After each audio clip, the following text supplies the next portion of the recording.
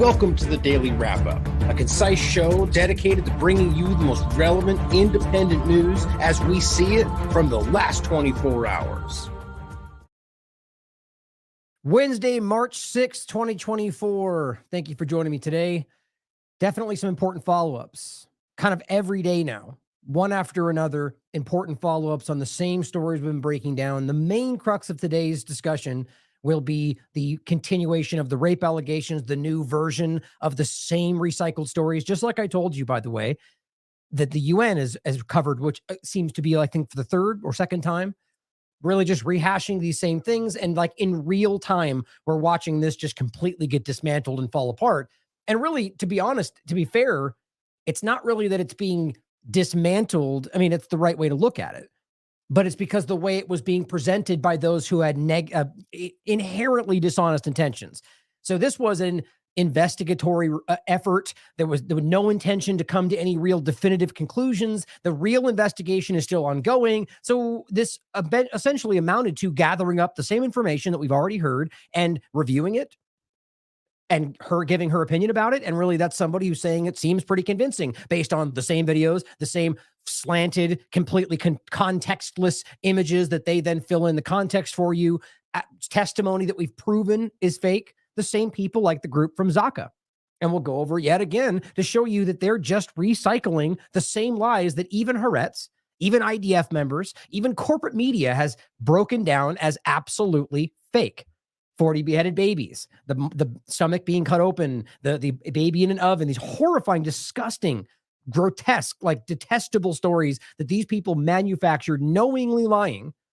And the rape allegations have become one of those. And I'll even go back to the core point today and show you the one they keep pointing at, the woman with the gray pants. And I forget who it was off the top of my head, but somebody kind of broke down why their argument, it seems that was from the ankle blood that she was sitting on her ankle. But that's not proven. But it's simply to show you that neither is the allegation that she was sexually abused. It is all conjecture. And my point is still the same. Certainly could have. They have yet to prove it. That's all that matters to me. And I'm not trying to emotionally decipher what I think should be the truth. I'm trying to wait to prove things based on evidence and facts. Interesting how that's different than one side stressing a narrative emotionally driven based on things that keep getting shown to be false. Now that's this story, as well as pretty much every other angle of October 7th forward, or, the last 75 years. But we're also going to talk about a lot of other developments, kind of following up on each one of these stories, the ongoing ceasefire argument, the hostage exchange, the new developments being built in Gaza, this kind of conversation. And we're going to rehash as much of this as we can. I have a lot to go over today. It's probably one of the most content-dense shows I've done in a very long time, if not ever. I'm not going to give you a time, so when I inevitably don't meet it today, you guys will make fun of me, but I'm going to do my best to do this quickly. And I know I say that a lot, but today might be different. I'm just going to try to push myself today to see if we can't just rapidly do this with a lot of information to, get it out in a more conducive way to people that don't want to sit through a very long, drawn-out show, which, we do it for a reason. It's information dense. We want to understand these things. I want to break them down in ways so you guys don't just repeat the narrative, the line, but actually understand these things and understand why I think certain things. That's amazing to me that that's not more common. But let's jump right into this today. And there's a couple of quick points I wanted to go over just to shout out that I thought were relevant that I'll miss if I don't point out now. One of which, Michael Schellenberger did a really great breakdown on the 4th about the group that you've seen me breaking down since 2023 and before. A very important breakdown. He does a good job really highlighting the WPATH. It's called the WPATH files, and he's going through the information, which, if you remember, was the group. I covered it, I believe, right here in this episode, the gender dysphoria contradiction and are sexual predators using the trans movement. And the point was simply that this is the most obvious thing I've ever seen in my life. And interestingly enough, say that a lot today because it just keeps feeling like I can't believe this is that odd. Maybe it's more than before. But the point was that this group, I think it was an Associated Press article. I remember discussing it, and I think I shared the tweet right here with the actual article link, where their own people, do you remember this article? I went over this probably 15 times through 2023, but of course, because of the controlled flow of info, nobody in the controlled sector want TLAV to be the one where you see the big breaking story, where then the big channels have to point to me. They'll never let that happen. Trans kids treatment can start younger. And this was 2022, remember? So I've been covering this for 2.5 years now. The point was that their own people on the record, the president of the company said that they were treating children too young. They said on the record that they were doing things like Marcy Bowers, the transgender health group's president-elect, raised concerns about their hasty treatment, right? Things like the Oregon pediatrician raising concerns about the increasing number of young people being driven into this without justifiable reasons. It goes on, multiple people in this group.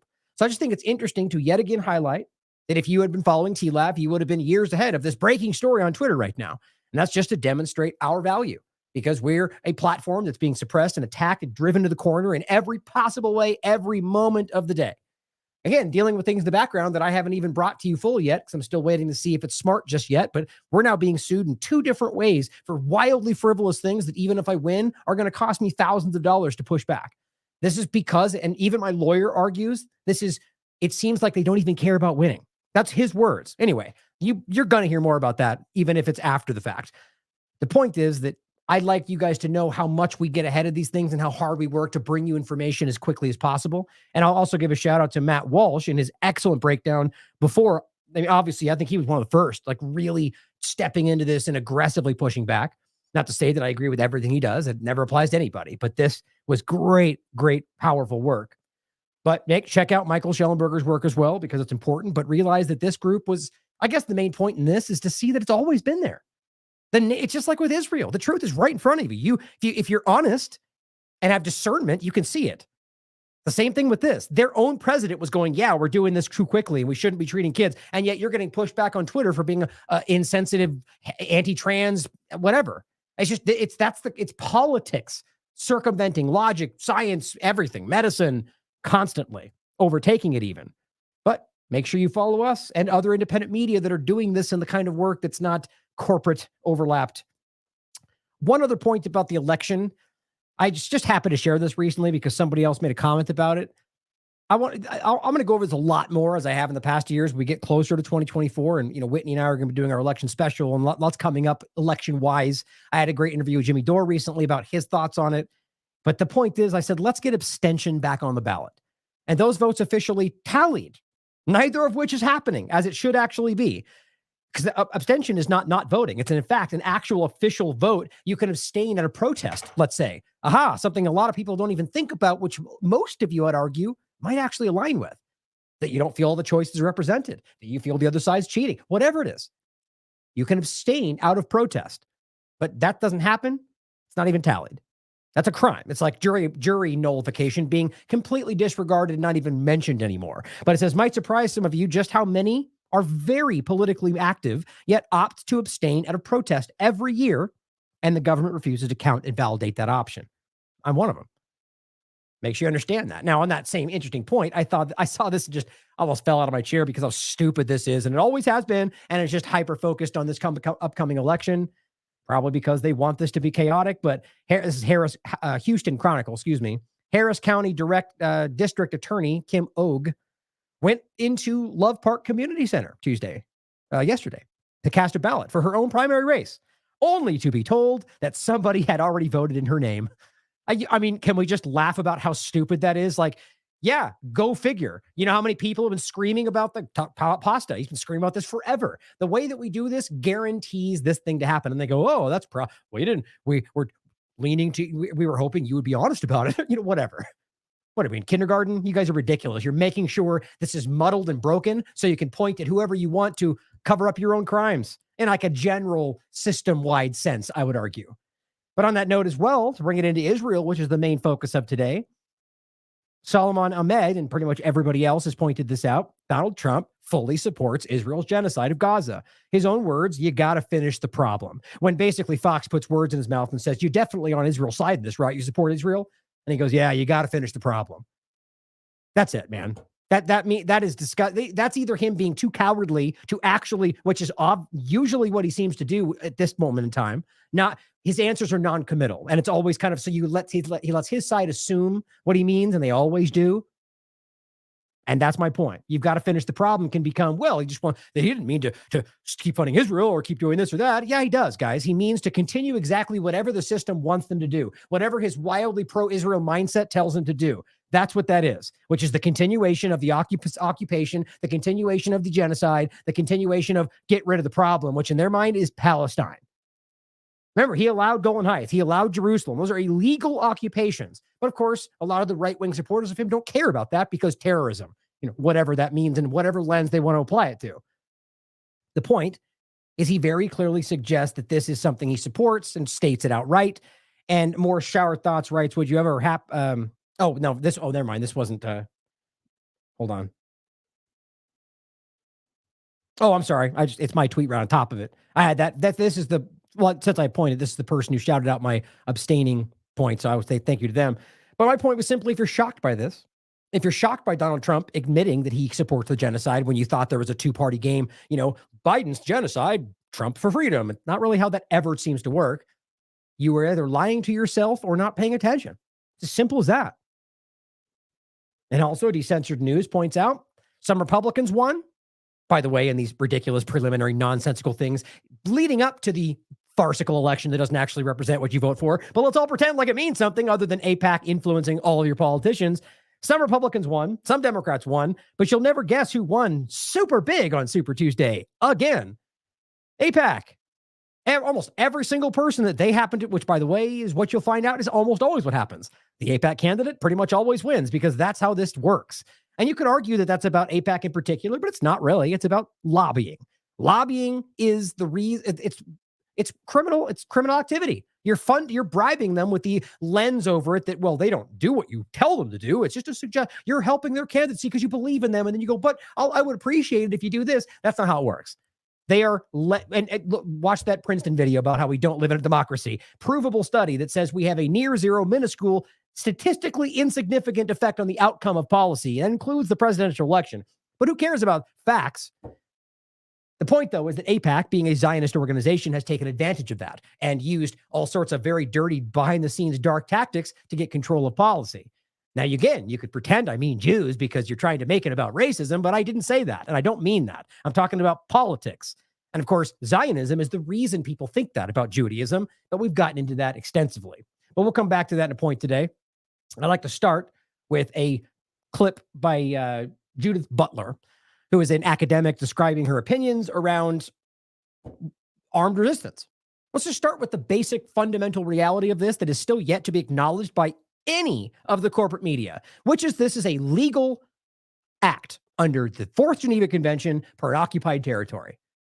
That is what happened on October 7th, not the crimes around it, not Hamas members that shot civilians, not the Hamas members that kidnapped people, or even if you want to make it a organization down decision for each individual kidnapping, that one act or that entire crime invalidates the entire act of resistance, even though resistance happened first. Well, by that logic, literally every single war you could think of is all invalidated. Well, some people might agree with that, but I guarantee you Israel doesn't, because they often point to U.S. wars to make sense of their own.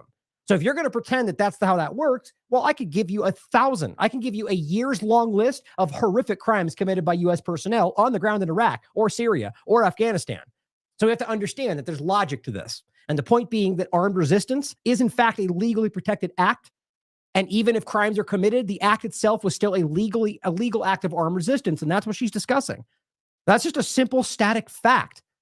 The reason that that's uncomfortable is because it begins to point out the reason that makes sense is that it's occupied. And that is the reality. These are all fundamental lies in the crux. They're the crux of the Israel argument. So let's listen to what she had to say about this. Have different views about Hamas as a political party. We can have different views about armed resistance. But I think it is more honest and historically correct to say that the uprising of October 7th was an act of armed resistance. It is not a terrorist attack, and it's not an anti-Semitic attack. It was an attack against Israelis, and, I did not like that attack. I have gone public with this. I have gotten in trouble for saying it was, for me, anguishing. It was anguishing. It was terrible. However, I would be very foolish if I then decided that the only violence in the scene was the violence done to Israeli people. The violence done to Palestinians has been happening for decades. This was an uprising that comes from a state of subjugation and against a violent state apparatus. Okay, let us be clear. Now, you can be for or against armed resistance, you can be for or against Hamas, but let us at least call it armed resistance, and then we can have a debate about whether we think it's right or whether they did the right thing, whether a different strategy. I mean, guys, it doesn't matter what you believe in. That's just logic. Like the reality that, and again, you can debate a law, but the law is a static thing. You can try to change it, but you can't come up and be like, that's terrorism when it exactly meets the definition of armed resistance by every single metric, just because you don't like what they're fighting for. And then, as your point, you draw in the rest of the history, and it's very different. I mean, you just draw in October 7th forward, and it's an obviously different picture. It's slanted. You're watching tens of thousands of people get killed, hundreds of children a day. And yet we're still pointing back at what happened October 7th, even though the overlap continues to show you they lied about what happened. They lied about what happened before it happened. They lied about what they did while it happened. They lied about what they did to people after, what they covered up, what they burned, what they shot. It's crazy. So I'm still arguing that we can clearly say that there was killing, but we have to truly argue and state that we don't fully know how many people were killed by Hamas and how many people were killed by the IDF. Nobody can deny that. This is coming from the highest levels of every single, the Israeli media, corporate media, independent journalism, the United Nations, everywhere. And it's scathingly obvious. The problem is, if you call it armed resistance, you are immediately thought to be in favor of armed resistance and in favor of that armed resistance Right. and that tactic. It's like, well, actually, maybe not that tactic, and we can discuss armed resistance. Right, the point is, the only reason that happens is ignorance, guys. That's a choice. To say that this is anything. This is an apple. Does that mean that I love apples? No, I'm simply acknowledging that it's present. It sits there. This is armed resistance because that's what it was. Now, do you agree with it? Well, no or yes. That's very different. The reason this is happening today is because very dishonest people are putting these lenses over it. Right? Oh, free Palestine. Oh, you hate Jewish people. Well, if you step back and think about it, how in the world does that even logically make sense? Well, because they say that if you want to free Palestine, that means that you support the efforts of Palestinians, which then means that they think all Palestinians want to take over Israel, which means because they want to do that, and the root of it is because they want to kill all the Jewish people. And because they want to do that and you want them to be free, that therefore you want that too. Did you follow that? That's about as simple as you can make it. And you're telling me because I say they should have self-determination that you, over 4 different points, you jump into that I agree I mean, my God, that's stupid. But that's where we are today. And it used to be a lot of people. Quite frankly, I'm wondering how many these days are actually buying these kind of nonsensical points. But Mr. Propaganda October 7th, Elon Levy says, if you believe burning whole families alive, which didn't happen, raping girls as an act of armed resistance, which did not happen, if you are not a voice for peace, whether you're a Jew, either is arguable. I mean, do you see my point? Ben Shapiro says you can't protest for ceasefire because that means you're not Jewish. Here's Elon Levy telling this person she's not Jewish because she disagrees with him. So here, let's just stand back today and realize that all the people that are actively going, you're not Jewish because you don't agree with what I think, but then you got the other side of it, people like her. They're saying, well, you're allowed to think what you want, and I'm Jewish and you're Jewish. Now take a stand back and think about who makes more sense there. Is it the people that are Xing off all sorts of Jewish communities because they disagree with what they think? Or is it the people that are accepting Jewish people for what they think and what they might want to believe? Or anybody for that matter. This is why the world is rapidly coming to terms with how crazy these people are. And I'm not saying necessarily that point is even Jewish people, Israelis, or even Zionists. Just people that are right now defending what we're dealing with. And it's all over the place. Most of them seem to be Zionist supporters, but some people just, whatever reason, support this. Right wing, whatever. But my God. So you're claiming burning whole families. Do you know how quickly that was shown to be IDF members that shot and killed Hamas members? Right in the first week we showed you that. Robert was the first one that I can see that even broke that story. Of course, you're not going to hear that from bigger platforms, but Robert pointed out that that was a dumpster full of burnt Hamas members. Remember when I told you that? And I showed you Chuck Costello had shared it and pretended that was a bunch of burnt kids in the trash. And then he deleted it because he was lying or didn't know any better, but said it anyway. And point was, they didn't know. Why? Because they bombed an entire house and shot an entire house and burned everybody and then just said they were all victims. Turned out a lot of them were Hamas members because they killed civilians alongside Hamas members. But he still goes whole families because that worked for your narrative. Or raping girls as an act of armed resistance. So that's, first of all, claiming that there was rape going on, which even the UN, which we'll get into, has said is not actually complete. It's conjecture. The report makes it clear. She's recycling stories. And to this day, there's no forensic evidence. Not a single person has come forward and said, yes, that happened to me. But yeah, we're all pretending like this has credibility, or some people are, or that it's an act of resistance. So conflating it with the idea that it was a coordinated effort to plan this out. Remember step 1, 2, and 3 on how to rape all the women. That was what Herzog actually said. Instructions on how to rape people. That's what, I mean, these people are cartoonishly bad at this. And I said, wow, you go straight for the debunked atrocity propaganda that that we all know is a lie. And that even Haaretz broke down as fake information stemming largely from Zaka, which again, that's happening in this new part. You must be very desperate seeing the Hague in your future. Why not include 40 beheaded babies too? Why not? I mean, here's what somebody else said about the same point. They got to the point now where massacring people at a music festival, just, broad stroke, no IDF shootings, which even they have admitted happened now, by the way, the people that were there. Don't forget, they even, see if that pops up. They even institutionalized many of those people. Remember this? This was November 14th, music festival massacre survivors involuntarily committed due to mental breakdowns. Yeah. Is that what happened? God only knows what happened to them. Some of them came out telling a different story. Remember that? Came out saying they treated me very kindly and they fed us and there was medical treatment. Then a couple weeks later, she was like, yeah, they were raping me with their eyes. And they, remember that? I mean, it's unreal, the kind of stuff that we're seeing in all of this. Even the point I say that, that's just, who knows what happened. But we can prove that there are people that have lied, knowingly so, about the image that we can prove it's from actually from 2022. I've seen 2 people that are directly tied to the Israeli government come out and say they saw that woman because that was one of the recycled stories from Levy and the rest of them. The woman that was pushing the rape allegations, the investigation and so on. She presented that image. And I think it was Max Blumenthal that caught that. It's a Kurdish woman from 2022. And I've proven it as well. It's weird. It says that this is where they end up. Oh, and it says, and kidnapping elderly and women and, is resistance. Well, nobody's saying that. You see, he didn't even listen to her point. Didn't even care. Her point was very clear, but he goes right to, so you agree with all the raping. I mean, she explicitly said, that's not what I'm saying, but they don't care. That he makes my point for me. And it says it's weird that this is where they end up, but it is. They basically just can't see humanity and human rights anymore. I mean, think about that perverse inversion of reality. Well, you got people who are actively defending human rights, freedom, self-determination for Israelis and Palestinians, and they come out and accuse them of hating everybody. I mean, this is pot and kettle in a very simple way.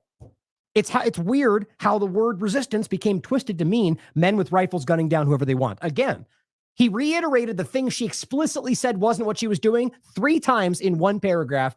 Again, that's either very special kind of stupid, or he knows very well what she's saying, and he's just trying to convince you something else. Desperation, who knows? But let's not forget the United Nations and many other examples, Port Geneva Convention, and many examples forward. This one is simply affirming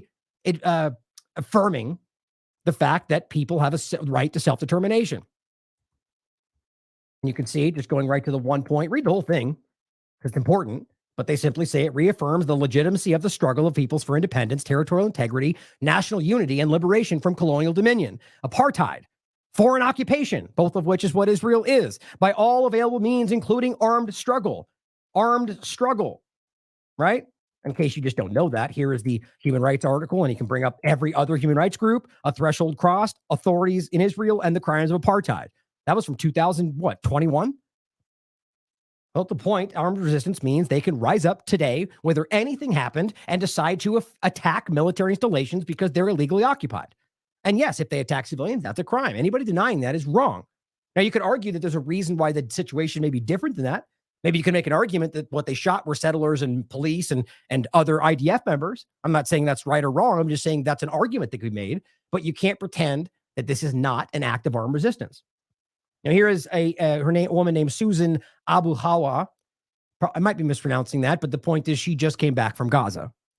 Wants to tell you what she saw. I'm not probably play the whole thing, but just a simple point. As she says, the reality on the ground is infinitely worse than the worst videos that you've seen in the West. Now, just think about that. We've seen smashed bodies. We've seen horrible things. And she's telling you that it doesn't even break the surface. The venture into the north is a suicide mission. There are tanks and snipers positioned, and anyone trying to get there is basically killed. As you just mentioned, aid trucks are not. Actually, that's an important point right out of the gate. I mean, that's, we've been telling you, but just to hear it from somebody a journalist who saw it for themselves, they're shooting people that try to go back to the north, even though they're telling them to go back to the north now. That's what Netanyahu said. Yeah, we're going to find another location, but they can start heading back to the north. That's what he said. And I told you when he said that, they're shooting them when they go to the north. So he just told them and they're going to get shot when they walk there, which, by the way, is what keeps happening. And then she just told you. Getting in either. They are intentionally stopped, and it's an intentional starvation, basically. Yep. I was primarily in the south, in Rafah. I was able to go to Khan Yunis and to Nusayrat and a few other places in the middle region, but that became increasingly more dangerous. I want to say that the reality on the ground is infinitely worse than the worst videos and photos that we're seeing in the West. Crazy. There is beyond people being buried alive en masse in their homes, their bodies being shredded to pieces, these kinds of videos and images that people are seeing. Beyond that, there is this daily massive degradation of life. It is a total denigration of a whole society that was once high functioning and proud, and has basically been reduced to the most primal of ambitions.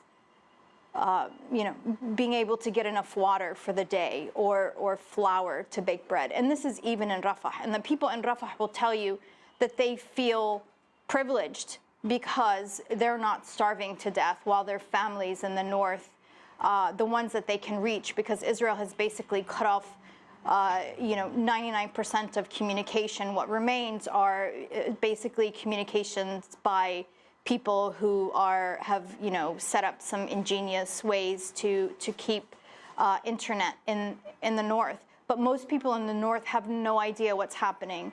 As a matter of fact, at one point, I'm sure you all know Bisan Ode, who is on Facebook. She explained to me, she often goes up to the border between Khan Yunis and the middle area in the north where you can't go beyond. And she explained to me that an aid truck that sort of pushed its way through but was eventually fired on, had people came up and ran up thinking that the war was over. And okay, so very important to not miss this.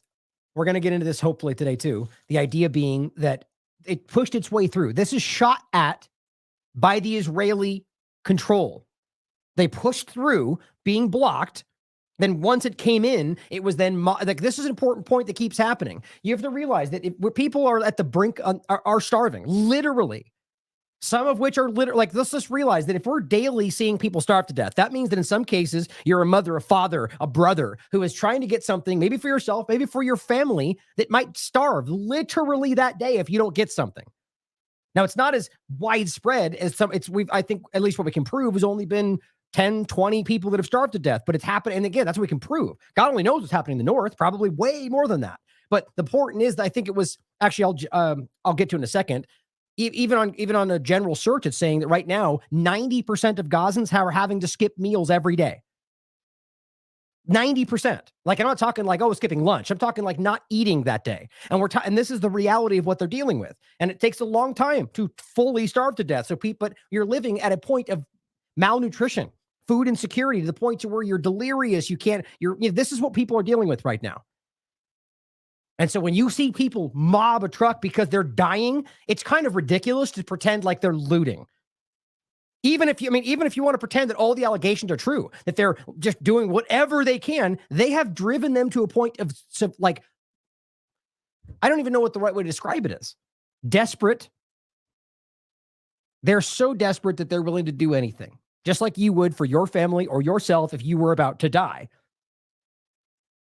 So they shoot at them, trying to get to those people, then don't protect it when it goes in there, which is their responsibility. And then people who are just starving to death end up taking what they can. And in many examples, that doesn't even get chaotic until Israel then shoots at them, which we've seen more than once. And then the drivers get danger. It's this compounding problem that Israel is making sure happens. And people were returning to the north. So most people in the north are in total darkness and hunger and really have no... God, just look at that image. Just imagine just walking, just dead bodies all over the road. Were they Hamas? Does it even matter? Is anyone proving this stuff? They're just shooting people everywhere. And again, the sickest part about this is that seems to be basically public knowledge, even on corporate media right now. And yet it just keeps going. No way of communicating, no way of figuring out where to get food. And it's, what we're hearing on the ground is surreal. I mean, it's dystopic. What I witnessed personally in Rafah and in some of the middle areas is incomprehensible. And I will call it a Holocaust, and I don't use that word lightly, but it is absolutely that. Yeah, because that has a definition. It's not unique to what happened in Nazi Germany. That's a real thing. And if you can't acknowledge that's what's happening, then you have a political agenda that's hiding your human nature, your feelings, your emotions, your morals. The fact that people are suffering and you don't seem to care about that because narrative. Susan, the stories I heard from people are... Sorry, go ahead. Oh, yeah. No, Susan, I wanted to ask you, you write in your article at some... I'm going to go and leave it there. It's an 8-minute video. Feel free to watch it, though, guys. Here's what she wrote. I exited Gaza yesterday, not by my own choice, which I wonder what that means. Did she get forced out? Was she scared and that's why she left? It says, my time was just up, but I'm trying to find a way to get back as soon as possible. I was not able to post while there for safety concerns for myself and those around me. I entered with 18 large pieces of luggage and left it all there, including my heart. I arrived in Cairo in Egypt with a few items, underwear, laptop, phone. So how was she able to get in and out? Or anybody for that matter? I just think that's interesting. Now, it's not that people are always there's zero way to get in and out, but it seems interesting that there's, the point is not about most Palestinians do not want to leave, even if they know they're going to get killed, because they're literally saying, we're going to die here. This is our land. Not every one of them, but seemingly most of them. When they got offered to voluntarily leave, none of them went. They recognize they might get killed, but they're fighting for their homeland, just like you would. But what's interesting is the aid stuff. Right? I mean, the point is that it's not, the only thing stopping it is Israel's, I don't even need to sell that. It's everybody in the world is saying that except Israel. But she's saying she left everything, laptop, phone, gifts that people gave her. It says, my friend and sister not only got me a hotel for 2 nights, but also showed up with a bag of toiletries, pajamas, and so on. I will begin posting and publishing today. Briefly, what I witnessed is infinitely worse than the videos and photos we've seen. Beyond the horrors of death and malnutrition, an endless loss and it is a daily degradation I have never before witnessed in my life. And I was only allowed to be in the South. Think about that. Venturing north is a suicide mission for anyone. But Netanyahu just said it's safe, so go right ahead. Please don't. They're going to kill you. Now, I want to also point out that it's not too hard to understand why this is happening. If you truly understand the history, first of all, just to follow up with this, here's another example. Scripter Z points out, soldiers from Ukraine fighting as mercenaries with the Zionist occupation. It's his plain as day. Now, the point is that we already covered this. This was an Azov member who literally wrote the Azov symbol on the board and said, Mom, look, I'm in Israel. Very clearly. It's undeniable, first of all, that the Azov movement, actually, I forgot about this one too. This one. that the Azov movement is supported by Israel, which shouldn't be that hard. Oh, see, now I gotta pick up the pace. Let's do this one, and I'll include this for you as well. The point being, the Azov movement is supported by Israel. It's a provable fact. And now they're even using them there, which is a neo-Nazi group. And if that's confusing to you, you should recognize that Israel has been funding these groups for a long time with the United States. It is an operation, and it's about trying to convince you that other people are the ones working with Nazis, when in reality, they're funding them. They're seeding them into the world, just like with the ADL funding hate marches that have been exposed in the past. Think Patriot Front. I believe that's what's happening today. Either way, the Azov militia. Neo-rights groups demand Israel stop arming neo-Nazis. Yeah, that's only confusing to those that don't understand the true history of Zionism and the obvious overlap. Zionism versus Nazism. It's an important discussion. In this, I talk about the ADL faking marches as well, to understand that there is a direct connection. I just had a great interview with Zachary Foster. Sorry, I just mixed this up. I'll include that as well. Great discussion. Darn it. Nothing's working for me. Apologies. Okay. Include that. So here's the article I talk about Azov and Gaza, where we discuss this. I'll include that as well. And so the bottom line is that these people are the Zionist organization, the Zionist foundation. It's not based on Judaism. It's a manipulation. It's been using Judaism to manipulate Jewish people. And this is something that's discussed broadly by academics. Zachary Foster, PhD, who has a PhD from Princeton on the history of Palestine, will tell you that, and anybody who has any knowledge about this will tell you the same thing. You can look it up on Wikipedia. But yet when you discuss it in circles today, you're called an anti-Semite. But that's provable history. So there's a reason that's happening. So I'll recommend you check this stuff out and you understand it. But everything we're going through today is supported for the same reason, because these people are extremists. And I'm not talking about all Jewish people, all Israelis, or all anything. Just simply that the leadership, the Zionist leadership of Israel, are absolutely extreme. And it's publicly discussed. So let's talk about examples of this. So, opening point is showing you what we're dealing with. Okay. So let's talk about the reality showing you how much this has shifted. Right? So in the beginning, what was it? It was only Hamas. Like, even from these kind of stooge propagandists like Eli David, it was all about only Hamas, right? We care about the Palestinians. We're trying to save them from these bad people. But it was like within weeks, it just rapidly went to, you called for this, it's your fault, and you're all bad people. It's like, well, wait a minute. Are you then also fighting Palestinians? Well, yes, we all know that if you're being honest with yourself, but I want you to see stuff like this. Here he says, Eli David says, on October 7th, you celebrated, pointing at this one random guy. Okay, you know him? No, he doesn't. He's just saying that because he means you, as plural, all Palestine, which is not true, by the way. And even the ones that did cheer had no idea what was going on at the moment they cheered, because they were in Palestine. They have like some kind of live TV direct showing them what was going on? No. So you're assuming, first of all, that they even knew the kind of violence that was taking place. Secondarily, I can prove to you that what they're cheering for was armed resistance. You're the one, as I keep saying, making it about Judaism. Only racists and Zionists are making this about Judaism. So here he is screaming in horror because his entire city, his entire community has been destroyed. It's heart-wrenching. The guy is broken because everything he knows is destroyed. Imagine this is your home, your house, where you grew up. And so he says, you celebrated. As 1,200, which is not even the right number anymore. He just keeps saying that number, even though the IDF has walked that number back. But it's just so stupid.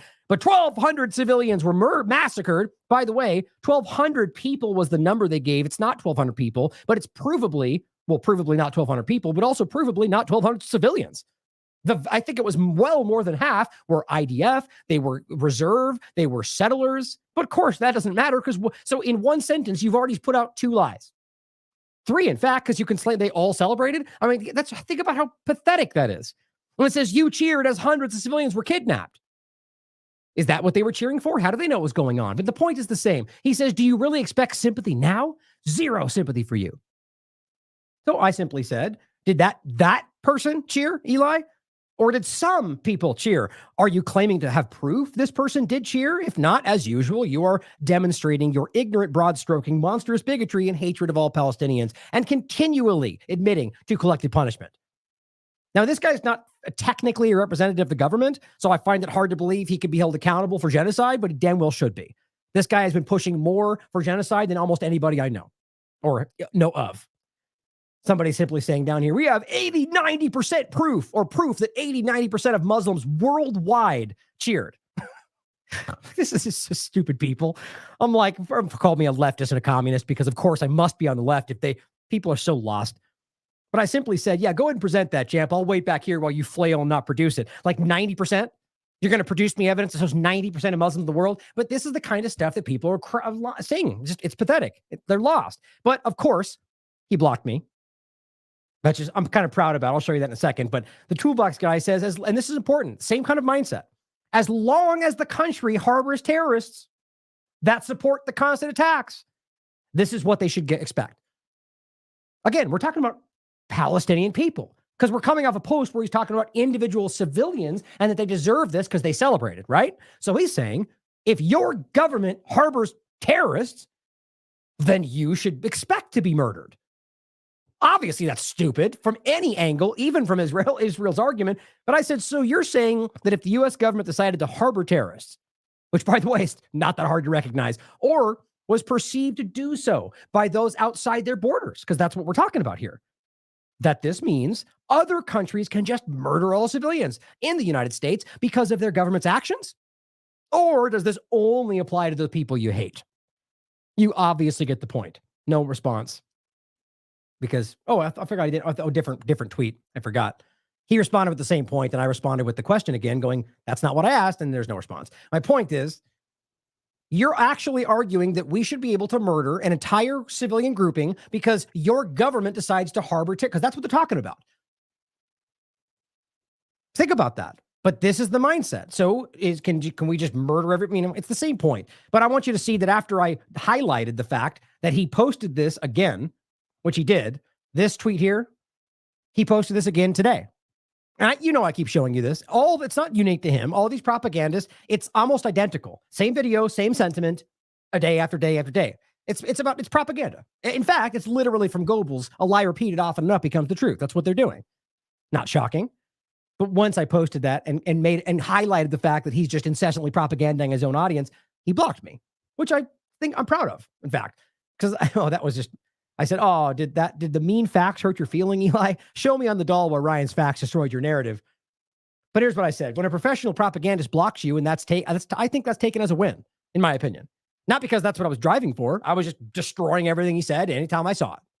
And these people are meant to waste your time, as somebody recently pointed out. That's what they're there for, I think. To waste your time with incessant lies and propaganda, to take your attention and energy from where it should otherwise be going.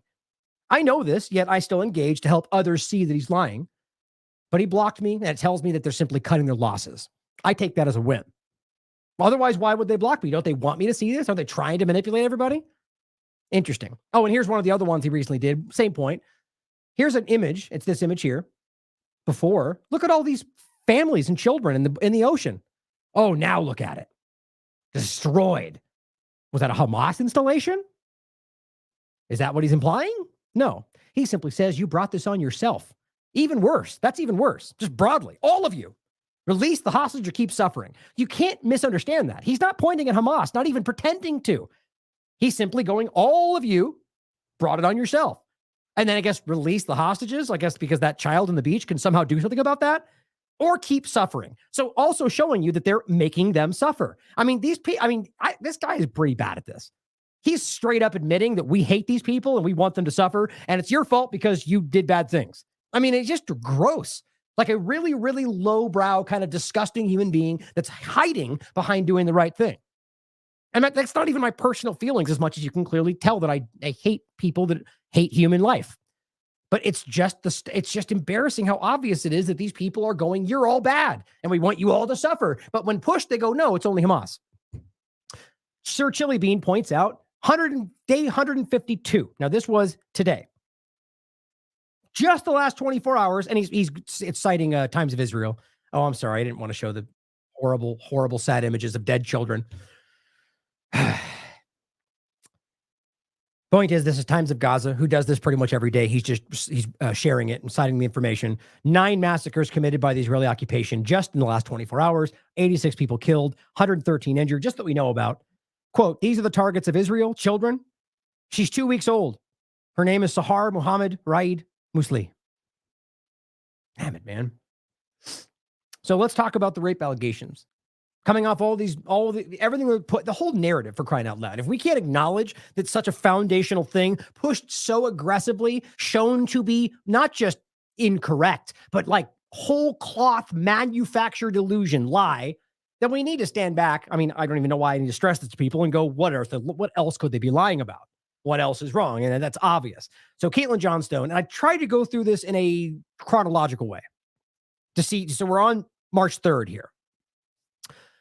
This is a squirrel who deserves pretty much all the credit for breaking this down in a really rapid way. On the 3rd post, no, I think I actually had this here. Is that the one?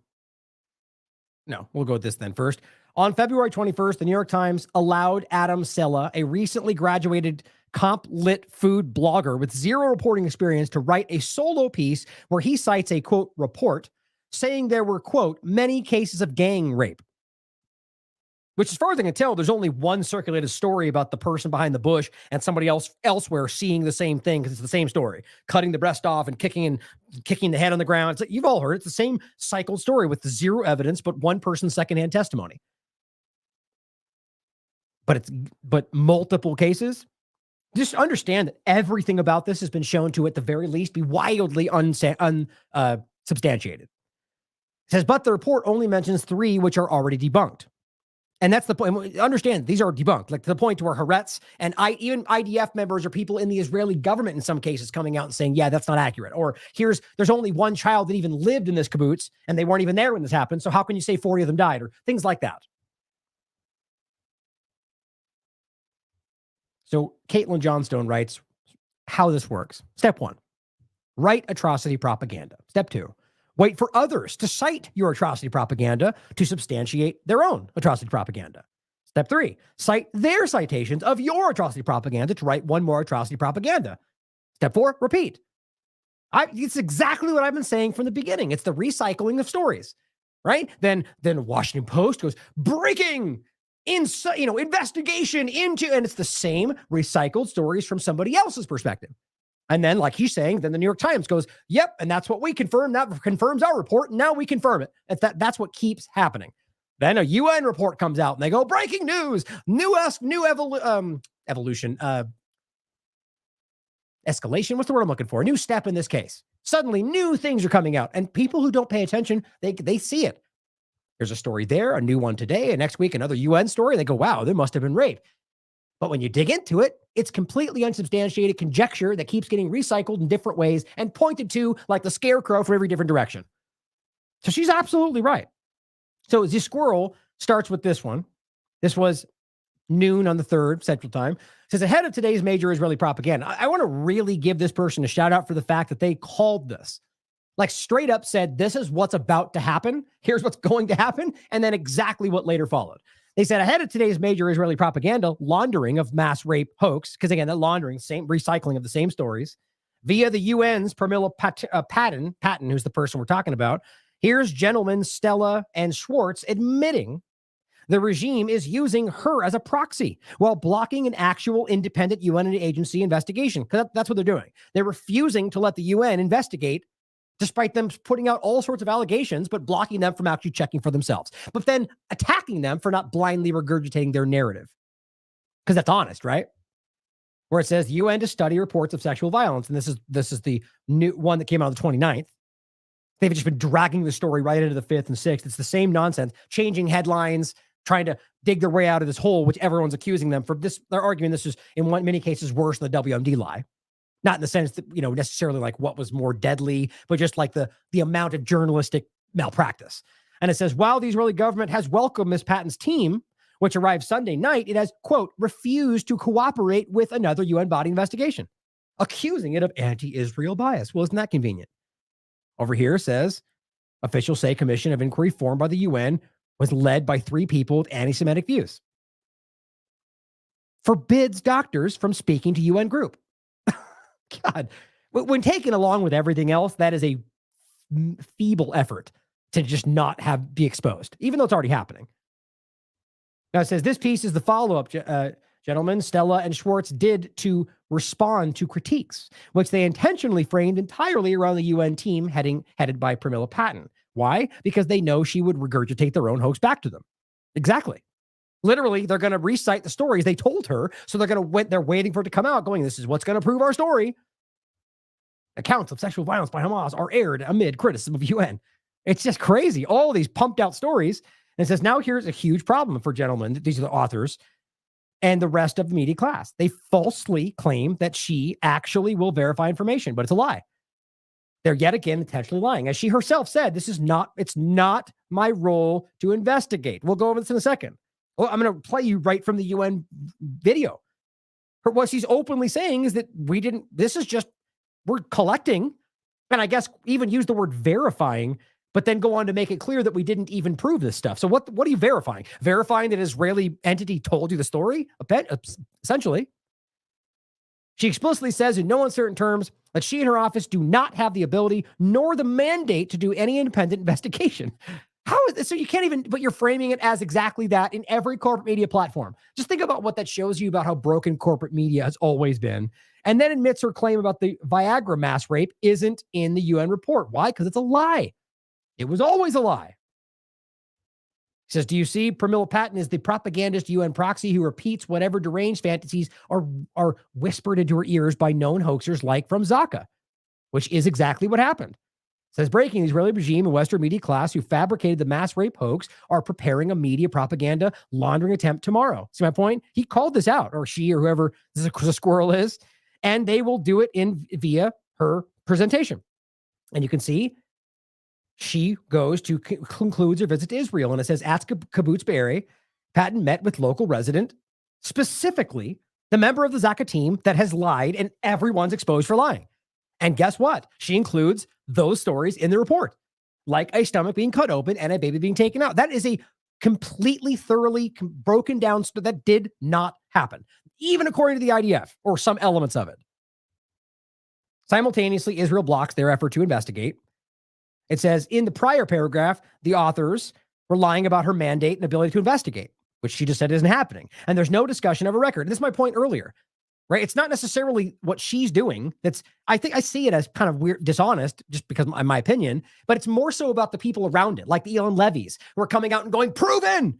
This proves everything we ever said in our entire lifetimes because this is our narrative. It's not. And she came out and said, no, it's not even an investigation, but they'll call it that because they want you to perceive it like that. And it says there's no discussion of a record like the deranged hoax about the Viagra mass rape that Hillary Clinton fabricated in Libya. Same recycled story. It's obvious that what they're going to do. It's all set up in advance. He said, I'm just curious, who will the New York Times give the task of completing this Ouroboros of their own hoax propaganda laundered via Pramila Patten later today? Now let's go to the next one. So this is, again, time-wise. So March 4th, which I think, we're on March 4th. There was a couple more that Z Squirrel posted on the 3rd. But so now we're into the 4th, early in the 4th. Here's what Israel came out with. Already knowing this was coming, right? They're building this whole propaganda push. So they come out and they go, warning, graphic descriptions of sexual violence. This month, as millions around the world mark Women's History Month, it is impossible to ignore the horrific acts of sexual violence against Israeli women. Oh, it's weird how they don't mention the provable sexual violence being committed against Palestinian women that you can prove, which, by the way, we'll get to, that even The Guardian broke down yesterday. Sexually assaulted in Israel detention centers. Fake news, according to anybody that's, anything showing you what Israel's doing is considered to be anti-Semitic. Not that it's not possible that it could be real, right? They must just be racist. My point is, they point out that only highlight what they claim about what happened to people on October 7th. Which, remember, there is literally nothing that backs that up. Nothing. There's data points that you might suggest could mean that, but after everything that's come out and since then, which we'll go into in a minute, it's straight up. Again, the data supports the reality that this did not happen. On October 7th, Hamas terrorists systematically raped and assaulted women, they say. Here is just one of 1,500 disturbing testimonies. Think about this for a second. You're going to tell us that there's 1,500 individually different testimonies from people that either saw or experienced rape, and yet we have not heard from one of them. Is that, can we just laugh about how ridiculous that is? Like, I shouldn't say that because this is a horrible topic, but let's just acknowledge that's false. Really? At this point, Israel would force them to speak. And I think we all know that about what they really are. But either way, 1,500 testimonies from victims, they say, and witnesses collected by the Israeli police. And weirdly, though, we've only heard one repeated story of behind a bush and over here seeing the same thing. Weird how that happens, right? Those who turn a blind eye are complicit, they say. And then again, believe Israeli women, like literally going back to believe women, even though that was a ridiculous argument because so again, are Israeli women incapable of lying? It's just stupid hashtag, just like believe women. Well, they could lie. So we should consider what they have to say. Hashtag. But it says it was like an apocalypse of dead bodies, girls without clothes, top half, bottom half. Where is this coming from? Pelvises were broken, right? That's my point. These are the same recycled stories. And I prove to you that it's near impossible. And quite frankly, I think impossible. But let's be objective, near impossible for a single person, even a 300-pound man, to break a pelvis in that act. According to the experts I spoke to and the doctors and the research online, it takes upwards of a wildly violent, and that was even the word they used. It was an extremely violent car crash. That's the kind of level of contact and trauma it takes to break a human pelvis. But we're going to pretend that that's just repetition? No. It takes an amount of pressure, pounds of pressure. So it doesn't matter if it was 100 people in a row. It doesn't matter because this is a lie, guys. And I think if we're going to, even assuming it even is actually broken, that could have just been a narrative. If it was, I would wonder if it was done after the fact to make a narrative set. You can be insulted by that all you want. There is more than enough evidence to show that people have been setting the scenes, lying about what's happening over and over and over. Let's not forget they brought Elon Musk to come look at a baby crib that we proved. Even though I think it was even levels of the corporate media called out the fact that they lied about it. Excuse me. That there were bullets in there that weren't fired. These people went out of their way to dump these things in there to make it look like a bad scene, and Elon just went along for the ride. But Alicia points out, never believe Israeli lies. Don't forget, we just watched Breaking Point, where Crystal Ball, in a really good breakdown, completely destroyed the narrative and points to Z-Squirrel's news. And the point is, it's completely verifiable. They are lying about almost all of this. And then this is the clip that I play for you all the time, just in case you didn't remember it, that Will Clisson would tell you, never trust Israeli government. Let me preface these remarks with I never, ever believe Israeli figures. I've been in. Yeah, because they lie. You can call them a racist if you want. It's kind of hard to just keep calling every person in the world a racist because every person continues to see that they're lying. But plenty more points to make there. And he goes on. This is the fourth. This is later in the day. We're talking 12:42. He says, and so it begins. So he was right. Israel media makes the first shot before her Patton's even held a press conference, claiming that she will present circumstantial evidence. So see, this is guiding you. They came out before she even spoke and said, here's what you're going to see. So trying to lead you in that direction and then giving you the talking points and the marching orders for those that are going to jump on, like even New York Times in this case, and report what they're supposed to. Largely Zionist media that will say whatever Israel says was the case. So they went up and they said, or rather simply, I think the main one was convincing evidence, and that was everywhere. Even though all you were doing was saying what I was told is convincing evidence. Proving their atrocity propaganda hoax. Now wait for the entire Western media to follow, which she's right, they did. Now here she is, again, citing that she said she didn't do an investigation. My role is not to investigate. Says soon will be cited by the entire media, even though she said that. Reuters, following Jerusalem Post, is now doing the first Western media hit. I love how he's just watching this and breaking it down, demanding everyone in the media class better pay attention and repeat her lies. Like that's what they're already doing. You better start saying this. The UN's trying to hide it. That's what they're doing. Before it even comes out. And they've denied it. The UN said, that's not true. Of course, you could call them liars. Again, UN, like one entity. I think it was the chief saying that that's not true. I didn't try to hide anything. Not that we should trust any of them, but I don't think that's what happened. It says, do you know how it works? Ynet, Jerusalem Post, Reuters, soon BBC, CNN, New York Times, AP. They started the push before she even held her press conference. It's very clear. And later today, you'll see the push to use her narrative to vindicate their old broken narratives. 15 minutes ago, he writes, Times of Israel, citing the premier of Israel, says, UN report expected to confirm evidence. It's just hilarious. They already know what it says. 30 minutes ago, CNN joined in. Breaking news, UN teams finds convincing information. Why? Because that's what she said. That's her word, based on her secondhand conjecture. I mean, what, third hand at this point? AP, excuse me, the UN envoy says there was reasonable grounds to believe. And this is even pointed out by people in the UN meeting. What does reasonable grounds mean? Where's that level on the, like, that's not a legal term. Well, technically it is in some sense, but the idea that reasonable grounds, that's a subjective concept based on what you believe is reasonable. In the sense of being told evidence, like you may trust what the Israeli government says. I don't. And now New York Times, and at first it came out saying UN says inquiry finds evidence of sexual assault, but that's not true. Oopsie, because that's not what actually happened. She didn't find new evidence. She found the same evidence that was there and organized it essentially. And that's why they later altered the headline to say UN report details grounds to believe. Oops. So it's about rapidly trying to cover up your lies. And that's, I mean, you don't change headlines like that and pretend like you're not trying to cover up what you did. It says now that the update doesn't have Stella listed, but don't worry, he'll soon do another piece on this, either by himself. So that what, they removed somebody's name. I mean, there's all sorts of weirdness going on here. But it says they have already announced it. You don't need special powers of foresight for this stuff. It's all out in the open. So let's go to the next one.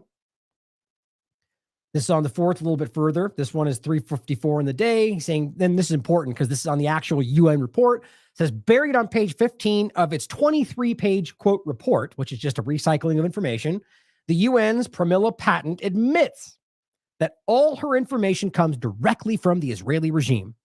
Shouldn't be shocking. I mean, I shouldn't need to convince anybody of that. There's nothing else happening. There's not new events. And one thing that I see very interestingly is trying to conflate this story between people coming back from Gaza and those that were taken on October 7th. Those are two very different stories, both of which have no merit as far as I can tell. And by the way, lots of evidence to contradict that that's happening. Even Matt Miller trying to float the idea that they're being raped over there in Gaza and then having to walk that back. It's just constantly embarrassing. But the point, their own report admits that all the information came from Israel and that it blocks UN agencies from actually investigating what they're claiming. Because that's what honest people do, right? After claiming in the beginning that she will verify information, even though she has admitted before that it wasn't her official mandate, she finally admits on page 20 near the very end, quote, yeah, we don't have an investigative mandate. Oops. After admitting there's no evidence of rape in the videos and photos handed to them by the Israeli regime, she admits that she has to rely solely on positions of bodies and clothing, which she admits earlier Zaka hoaxers constantly moved around and testimonies by the same people. Guys, it's in her own writing. It's in her own report. The point being that you're blindly assuming based on the context that they fill in for you. They being people that have already been caught lying. I mean, that talk about flimsy. My God, I can't. Again, this is why I go back to desperate, because I don't know how. I mean, this is bad, right? Am I crazy? It says this is amazing. Again, buried late in the report, she admits the testimonies changed over time. Guys, it's just ridiculous. And some of them now deny the claims they had made, which were dismissed in the media, or just disseminated, excuse me. But she doesn't name them or write down, of course, the New York Times, or say that she relies on them. Of course, they go, well, it's, traumatizing, and they thought they saw something. Well, that's not what's happening. The Zaka guy's been repeating the same 4 or 5 lies since the beginning, and it hasn't changed. It's not accidental. They're lying, guys, and they've been called out, and they're still lying. So if this is why I wonder whether she was just kind of doing what she thought what she was supposed to do, and maybe sees that she's being taken advantage of. I don't know. I'm not sure I'm saying I think that, but it's interesting because these things being stated, I would argue, is not what they wanted. It says, now this conclusion, buried late in the piece, directly contradicts the entire mass rape atrocity propaganda hoax. Their claim of a systemic Hamas policy of rape, no one is quoting it. The mission team was unable to establish the prevalence of sexual violence and concludes that the overall magnitude, scope, and specific attribution of these violations would require a fully fledged investigation. So that means we don't even know anything. We are basically repeating what we're told. And when we look, just not even the full-fledged investigation, we find that we cannot verify this. And we're being told this is complete by Eli Levy and the rest of them going, we did it, it's proven, and you guys are lying. I mean, it's completely the opposite. They're just presenting a report that says it didn't and saying that it did because they think you're that stupid. Pretty crazy. And again, the systematic rape, that was Herzog saying they had instructions to that's not true. It's never been verified. It says, now here is what destroys the entire report, which again, Pramila Patten admitted, and it's in the official mandate, has no investigative role or powers, and relied solely on Israeli regime propaganda. She says that one of the core claims by the regime proving mass rape is false. While it is possible that digital evidence may have been posted and then removed from the official channels and social media profiles, possibly due to the concerns by the various groups that it may be incriminating, it is the view of this mission team that had clear digital evidence of sexual violence or orders to commit sexual violence been circulated in the mainstream, it would have likely been discovered, given the volume of the information posted online and further recirculated, making the removal of all trace of such material unlikely, meaning it didn't happen, most likely. That there was no mass order.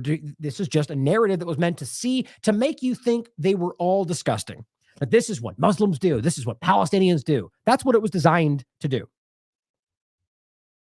Again, remember this? Step 1, take your pants off. I mean, did anybody actually believe that? How childishly naive. And it says, and this is posted by Israel. Remember that? 2023. Translation, belonging to Hamas was discovered, suggesting they were systematically raping women. They lied. And their own report, their person they picked to do this report said no evidence. What about that? Where's this fancy thing they have in their hand? Where'd that go? Just, my God. It says, you admitted that the Israeli government intentionally fabricated physical evidence and they gave it to you as evidence of systematic mass rape. You said it's fake. And you also admitted that your sole source of information was this very same regime. It's over. You have nothing. I agree. Nailed it down.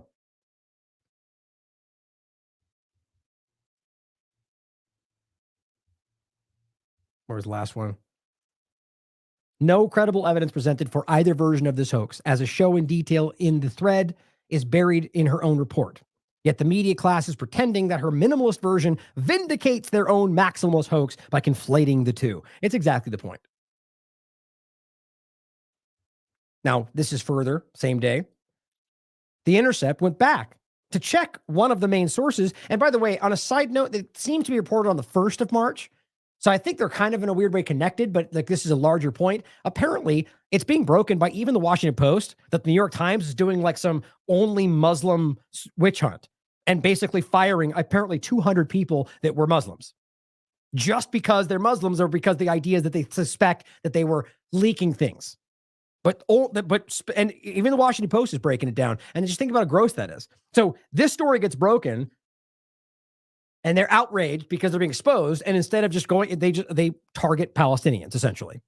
Anyway, the point is the Intercept went back to check one of the main sources used by the New York Times, Anat Schwartz, Adam Stella, and Jeffrey Gentleman in their mass rape hoax and have shown it to be a fraud. Again, the biggest hoax in New York Times history since Judith Miller.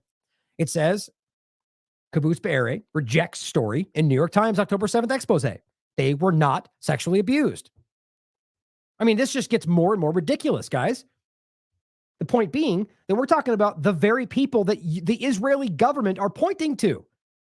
And they're saying, we reject that. Quote, it's not true, said the kibbutz spokesperson. Don't forget, that's the person who told us they saw IDF shooting people.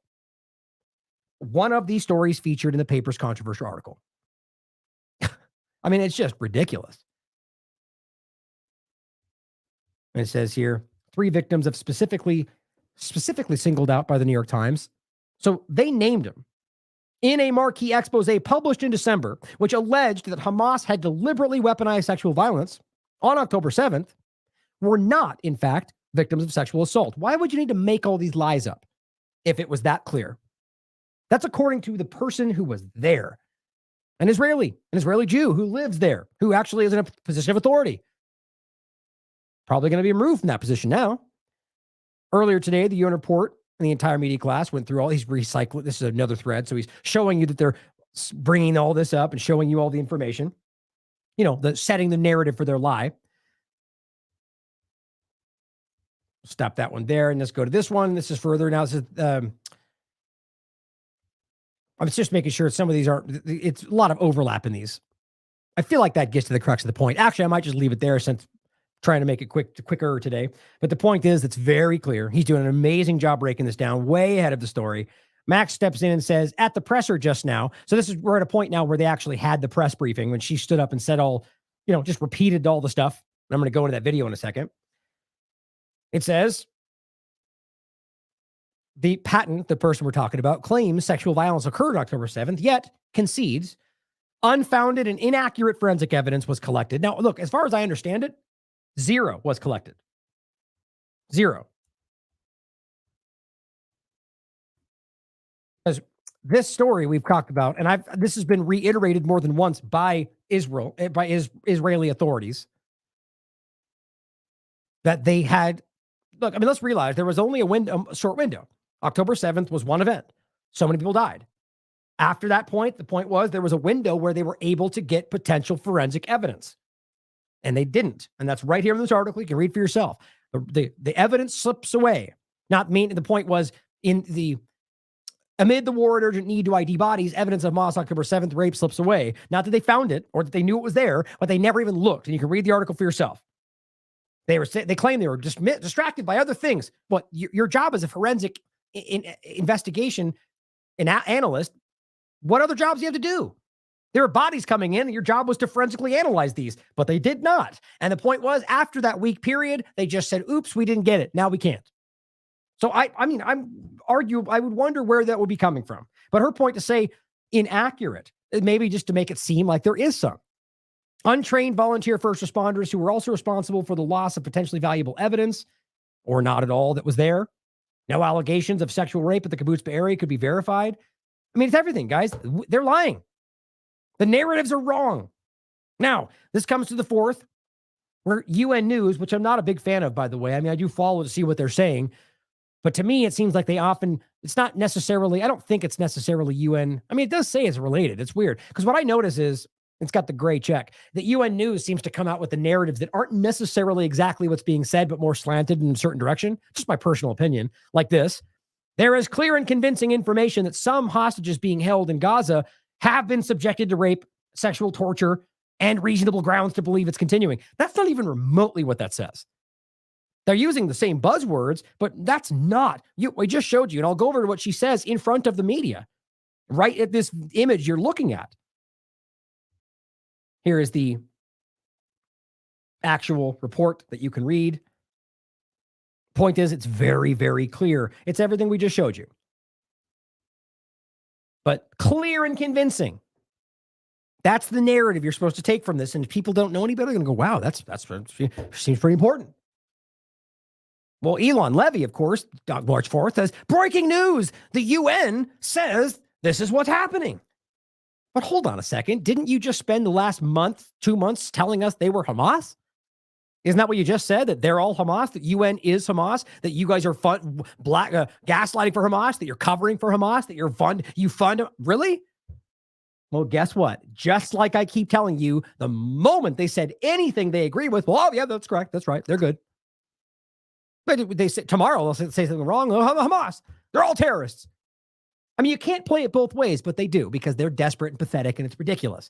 Obviously, if they're Hamas, then why would you take this at face value? Why would we trust Hamas? If you're telling us they're Hamas, why would we take, what could they be like? It's stupid, obviously. But the point is, this works for us, so we're desperately going to cling to it. So here's what New York Times said. UN says inquiry finds evidence of sexual assault in Hamas-led attack, which, by the way, is really ridiculous because the whole point has been about Hamas. It's all Hamas. When you say Hamas-led, they want you to read into that however you want to see it. Maybe China was behind it. Maybe it was all Iran. Maybe it was Russia. Its point is, this is Palestine. These are Palestinian resistance groups that pushed back against their occupier. That's what happened. Hamas-led attack is just a way to make it sound like something other than what happened. But Max steps in and says, the New York Times headline is misinformation. She explicitly stated she collected no evidence during her trip to Israel, as she found only reasonable grounds to believe Israeli claims. So the New York Times comes out and just lies, like right out of the gate, and then walks it back later that day, or less than 24 hours later, the next day. UN report details grounds to believe October 7th attacks included sexual violence. That's a night and day difference. That means we think it could have happened versus we found evidence that it did. But the point is, in that 24 hours, a lot of people thought that proved everything because they read the headline and they said, I knew it, because they were already willing to believe whatever Israel said. But here was CNN. UN reports finds, quote, convincing information. It's as easy as that.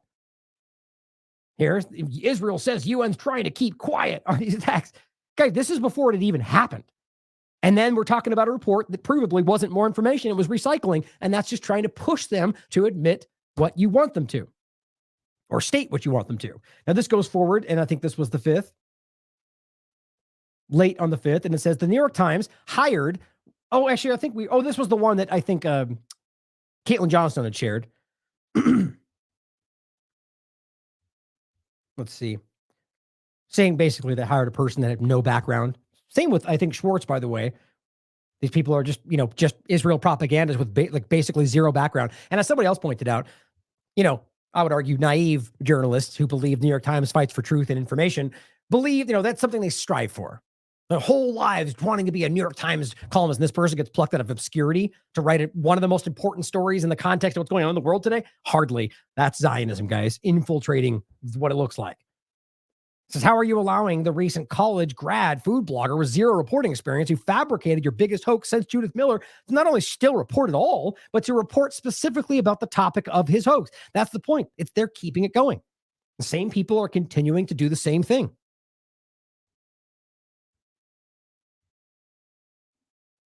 Now, lastly, I think maybe one or two more. Yeah, he says, this is amazing. The first story on the BBC's front page right now, this is yesterday, is the UN report, which they lie about by omitting its mandate and conclusion. And beneath it, they link back to their own piece on the mass rape hoax. See how that works? So instead of highlighting the fact that they admit that it didn't find anything, they omit that part and then link back to the report they did earlier and acting like that all confirms itself. It's a cycling of nonsense. And it says, Dr. Chen Kugel, Israel's chief forensic pathologist who heads its Abu Kabir Forensic Institute that handled all the bodies from October 7th, said in early November that he personally saw beheaded babies. But that's a proven lie, as Israel's own records have confirmed. So there might be the reason why we're suddenly getting the argument that we have inaccurate forensic, or when it's really just not any forensic evidence at all. But we'll leave it there in general so we can get back to hopefully get the rest done soon, in a timely fashion. Here's another clip of her speaking. And this is where she's getting pushed by the Israeli media to just accuse people. That's one of the bigger points in this. It turns out there was not even blame given. So they're saying it's reasonable grounds. And then in that because it was an investigation, because there wasn't any new actual research or evidence found, that they can't go, well, Hamas did it. And they're angry about that because they want to be able to go, it's all Hamas. So ultimately what you end up with is an evidence-free allegation being recycled. And then still, if you're not blaming any or naming accountability, then it could be Hamas, or it could be Palestinian Islamic Jihad, or random Palestinians, or IDF members, or other Israel. It could be anybody is the point, because you haven't proven that. But then they want you to assume it was Hamas because that's what they want. Now, obviously, in the context of what's going on, it's a fair bet to say that whatever happened on that day was because of the people that broke in with guns, right? But we don't know that. And that's all I've ever said, that it should matter to journalists out there. Obviously, people like the New York Times are proving themselves not to be that. But it should matter to journalists out there proving these things, especially the most extreme, like rape allegations, like atrocities. Here's what she had to say. Just ask, why not put the responsibility and blame the atrocities quite simply on the perpetrators and say it was Hamas who did it? You know, There's no evidence that backs that up. when I accepted the invitation from the government of Israel by letter of 27th of November, we had a number of meetings and we discussed the parameters. We discussed the parameters of the mission and explained clearly the purpose of the mission, which was only for the purpose of gathering, analyzing, and verifying information. But still, it is pretty clear who did it after talking to survivors and hostages returned, right? Look at her just talk right over her. You see, that's propaganda. You're not interviewing. You're setting a narrative and forcing it into what she's saying. It was pretty clear from all the people that I talked to, survivors, that what's the survivors of what? The point is, no one yet in any sense has come forward and said, I experienced X, Y, and Z. Nobody. So who are you talking to? All these people seem to have seen something, but where's the person it happened to? Now, if the argument that people were killed, which is one of those cases, the point ends up coming back to the reality that there's no evidence whatsoever that verifies that it happened. And you're right back in the same point. You can consider that maybe they're telling the truth based on how many other stories we could prove people are lying about. We should consider whether it's also one of those lies, but you have to leave it there. And they're not okay with that because they want you to make decisions based on their narratives, even though they've lied about damn near every part of the story. Information. But still, it is pretty clear who did it after talking to survivors and hostages returned, right? It wasn't the Belgians who did it. It's pretty clear. I understand the frustration of the people of Israel. I mean, Yeah, let's put it this way. If somebody was in fact raped, we should prove that. Could have been anybody that was within proximity. Anybody. Could have been IDF members. Could have been in secret intelligence, Mossad. It could have been random Israelis. It could have been anybody that was also there. It could have been Palestinian Islamic Jihad. It could have been random Palestinians. It could have been Hamas. Does not matter. But no, they don't want to find out. They want you to sell their narrative for you. So I was distressed when I came to Israel because I saw a traumatized nation. So I understand the frustration, but I think it's up to your government to give access, and that's one also of my first recommendation. Here is where we get into the actual video itself. Now, I think I want to show you something really quickly. Where was it? Yeah, so we're going to come back to this. I just want to show you real quick. This is Lord Bebo, or technically it was, oh no, it was his video. I don't know if he made it or not. But yeah, he does this video where he shows you, there's actually a really valid point. Now, it doesn't prove, I mean, it very well could be that she was raped. I've never said otherwise. In fact, anybody that would say for sure that they didn't happen would also be lying, because we don't know. Because when she gets out, you see very clearly the blood, right? Even though the ones you see on these ridiculous protests where they force this into some just grotesque play acting in front of people in like New York City, all the front's covered in blood. That's not the truth. As you can see very clearly, there is no blood in her crotch in the front, which makes no sense at all. Point is, he makes the clear case that her ankle is very bloody. And so when she was sitting in the car with her legs underneath her butt, guys, I mean, that's almost a foregone conclusion that that was some of that blood. Was there more of it? Maybe. And I've never denied that, but we should care about having facts to prove it. So good on you for actually finding a plausible argument when there's plenty of evidence to suggest we're being lied to. Now, this is a post on Reddit. This is the video posted on News Clips, but it's a UN video, and they kind of just break down the report in the bottom. And that's ultimately what they're going over here. I'll just read you the breakdown here. It says, in the press briefing, she stressed, and I'll play parts of it for you, that the mission and report were not investigative, as you know, in nature, and that the purpose was to gather and verify information, not evidence, which she made pains to clarify were completely different, which doesn't make any sense to me. Well, I mean, I get evidence and information, but how can you verify without making that become evidence? See my point? So I argue verify did not happen. Not in the sense that we understand it to mean. And that's what she's trying to pretend there's a distinction there. We verified that it was information. Okay, well, you didn't verify that it was true. That's not the way you mean that. I think that's the point there. But it says Patton stated that she did not meet with any survivors of sexual violence because there hasn't none that we can prove. Nobody. It says on the 7th of October. And it says, or it's aftermath. So that counts anybody even coming back, which there's plenty of people coming back, and she didn't get to talk to any of them, or at least nobody that claimed they were raped. That right there should be very suspicious if you were this person. She stated that she received information from Israeli representatives that a, quote, handful of survivors were receiving very specialized trauma treatment and were just too traumatized to speak. Yeah, that sounds very similar to this. Yeah, they're just struggling and we can't let you talk to them because or you're not letting them speak, which is far more likely. And it says the team conducted 33 meetings, which again, that's my opinion, by the way, which is obvious, but just to be clear, the team conducted 33 meetings with Israeli representatives, examining more than 5,000 photographic images, 50 hours of video footage, and 34 confidential interviews, including with survivors and witnesses. So how in the world are you going to tell me that you have, well, first of all, 5,000 images? Well, they've posted enough to show you with the kind of stuff. Here's an image of a bloody floor. Here's a bloody crib. Well, that doesn't prove anything other than the IDF could have also shot people in those rooms, but they don't want you to think about that. 50 hours of footage. Well, we've all seen parts of it, at least. They're propaganda, disgusting snuff film that people like Owen Jones have told you does not prove what they said that it did, which they're really irritated about. And I'll include this so you can look through it for yourself. At the point is simply that he's a Guardian journalist and he was there and said, nope, doesn't show it. Doesn't show beheaded babies, doesn't show Hamas killing children, doesn't show rape, doesn't show any of the things you claim it does. Checked it with 2 other journalists. They both said, yeah, I didn't see it either. Weirdly enough, though, there's lots of Israeli journalists that come out and go, my God, it proved everything. I've just seen it for the 47th time and it proves everything. Gross. But it says, and had 34 confidential interviews. So with who? With whom? And what does that tell you? 34 interviews? Are these people that are relaying what they were told happened? I mean, how does that line up with not actually proving or having any evidence? Or even the testimonies. Again, nobody, even her, is claiming they've actually spoken to somebody, as we say up here, did not meet any survivors of sexual violence. So what are these 34 people testifying to? And witnesses of the October 7th attacks. So just people that were present on October 7th.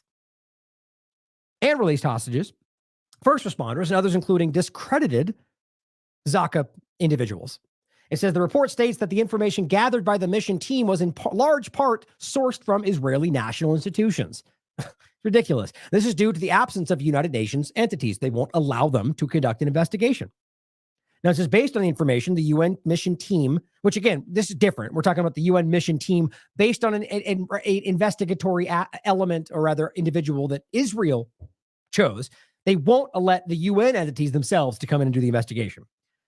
So it says the UN mission team found that there are reasonable grounds to believe that conflict-related sexual violence occurred, which, again, you could point at the bloody pants and say, well, yeah, could be rape. That's all that means. Could be. It's reasonable grounds to believe it might have happened. That's all they're saying. The mission also determined that at least 2 allegations of rape were unfounded. So right there. So you have 2 cases that you can prove are lies, and we're still going, well, maybe it's true. They manufactured a massive effort, and all you're doing is towing a very dark line. It says the team also visited the occupied West Bank, where Patton met 4 recently released Palestinian detainees who provided firsthand accounts of sexual violence perpetrated by Israeli authorities, which, by the way, nobody seems to care about except a couple of articles like The Guardian. Where's the big, massive conversation about that? That's, by the way, women, children, men. Sexual violence in the form of invasive body searches, threats, rape, prolonged forced nudity. The report made recommendations, including calling for a full-fledged investigation, because that was not what this was. That's utterly ridiculous. So let's watch this. Only 2 real parts I want to get into. The beginning and then one part that kind of shows this question. There's plenty to listen to in this. It's 53 minutes long. But it's just the crux of the point is what we just read. Everything we just read, you can listen to right in this conversation or read the report for yourself. Oh, you know what? Just realized I forgot to grab that. Let's see. Oh, maybe, hold on. Make sure I didn't just miss it. Let's see. Nope, it is right there. Perfect. Thank you very much, Ms. Patton. Edith Lederer from the Associated Press. On behalf of the United Nations Correspondents Association, welcome and thank you for doing this briefing, which I know many of us have been waiting for. A couple of follow-up questions. First, I wanted to quickly point out just that statement is interesting. Corporate media, right? So if we were to suggest as TLAV or independent that we were waiting for them to deliver more evidence, we would be called disgusting by the Israeli propagandists, right? How dare you question the allegations? How dare you? Do you want to see rape on a video? Like that kind of stuff you get online. But to recognize that all them, we're waiting for this because you have not proven it yet. They may not want to really admit that outwardly because they get attacked by Israeli Zionist propagandists, but that's the truth. They also know it hasn't been proven. It just makes you kind of gross out by all these supposed high-minded journalists who just won't tell you that. Happens all the time. you used the words reasonable grounds quite often. Is there a scale of how that ranks in terms of credibility? And how would you describe that? And secondly, was there any evidence that you saw that you believe could lead to the identification of specific perpetrators of this sexual violence? Thank you. I'll take a few short. No, okay, perfectly. Well, Edith, I think you missed it because I did address the standard of proof that we used, that we adopted, being of reasonable grounds to believe. Oh, excuse me. I meant to mute right there and cough, and then I hit the wrong button. My apologies. Consistent with the practice of investigative bodies. And how did we draw our conclusion? We base it on our own assessment of the credibility and reliability of the witnesses that we met. But we also verified the sources, cross-referenced the relevant material and information. Okay, so just to be clear, verifying sources, all that means is that you acknowledge their IDF, verified. That's all that means. You have to understand, when she's making it very clear distinction that they did not seek evidence, but they did verify information.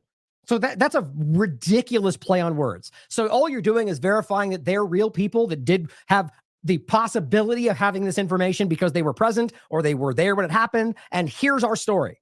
We're not trying to verify that. Why would you think that? It's like, that's what Elon Levy and Eli David, and that's what they're out there trying to convince people of. Information and assessing whether in all the circumstances that there was sufficient, credible, and reliable information to make a finding. Right. Not later, she means. Not now, but later make a finding. So all she's saying is, yeah, okay, they're claiming there was rape. They're claiming there was rape. They're repeating that story. They're claiming that. So, okay, that seems to suggest that something might have happened. So yes, go forward. Well, why is that needed right now? That's what they've been saying since day one.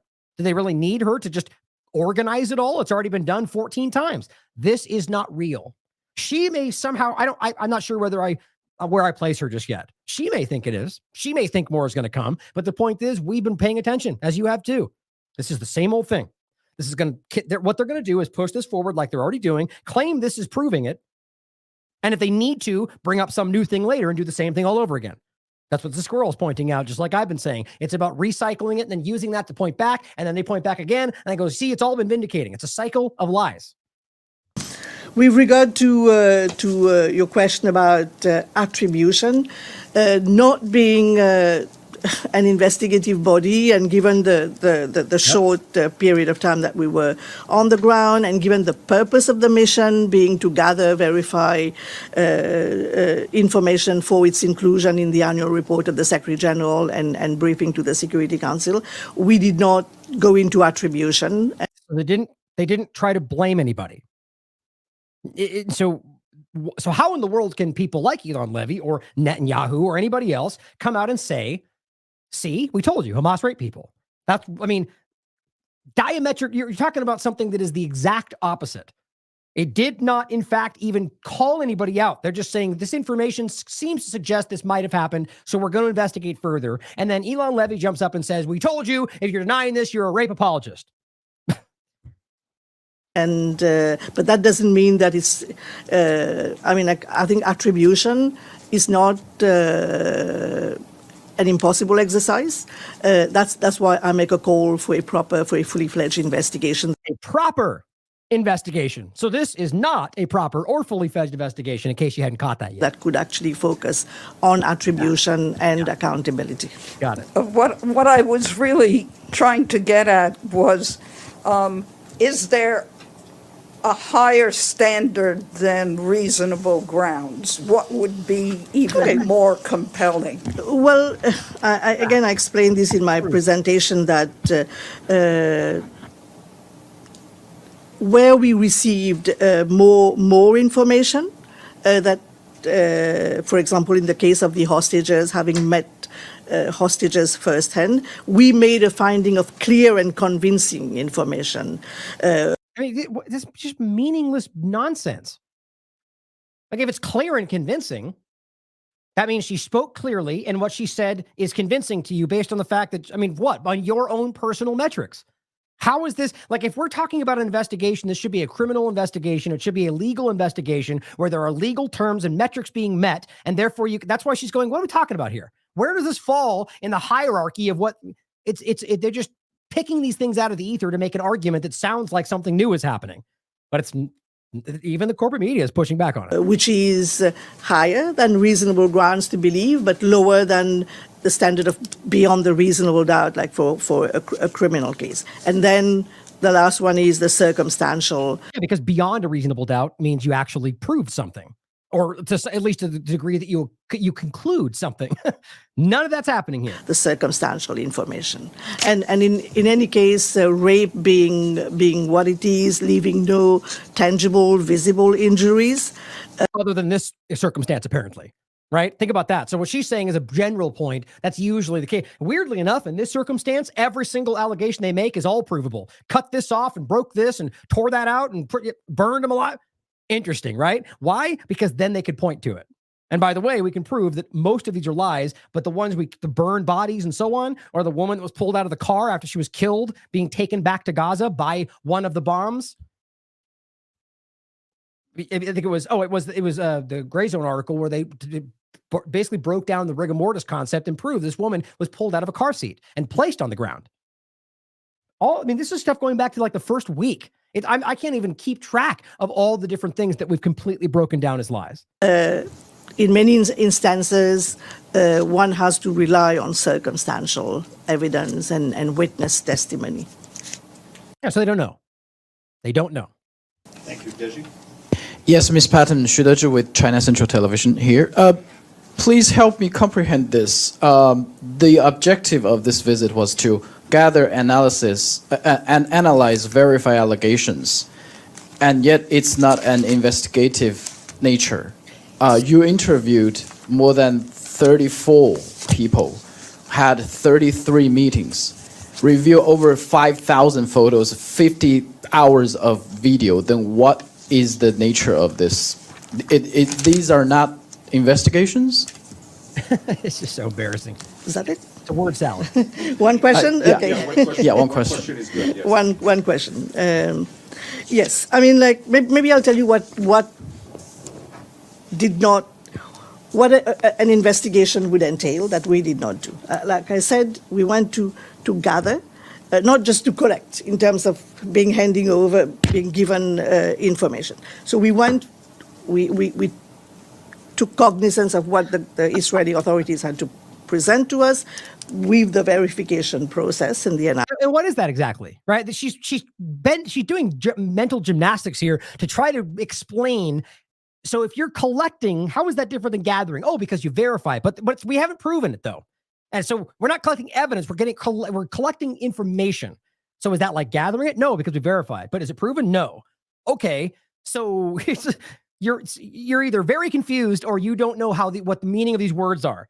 I mean, this is really, that's why he's laughing. They're all kind of going like, are you really trying to make this argument? Analysis process, but we also gathered independent information. Unlike an investigation which would contains clear terms of reference and would include tasks like investigating all alleged violations. What? So first of all, I'm not disputing between investigation and a fact, whatever you want to call what she's doing. There are different elements. What I'm saying is that you can't pretend like this is like the propagandists are doing. First of all, this proves anything if it's very clearly stated to not be that. But on top of that, to claim that this is somehow even verified or that it's different than just collecting or gathering. Well, I don't even know which they're synonymous. They mean the same thing, even though she tried to make a distinction because you claim you verify is the difference, but you tell us it's not proven, that the evidence wasn't collected. You're just gathering data. You see, it's a cycle. It doesn't make any sense. So what she's trying to say here. Correct, in terms of being handing over, being given information. So we took cognizance of what the Israeli authorities had to present to us with the verification process and the analysis. Which is what? Again, there is nothing. You just took what they said. This is process, but we also gathered independent information. Unlike an investigation which would contains clear terms of reference and would include tasks like investigating all alleged violations. Now, this would be the point being, why, if you're arguing that you interviewed 33 witnesses, none of which were actually victims of sexual violence, how is it possible that you didn't interview all alleged allegations? Excuse me. All allegations implying rape, because that's what this is all about, only sexual violence. So you're telling me there was multiple allegations of rape, but you weren't able to talk to them? Yes. Oh, sorry, they're too traumatized. So we've got this whole panel of people that were all raped, but you can't talk to any of them. But here are 33 people who will tell you what they experienced. I mean, it's comical, guys. If it wasn't so grotesque and horrifying what they're lying about, it is ridiculous that anybody would take this seriously. Of international humanitarian law and abuses of international human rights law. We looked at, or even just in a general sense, that you're supposed to investigate every single allegation of any violation while only investigating rape. That's ridiculous. Sexual violence pretty much in a vacuum. The way an investigation would collect and analyze evidence of such violations and crimes perpetrated, we collected information, which is completely a different threshold. Okay, but so how is that different than just collecting things? She's never going to explain it. So much as I keep harping on it, if you're claiming you verified that, all you're doing is verifying that they had information, which means you're a person, you're alive, you work for the IDF, verified. I mean, you tell me what I'm missing. If it's not evidence, it means you didn't prove it. It is a game of semantics. You are trying to split hairs. And if people that were there, they know this. That's why he's asking the question. So if you were to actually, you should point it and follow up and be like, come on, explain the verification right there. That's all they have to ask, but they don't do that. We did not record or preserve information, documentation, and evidence, including interviews, witness testimony, and forensic material. They didn't keep it all. Oh, interesting. So we never get to find out what you actually said and what they told you? How in the world? And yet it's still being pushed forward as it's damning, it's proving, it's reasonable grounds. Now that we've gone through this, think about how dumb it is the way it's being presented in the corporate media. People are just, I mean, gosh, I mean, I really think this is worse than I've ever seen it. I don't know if everyone's just, including me, just seeing it so starkly right now, but my God, the New York Times is just going to, and they're still standing by it. We did not identify those responsible with a view to ensuring that perpetrators of violations are held accountable. We did not make recommendations on accountability. Okay, I'm gonna jump to the next point right here. But just, I mean, you get the point, guys. So you're trying to split hairs about difference between just collecting what you're given without any verification or investigation versus gathering it with verification, but we didn't go to the point of proving it, which is meaningless to me. Doesn't make sense.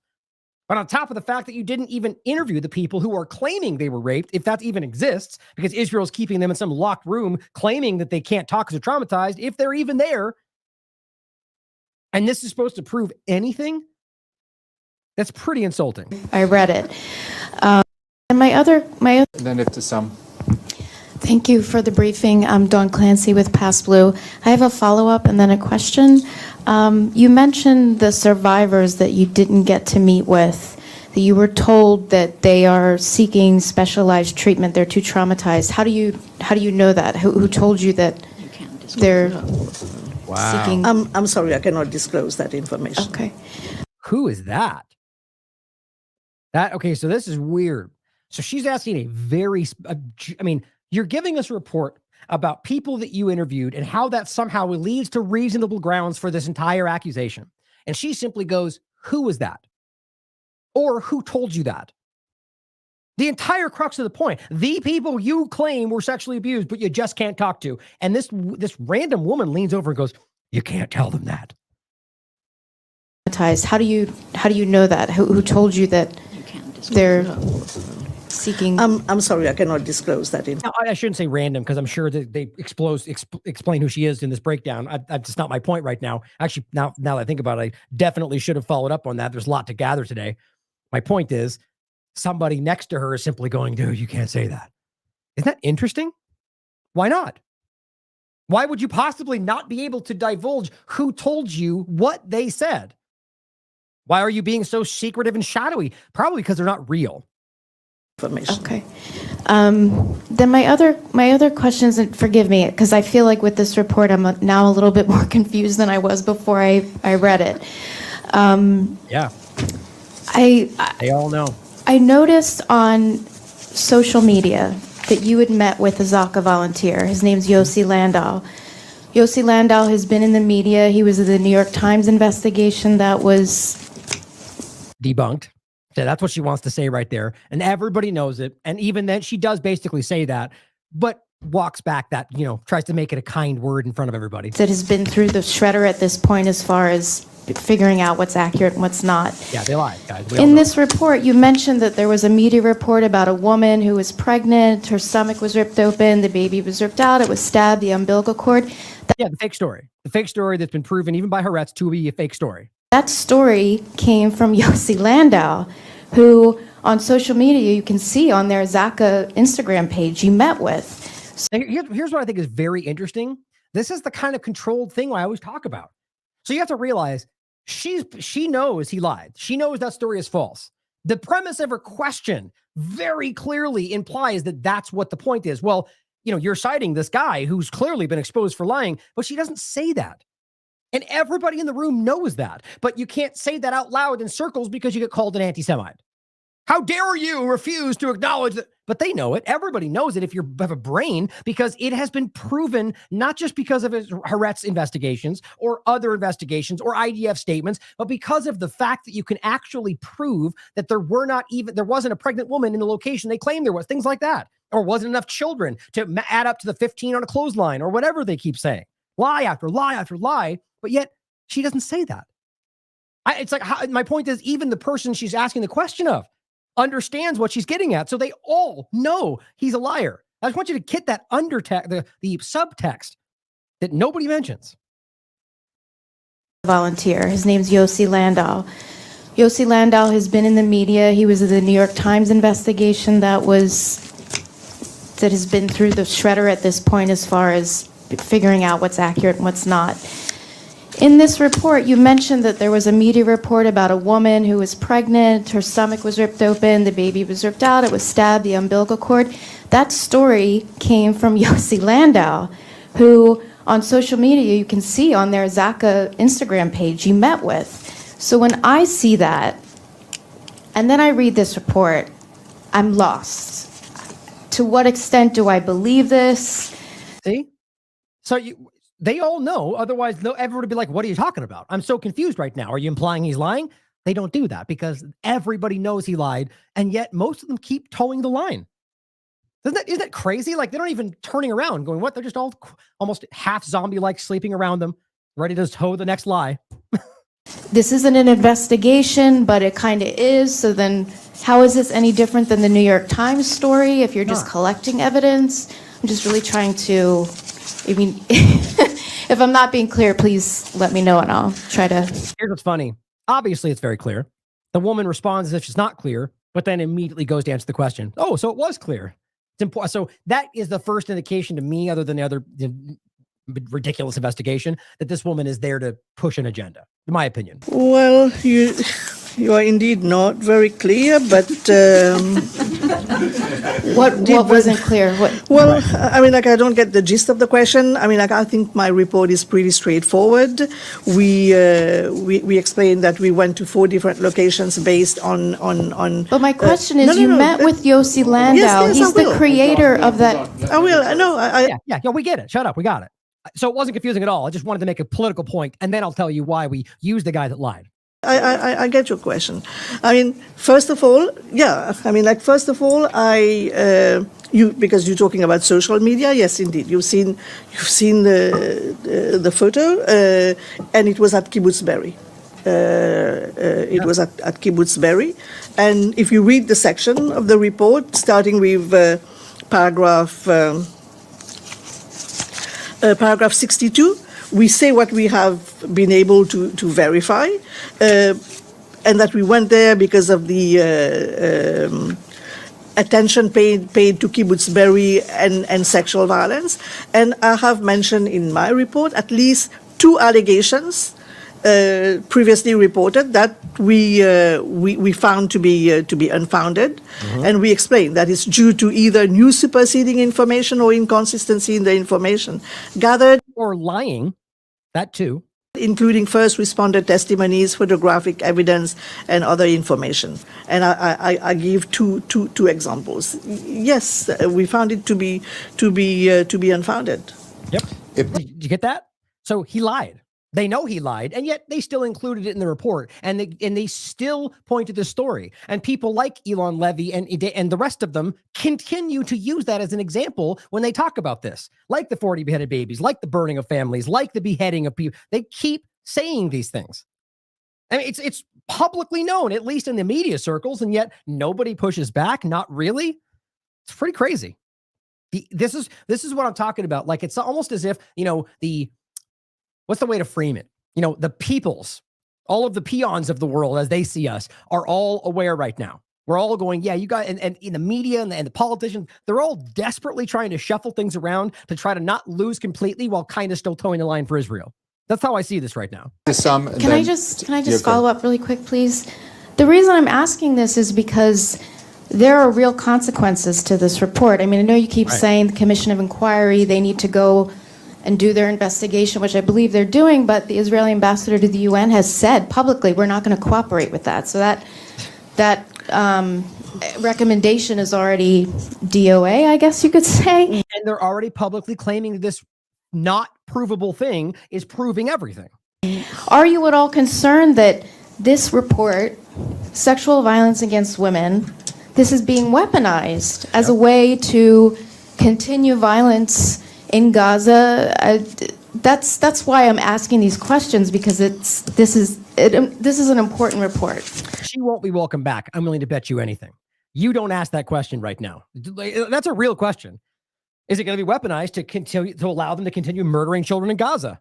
Nobody's going to ask that question because it's real. It's a real point, because that is likely what's happening. Just like with Israel bombing Gaza before all this to get political points for an election, rather specifically Netanyahu. There's probably 15 articles written about that. It's not a false story, but yeah, here's a very valid point. But my point would be that's, it's rare that you get that kind of question, because how dare you suggest we would do that? Clutching your pearls. You mean despite the fact that you've done it 40,000 times throughout history. Hyperbolically, I'm just, making a point. Well, I understand that the invitation to me came as a result of pressure from civil society organizations in Israel and academia. And I do hope, and I can tell you that when I was there, no one told me it's too little, too late, or you came too late. On the contrary, many interlocutors told me we are still mourning. Why are you? She didn't even hear it, or she's pretending she didn't. Like, you're not even trying to answer the question. You hear. And why this narrow focus on sexual violence? And everywhere, throughout the report, you see that I mentioned that could not be verified, and verification would entail a proper investigation. And this is angering the propagandist. They wanted this to be like a sound, it's proven, and they're just hoping you don't see this, right? That's why they're jumping out and they're showing you things like, what's his name did? like this. This is today. The UN's top expert on sexual violence finds Hamas is raping hostages. That's what he put out today. Meanwhile, today, or excuse me, posted today, but on the 4th, when they did this briefing, you know what, I guess I misunderstood the dates. I thought this was happening. Anyway, the point is that she comes out and says the opposite. 2 days go by, and he still just lies about it. Because they're desperately trying to sell the narrative. They don't want you to hear the fact that she goes, nothing verified. It's not a real investigation. I didn't find any evidence. We didn't talk to any people. But look at what he says right there. If you just read this, you would think it was completely proven. That is how disgusting these people are. This guy knows that. Every one of them know what they're doing. And you can prove it because people like me and others, and you'll see them both, are constantly putting it in front of them. And then that's why people like Eli David just blocked me, I think, my opinion, anyway.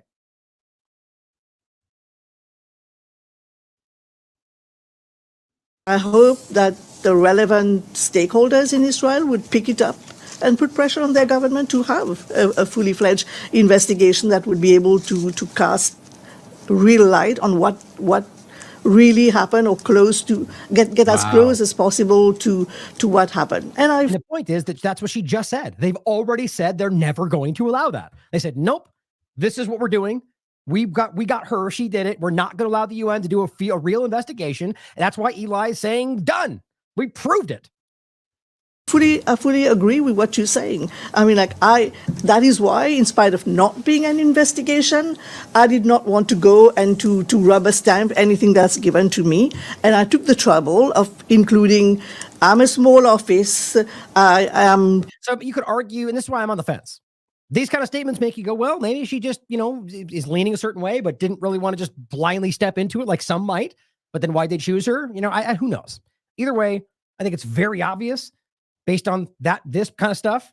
Here's one of the other propagandists you've probably seen, Arsen Ostrovsky. Keep it trending so the world doesn't forget who they are. Hamas rapists. Oh, so you're blaming Hamas, but she didn't?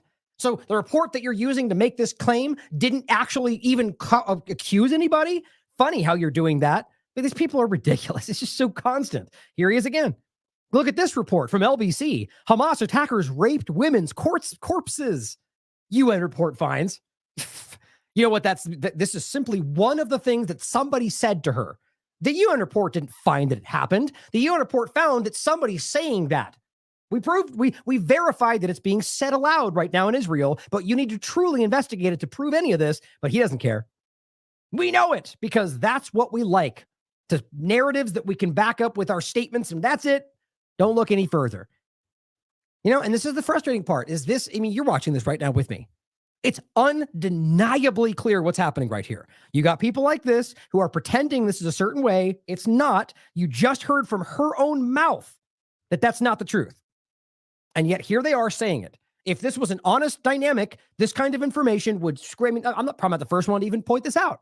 So whoever it was that first connected, it should be everywhere right now. It should be across every page everywhere, because that's not what happens. The information is controlled. And again, you mean the UN that you've been telling us is Hamas?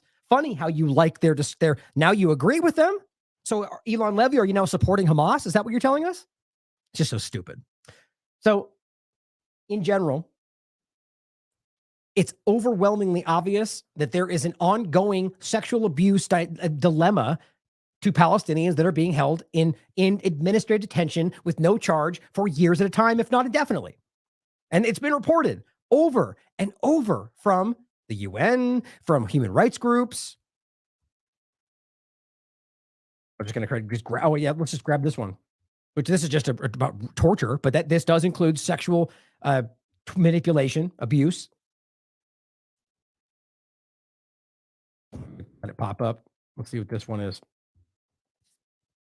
Oh, that's right. This is just about Israeli female soldiers reporting they were sexually harassed. A third of them, by the way, in 2021, which, by the way, was up from a sixth the year before. So they clearly didn't stop what they were doing there, but let's see.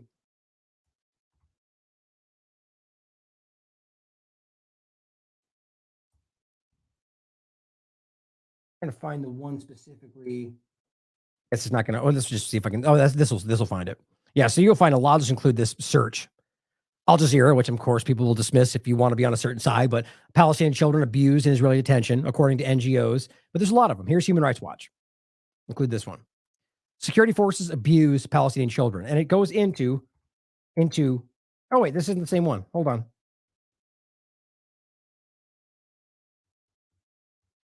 Here's the Jerusalem Fund. Sexual harassment and violence against Palestinian women in Israeli prisons. I mean, I've done entire segments on this. It's very, very, very clear. Point is, this is from November 8th. Horrifying cases of torture and degrading treatment. But just to recognize that what Cuts News Network is pointing out, showing you these arbitrarily arrest all these people, and then the same propagandists march out and say, all these members of Hamas surrendered. Every time they do that. And almost always, as we're proving every day, and even the corporate media, the United Nations, human rights groups, every single time show you that the vast majority of them, if not every single one of them, are not Hamas. And the ones they even claim are simply allegations because they exist, because they're a man, because they were born in a certain area, because they have a friend that, it's just subjective. And even IDF members have admitted that. The mass assassination campaign, where they admit that their AI program is simply just selecting targets based on the most arbitrary overlaps. But this says The Guardian cites an internal UN report stating that Israeli media uses different forms of abuse, including beatings, dog attacks, prolonged use of stress positions like this, sexual abuse. The report says that over 1,000 abductees have been released since December, since it estimates more than 4,000 men, women, and children have been kidnapped in Israeli prisons as we speak. There's over 10,000, as far as I understand, going back before this. Nobody talks about that. How are those not hostages? And here's The Guardian from March 5th, 2024. Palestinians beat and sexually assaulted. By the way, this is using similar reports. Now, let's realize that she, in addition to their discussion from Guardian, from UN, from human rights groups, Patton, the woman we just showed you, in her report says that they spoke to Palestinians who said they were abused. And that just gets left off the conversation. So we're willing to blindly take what she says at face value and go, we proved everything. But now if I point to what she said about them and say proven, you'll call me a fake news. You'll say I'm lying. You say it wasn't proven. It's just so embarrassing how this is going. Now, keeping all that in mind, all of the, oh yeah, well, that's right. I just want to make sure you saw this too. Let me see if that include it. No, it doesn't look like I included it in the video, but just so you can see, the point was simply this. Her ankles do touch her butt there when she's sitting down. You can clearly see she's literally sitting on her ankles, right? The point is there's no blood in the crotch. That's very, very clear from every angle you see. But there is blood in the back, and her ankle is obviously bloody. So it's an obvious point to make there that it's at least just as likely as anything else that that's what happened. The only reason the rape allegations come into play is because they put that lens over the people we're talking about. Or, I mean, I would simply argue that in any situation like this, whatever your race, color, where you were born, it's heightened. It's always, that risk always becomes more heightened in times of war and conflict, of course. Just ask the people that were raped by U.S. soldiers in Iraq. But my point is that it still is just as likely in the context of like what makes sense. They don't like that though. Oh, and this was also an important point. According to Malek, her family already said she wasn't raped. But the point is, and this is this one here,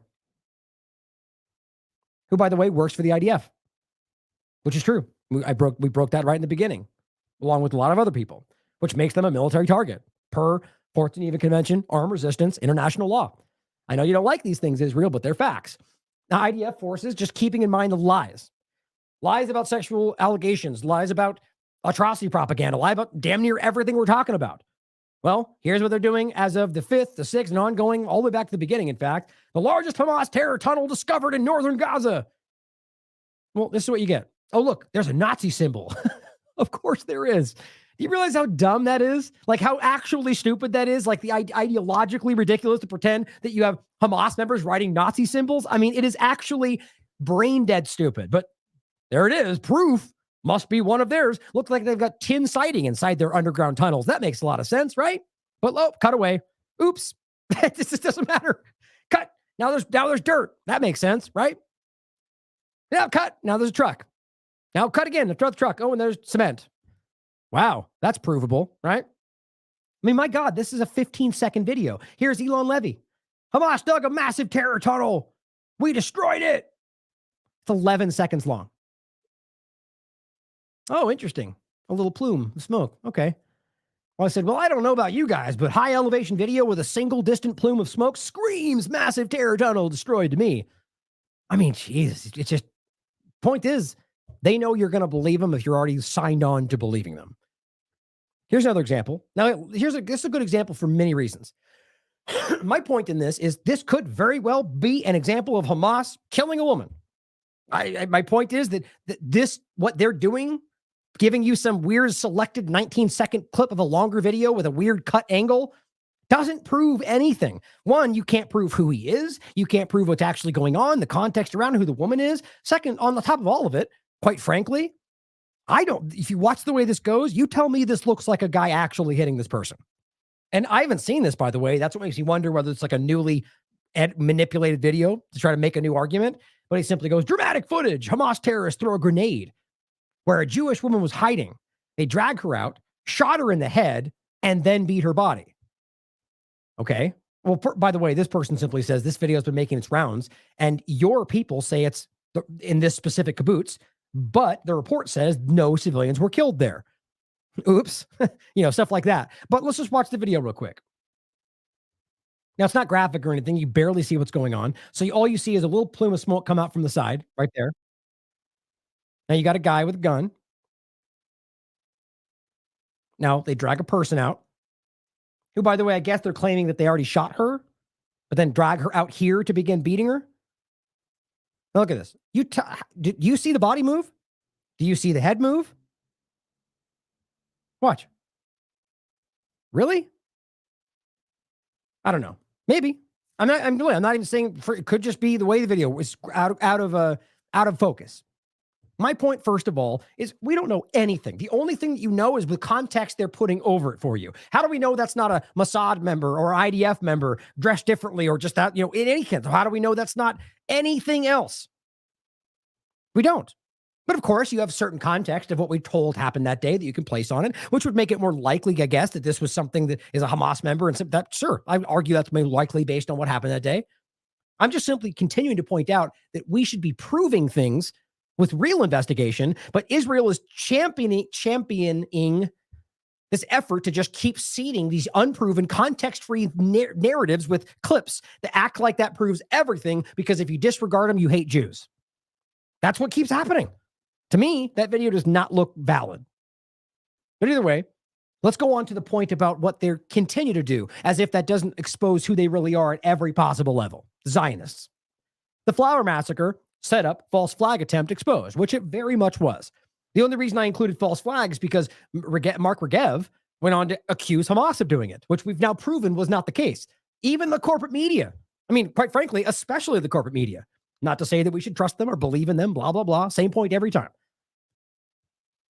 But it was obviously a setup. They made this happen, and I'm now beginning to see overlaps with the U.S. government involved. I'll show you what I mean. The point is that they set this up. They drove these in. They made sure there was no protection for them, which is their responsibility. They made sure UNRWA and the World Food Program were not present, or by circumstance, by what they created, they weren't present. And then shot at the trucks while they were getting food. The trucks freaked out. Then they all started freaking out, and they shot everybody and claimed it was all their fault, which is essentially what everybody has proven. Now, just to quickly go over, first of all, this is the new stuff. Asaf MD simply points out, which URMed Human Rights Monitor has proven with their investigation, but, excellently breaking this down using all the evidence. First of all, the bullets that we did find, showing you that these are NATO bullets that Israel regularly uses. Here are the Israel military industries, the cartridges. Point is, the bullet was pulled from the site of the Flower Massacre, according to Euromed Monitor. Many of the victims have shrapnel from these bullets, NATO bullets, which are produced in the United Kingdom on occasion and licensed for the use by the Israeli Ministry of Defense. I think I might have said the U.S., but NATO in general, my point. And I guess I would argue, I think the reason my mind went there is that this, obviously, most of this is coming and facilitated through the U.S. funding them. But either way, talking about the fact that these are obviously Israeli bullets, all breaking down by this excellent investigation you could read for yourself. More and more and more evidence. And I think the main point down here as well was the vast majority of them. Oh, it was in here. I was reading this earlier. The point being that the majority of people that they're dealing with, or maybe it's one up here. It's weird. In any case, the point is pulling out of chests and torsos and arms bullets.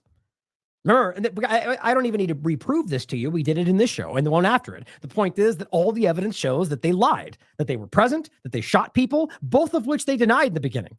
I mean, it just gets comically stupid. No, we weren't there. Oh, yeah, we were. No, but we didn't shoot at them. Oh, yeah, we did. But we did it because we had to. It's just like, my God, everybody can see through it. And they murdered all these people. And it turns out that there wasn't Hamas shooting because there was tanks all around it and the IDF everywhere. And they killed all of these people in a kettle situation. Not all of them, obviously, but a lot of them. And here's a 17-year-old Army intelligence officer blowing the whistle on the Israeli agenda on that, or the narrative on that day. You can watch it for yourself. It's only a minute. She's basically saying, we have the technology that we can see exactly who's in these locations and buildings. So they're targeting and bombing homes, knowing exactly who and how many children are inside, which basically the 972 article broke down for us. They knowingly were killing all these people. Solomon Ahmed points out, Palestinian spokesman says the airdrops are a death sentence for Palestinians. And this is the point that I want to make, is that what they're saying is, well, the airdrops from the U.S. and so on are mostly falling in Israeli territory, which I don't think is by accident, or outside the settlements or in the sea. The point is, very little is provenly to reach them. And so the best way for Gaza is not by air, but by land.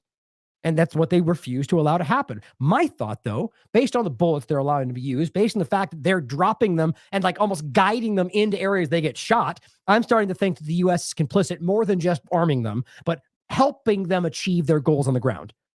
I don't know why that would be even that hard to wrap our mind around. And here's an extension of this story. So this is on the 4th. So this is a new crime caught on Israeli army cameras. It posted on the 4th. Now, as I understand it, this was a following the Flower Massacre conversation. This crime was caught by Israeli army cameras. They alleged to target this person with a grenade launcher. That's what they said. Now, the point is they did their own investigation. This is the chairman of the Euromed Human Rights Group. And it proved that it was actually a civilian carrying a bag of flour that they got away with, walking with his brother on a bicycle. So what they're pretending is an RPG, and that they very clearly use the red line to make it look like, is actually a bicycle. And if you look even closer, just right here, you can see that there's bars on both sides of the front part that they just draw a red line over because they're psychotic. And they did this to justify murdering these two people, which is what they did, apparently for their own amusement.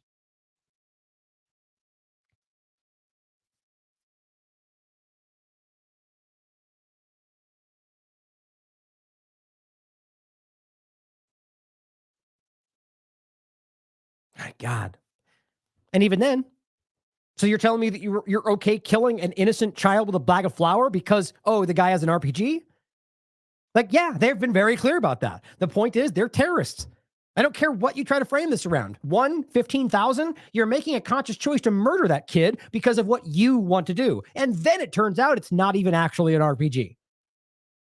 It's just one after another.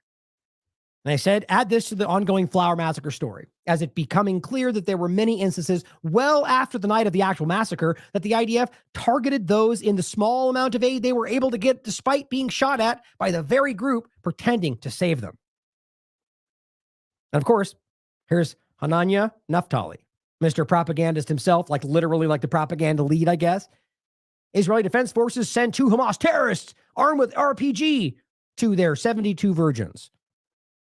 Interesting. Oh, so you're assuming their religion, first of all, seeing as how there are Christians in Palestine, despite their lies, and the fact that this is, oh, and by the way, the reality is that it was much larger before Israel made sure that was less and less the case, sort of like they've done it all around the Middle East, bombing Christian groups in Syria and everywhere else, while lying to you about it. But think about this, not only being racist about who you assume they are, but first of all, that they're both terrorists. Well, the investigation, even by Israeli entities, have shown that that's a kid with a flour bag. But the one guy had an RPG. Okay, well, human shield, I guess, even though he's not there by force. But who cares? And he lied because it's a bicycle. Psychotic. Genocidal.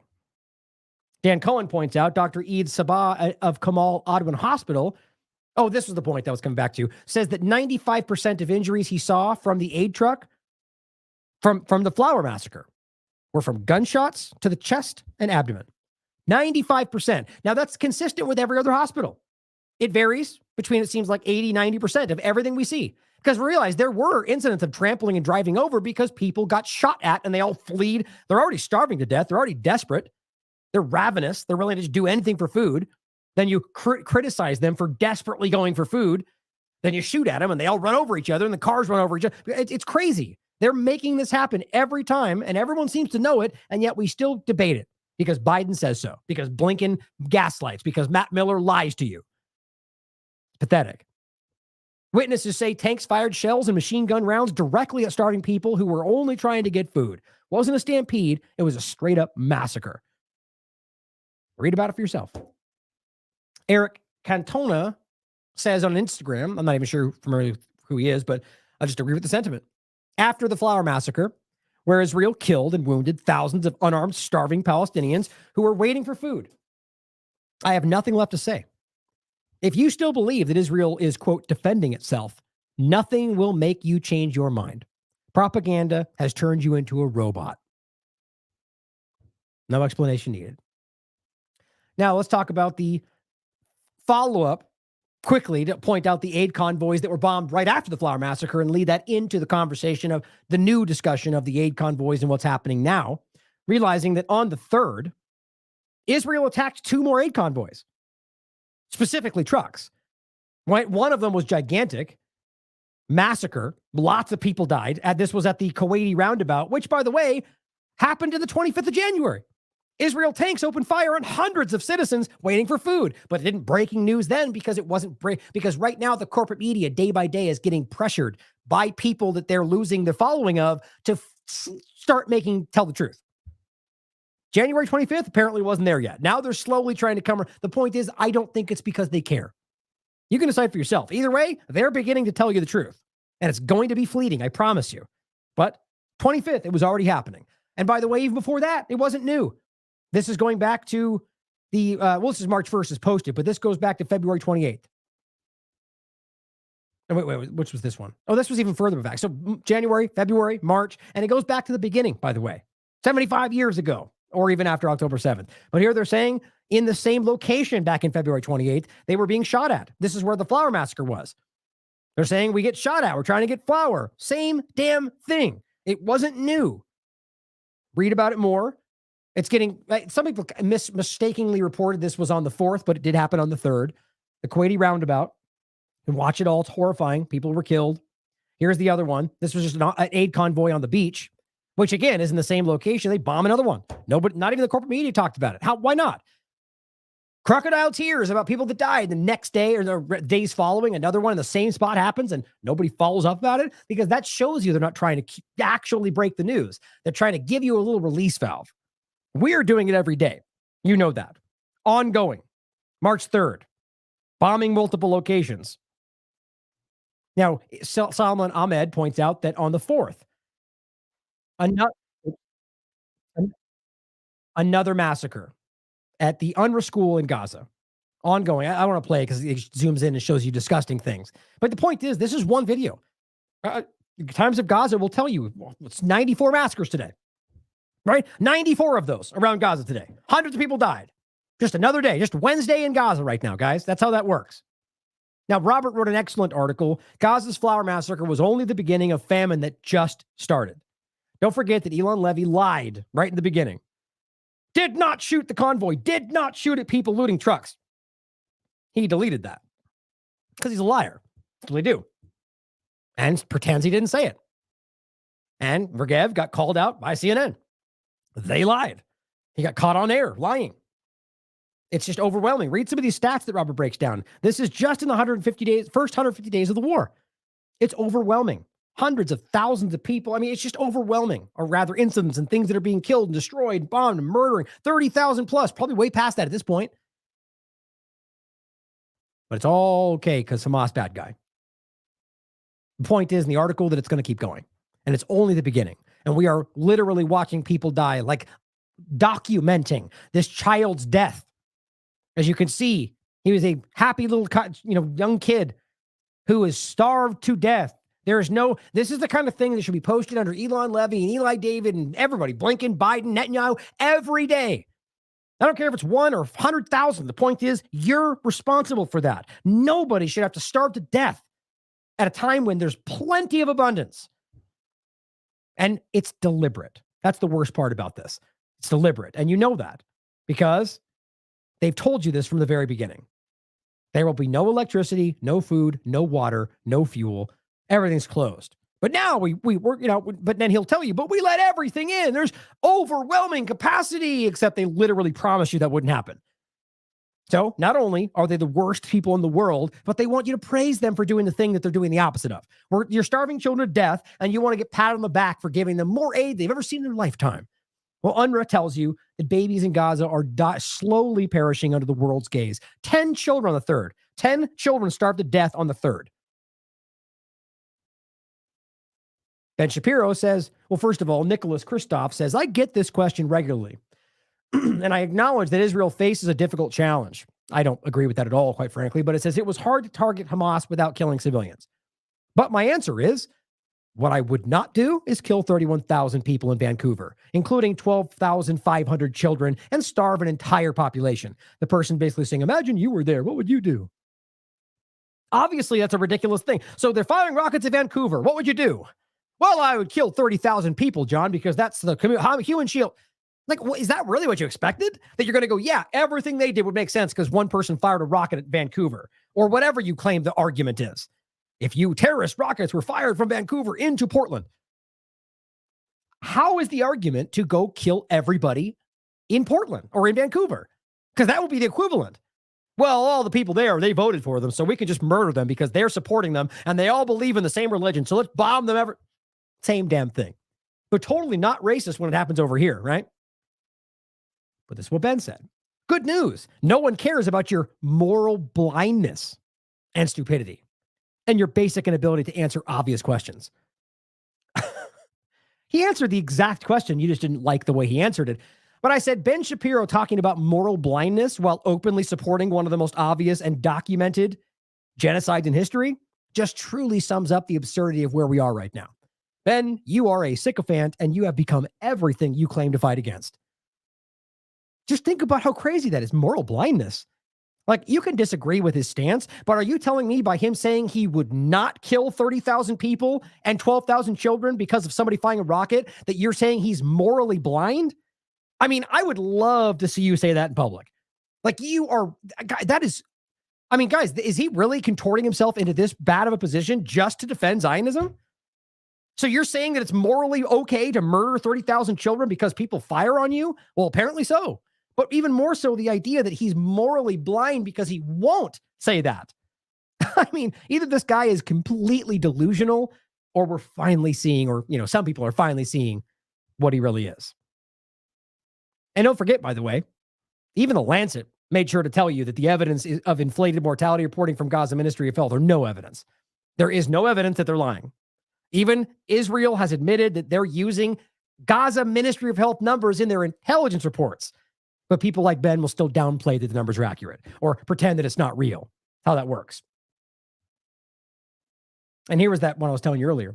By January 2024, so the beginning of this year, we're in March, by the way, in January, 90% of Palestinians in Gaza regularly went without food. Not skipping, but went without food. 90%? So let's put that in context. When children are starving every day, people still be pretending like everybody else is still okay, or they're not starving, they're dead. Guys, 90% of people aren't able to eat. That means selectively, suddenly they get one bag of flour. Oh my God, we can eat. And they go without eating day after day. More than 500,000 people were at risk of imminent famine on February 27th. It's March 6th. Let's debate it again. What do you think? Let's go to the U.S., talk about it again. Let's have another meeting and vote on whether we should condemn, my God, they're effing starving an entire civilization. And we're all, I think everybody sees it. I would get the point now where I think I'm never calling for violence. But I'm starting to feel like this is the point where we need to, like, the world needs to stand up and march over here. I don't know even who I'm talking about, but something needs to happen. These people know you see it. They know that everybody sees it, and yet they just go, well, no one's stopping me, so let's keep going. Yeah, we know they're all yelling and we may lose an election, but no one's stopping. Let's just keep murdering those kids. Go ahead. That's absolutely mind-blowing to me. It's chilling. So 500,000 people were in imminent famine and a week's gone by. You think they're dead? Probably. 90% can't eat. Now here is I-24 News. This is how they're trying to, conflate and gaslight this whole story. They reveal footage of Hamas. This is not new, by the way, of Hamas operatives preventing Gaza residents from accessing aid. What do they show you? One little cart and one pickup truck with some stuff in the trunk, which I can't identify. I'm sure they can't. And of course, it looks like this guy's got a gun, which it probably does.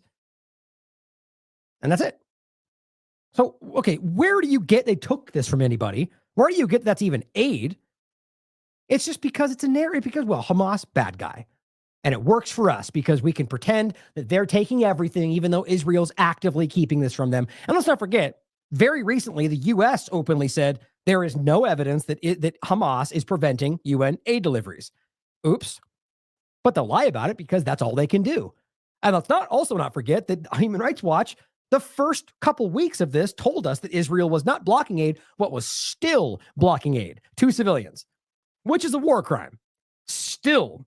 So they've been, and again, it's not hard to see because they told you right in the beginning. They said, we're going to stop it all, until people push back and they go, okay, well, some. And Netanyahu said the bare minimum, direct quote. And now we've gotten to Elon Levy online pretending like there's an overflowing of aid. They just know that people are going to spread the lie and some people might fall for it. But the Cradle made a point to also say that the airdrops are just theater. They're not even a Band-Aid on a bullet hole. It's insulting. And it seems also they're driving them into the Gaza areas where they're getting shot.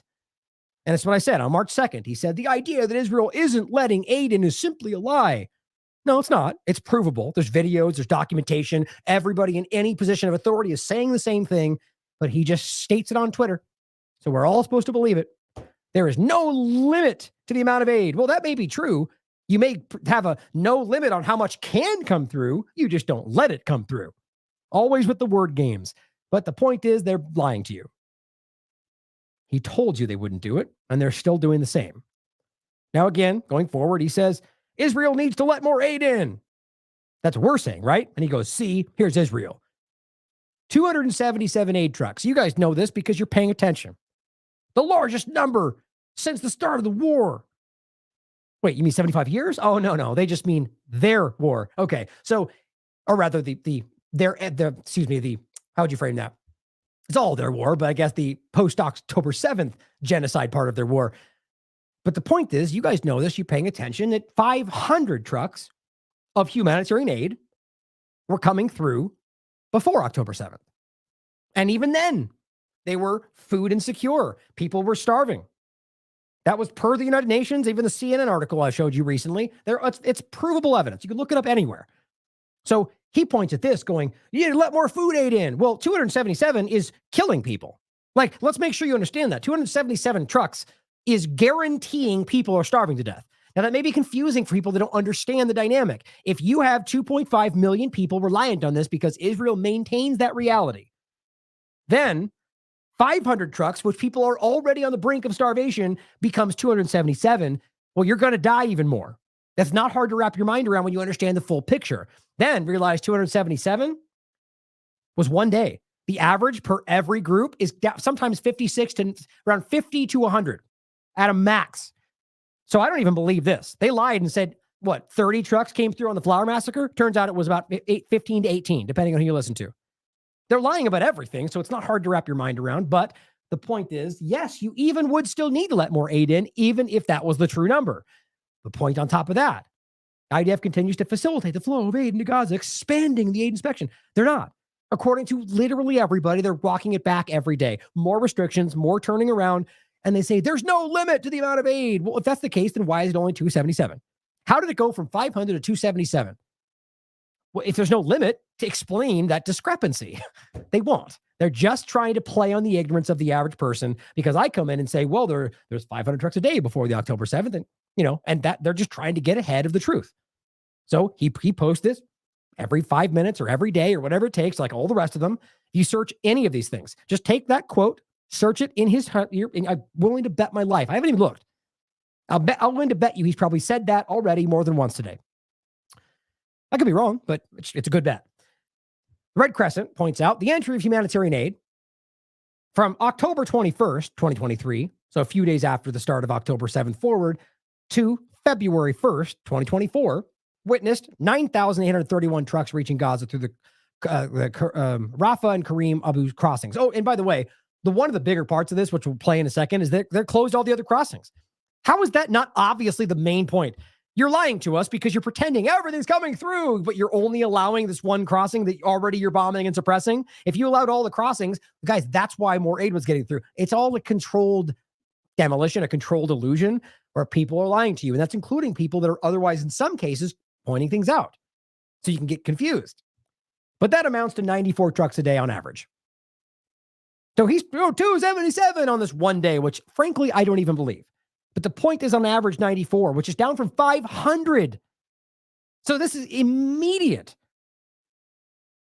And it's just undeniably clear. And you can watch, they're just breaking down the process. And here's what we keep showing you. And if this is, hopefully this just adds to your understanding of how deliberately dishonest for sure, but maniacal these people are. And I just simply mean anybody who is knowingly lying to cover up the genocide or pretend people aren't starving, because that's what he's doing right here. Realize there was a momentary push where they were claiming there is no famine, including him. Then I guess they just thought that was too stupid, which is hard to understand where their line is. But now they're doing things like this. And this is the end of February. So it's a week and a half or a week ago. He goes, did you know there are 20 operational bakeries in Gaza? That's not true. Providing over 2.5 million breads? No, they're gone. Over the last 2 weeks, the number of operational bakeries has doubled. This is a new one. I just showed you this the other day. Nikki says, is that the same bakery in Gaza that was bombed by Israel in October? Yeah, it is. And here's the same guy that I've showed you before. Oren Barksy. So this is the same location, the same, it's Nusrat, this bakery, right? The one that's completely destroyed and it has not been rebuilt. And which was in the refugee camp that has been completely flattened, according to any evidence point you want to look at. So the point is that this has already been shared. This was back on, he claims it was February 8th. He put this on there, right? And then even Twitter broke it down, saying, no, food shortages in Gaza are widely documented, with people resorting to eating animal feed. There is evidence that the Israelis contributing to air delays. The bakery in the video was bombed and destroyed October, killing 3 people, and there's links to it. And the point is that he puts this over the top. The video itself is a lie. It's from before this started. But this guy went out of his way to put the wrong date on there and shows you all of these. Well, look, that's the same thing he's doing right now. This is Elon Levy right here, showing you the same story. Look at all these breads and look at the bakeries and everyone's overflowing with bread and they're lying to you. It's just so grotesque. And guys, this is, again, he's posted this already. The last one I showed you was explicit, highlighting more than one lie, highlighting the location. It's constant. And this is while they know they're not there, while they know they're starving people. Here is today, in fact. Did you know the number of operational bakeries in Gaza has doubled? See my point? Oh, did you know you've already said that exact same thing before? Where was it? There it is. Number of operational bakeries has doubled. So he says, now there are 20 bakeries providing over 2.5 million breads, rolls, and pita. So you mean they're built? They've literally built 10 new bakeries in Gaza while you've been bombing and destroying everything? Explain how that makes sense. Explain how you would let them build new buildings. Where? In northern Gaza? Well, no, they're murdering everybody. Where? Only in Rafah? Well, no, we can all see what's going on in Rafah. So where are you pretending they're building new bakeries? Well, the point is they're not. As this person says, which bakery are you talking about? Reuters. This is February 28th. Bakery smashed in Israel, bombardment key to Gaza hunger crisis. It's just embarrassing. And the point they're making in the article, well, they're all gone. It says right here in this direct quote, we have 5 bakeries, not 20, they have 5. This bakery was bombed and the other bakeries have been damaged. We have 3 bakeries that can become functional. The point is right now, none of them are. So unless somehow magically within the last week, they've made, 17 new bakeries, then he's lying to you. But I shouldn't have to sell you on how obvious that is. Here's Al Jazeera. Same story, different day. Gaza bakeries targeted and destroyed by Israeli attacks. Same point, read it, they're all gone. Here is Times of Israel, February 28th. Gaza bakery smashed in Gaza bombardment exacerbate human crisis. So even Times of Israel, Israeli media is telling you that he's lying to you. But every single day he comes out. And guys, I'm starting to wonder where all of their support, I mean, how many bots do we think are really on Twitter right now? Because this is provably obvious. I just don't know if there are that many people that would blindly support genocide. I just don't believe it. But either way, this guy lies as a matter of policy. Here he is again with his ridiculous face. Everything you think you know about Israel's humanitarian aid policy in Gaza is wrong. Don't be misled by those trying to save Hamas from their war, right? Must be. Can't be that we're just proving that you're lying. We must support terrorism, right? Well, here's Mo Favaz pointing out that he's lying per everybody else. But let's listen to what he said first. Can you guess what the first line is? There are no limits on the amount of humanitarian aid that can enter the Gaza Strip. I repeat, none. In fact, Israel... You repeated it, so must be true. Is encouraging donor states to send as much food, water, medicine, and shelter equipment as they wish, and we will facilitate its entry into the Gaza Strip. Yeah, it just may take 14 years, but we'll get it done. Over the past 2 weeks, an average of 102 food trucks have... Yeah, that's down from 500, where they were starving before. And he knows that. He's hoping you don't know that. ...entered Gaza every day, and that's nearly 50% more than before Hamas started this war. That's a flat-out, blatant lie. And this is the most interesting part about this, or really just the same thing I keep pointing out.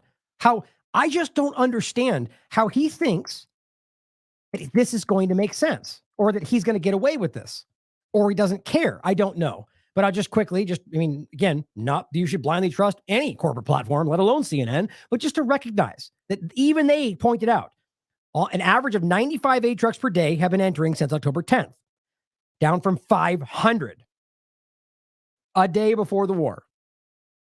Just humanitarian aid. October 7th. I'll repeat, nearly 50% more than before Hamas started this war on October 7th. I'll repeat, more food trucks are now entering. You can repeat it all you want. And this is what's so it's not just that the facts back that up or contradict that, but that the UN disagrees. Oxfam disagrees. Every human rights group disagrees. Every group on the ground disagrees. Egypt disagrees. Even the United States disagrees. But here he is, just not, he's not, see, this is what I guess my point would be. Instead of coming out and going, no, you're wrong, we're getting it through. We're working to get more through, but here's why you're wrong. He has to come out and say, no, it's not that they're dying and starving. We're getting more through than we ever have before. It's so much there's bread overflowing off the shelves. These people have so much food that they're dying from eating too much. Like, that's the kind of thing. I'm like, what? Like, it's almost like, do they want you to laugh at them? I just don't even get it. Or they're that desperate. I mean, it would make sense, right? This guy is an actual government representative. He could very well end up in prison. Maybe that's why they just don't know what else to do. The Gaza Strip than before the war. Just yesterday, 2,735 tons of food. And again, just throwing out a gigantic number, which, as far as I know, probably just one truck full or whatever. The point is, it's not. They're lying and lying and lying and lying. And here is what Mo Favaz points out, that in response to, this is of course, the UN, but to them, the UN is Hamas. Unless they agree with our allegations, then they're okay. But here's the UN disputing this point. Just heard from Hani, yet another incident where Palestinians who are desperately trying to get hold of aid being shot at by Israeli forces. Why do we keep seeing this happen? Because 90% of the population today in Gaza is facing high level of acute food insecurity. And therefore, anyone seeing a convoy of trucks, of aid trucks, going through their part of Gaza will jump on these trucks out of hunger and despair and fear. Now, how are we in a world where we're criticizing that? Like, I'm not saying that, like, yeah, we can all from our air-conditioned houses where we're watching TV go, man, well, they should be more respectful. Man, they should stop pushing each other. Yeah, it's real easy to do that when you're in your comfortable room while they're literally starving to death, watching their children die in front of them. And we're going to sit back and criticize how they're dealing with that starvation. It's really insulting. And then they're getting shot at while they're trying to feed their children that are starving. It's pretty clear what's going on. And it's pretty clear that the people that are picking apart their actions while they're starving to death don't care about them. And will try to help themselves onto these convoys, especially as we're hearing more and more about children under the age of 2 now dying of hunger-related diseases and dehydration. The situation is so dire, the despair is so high, that any passage of trucks becomes an attraction to people who are hungry.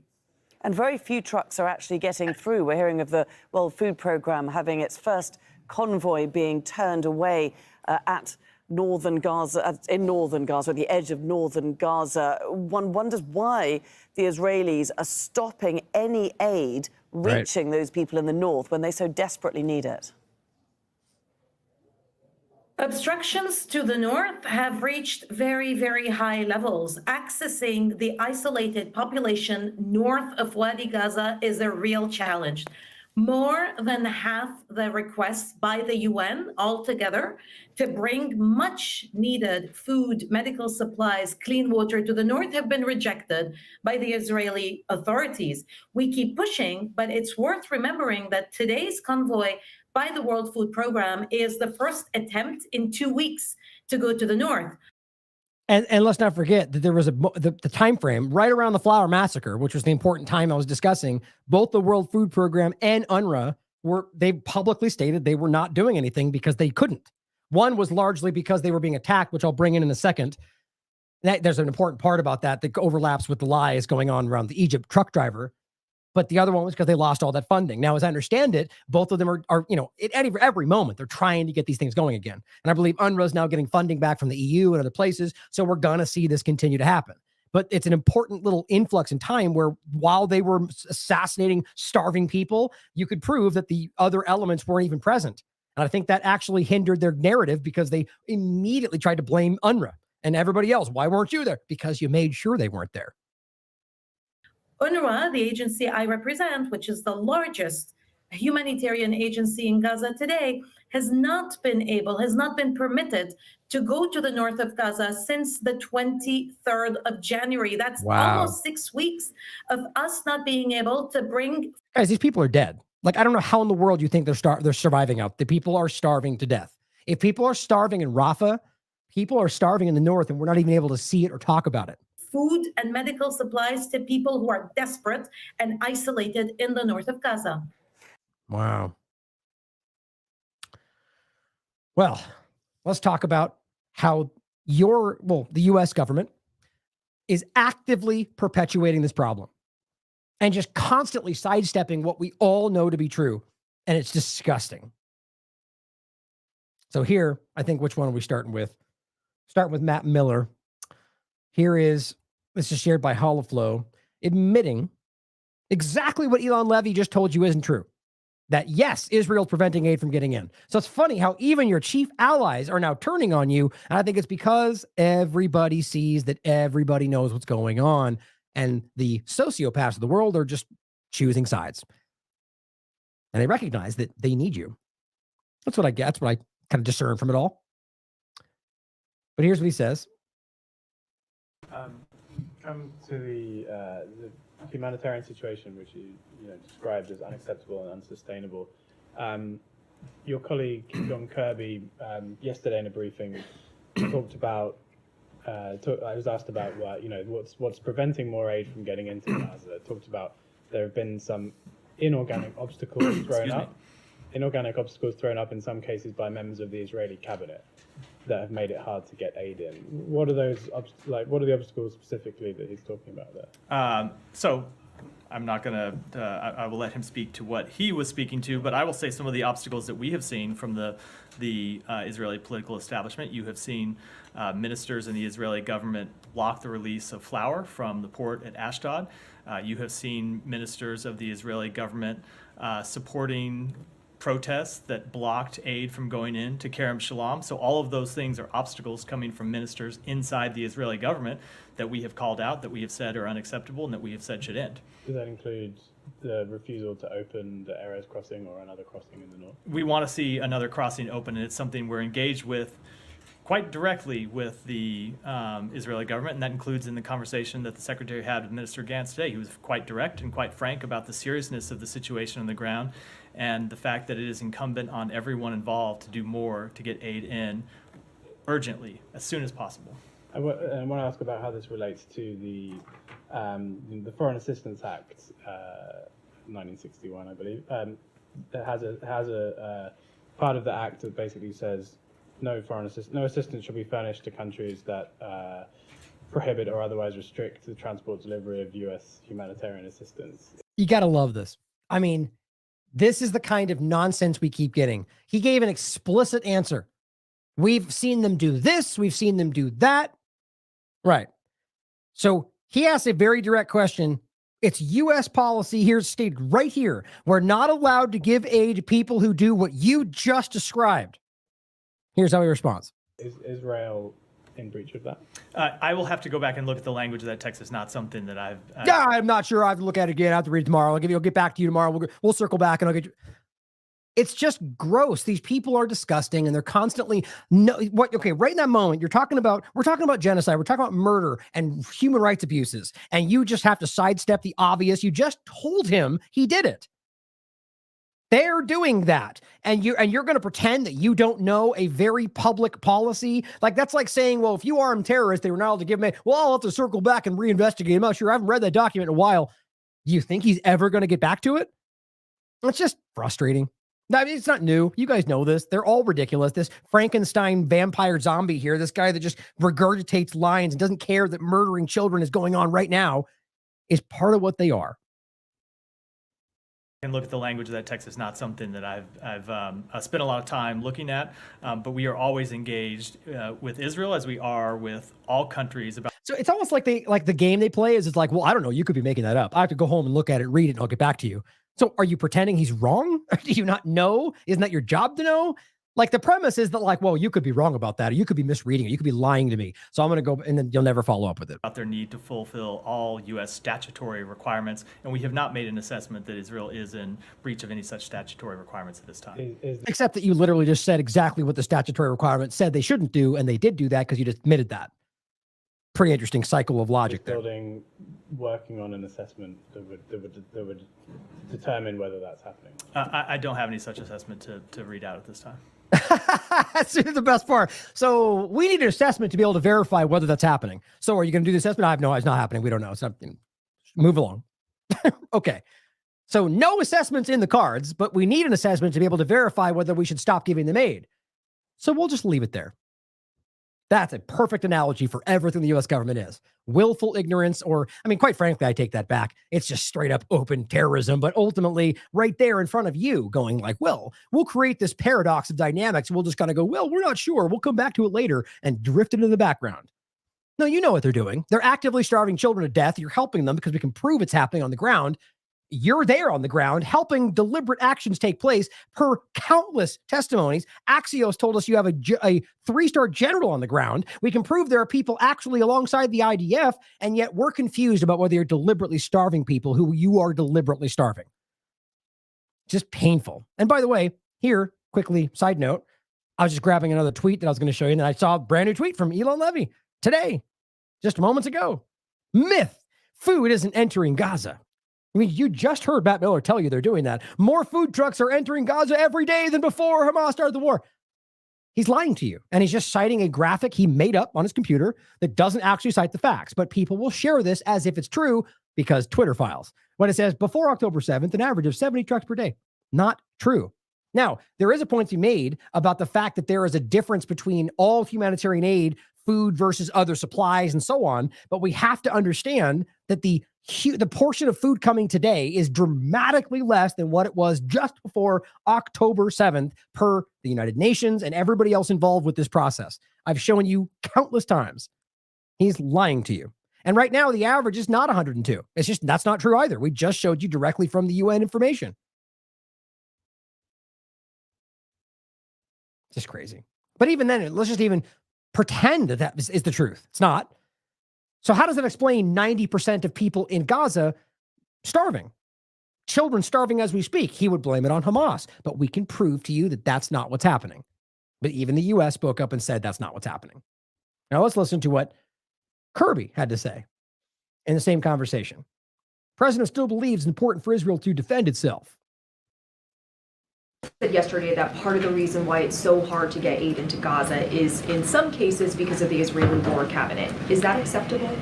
Right there. Like, yeah, right there. So you're openly admitting to other press conversations that it's because of not just Israeli, but actual cabinet members in the leadership.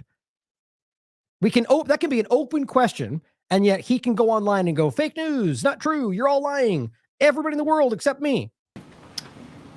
There's nothing acceptable about the dire situation on the ground in Gaza in terms of the lack of food, lack of water, lack of medicine, in some cases, a lack of fuel. That shouldn't be acceptable to anybody. So that's important right there, because everything else he said, they could try to pretend that's all Hamas's fault. The fuel has not come in since the start of this because they said they weren't going to do it. And that has been one of the largest reasons the hospital infrastructure has collapsed, which has caused untold suffering. So he just said something that I guarantee the Israelis aren't going to be happy about if you understand what's been going on. Because everything else, they're going to say Hamas. But the fuel, I just showed you the other day that none has come through. They're making sure of it. Short answer to your question is no, it's not acceptable. And that's why we continue to work with our Israeli counterparts. As I said in my opening statement, and you've heard the president say as well, and the vice president, that it's time for Israel to open up more crossings and allow more aid in. Does the administration still believe it's more effective to... See, this is my first... It's time. So yeah, it's been about 5 months. It's time to open the other crossings. So why were they closed? Oh, we don't know. So why did you wait 5 months to decide that it's time? This is just narratives. I bet you that there's only one or two things that probably happened. Either they have wanted them open this whole time because they thought it looked bad and they've been pressuring them and Israel's like, shut up, we don't care. Or they are absolutely just as psychopathic as everybody else, don't care that children are starving to death, and only now say it because they're being pressured by you. Either way, 5 months and now you decide they should open crossings that were always open before. I mean, they're playing on the ignorance of everybody, including your representatives, if you see them that way. This question is interesting, though. She asked a very valid question, and just like the point I said before about the way that everybody in that room knows the thing that they won't admit outwardly elsewhere, she asked a question we all know that's proven in Israeli media, and right now that you can prove it just based on circumstance versus what they're saying, that they do not admit what they think about Netanyahu or what they're doing to you in order to maintain some level of negotiation with them behind the scenes where they say the things they really mean. That's been proven a few times already. And yet Kirby just can't accept that. Hold public crossings and allow more aid in. Does the administration still believe it's more effective to withhold public criticism of Netanyahu in order to have more sway in private? And is that private sway waning? I don't think I'm going to accept the premise of that question. I mean, yeah, despite the fact that it's easily proven and absolutely happening, but you're a liar. We have been nothing but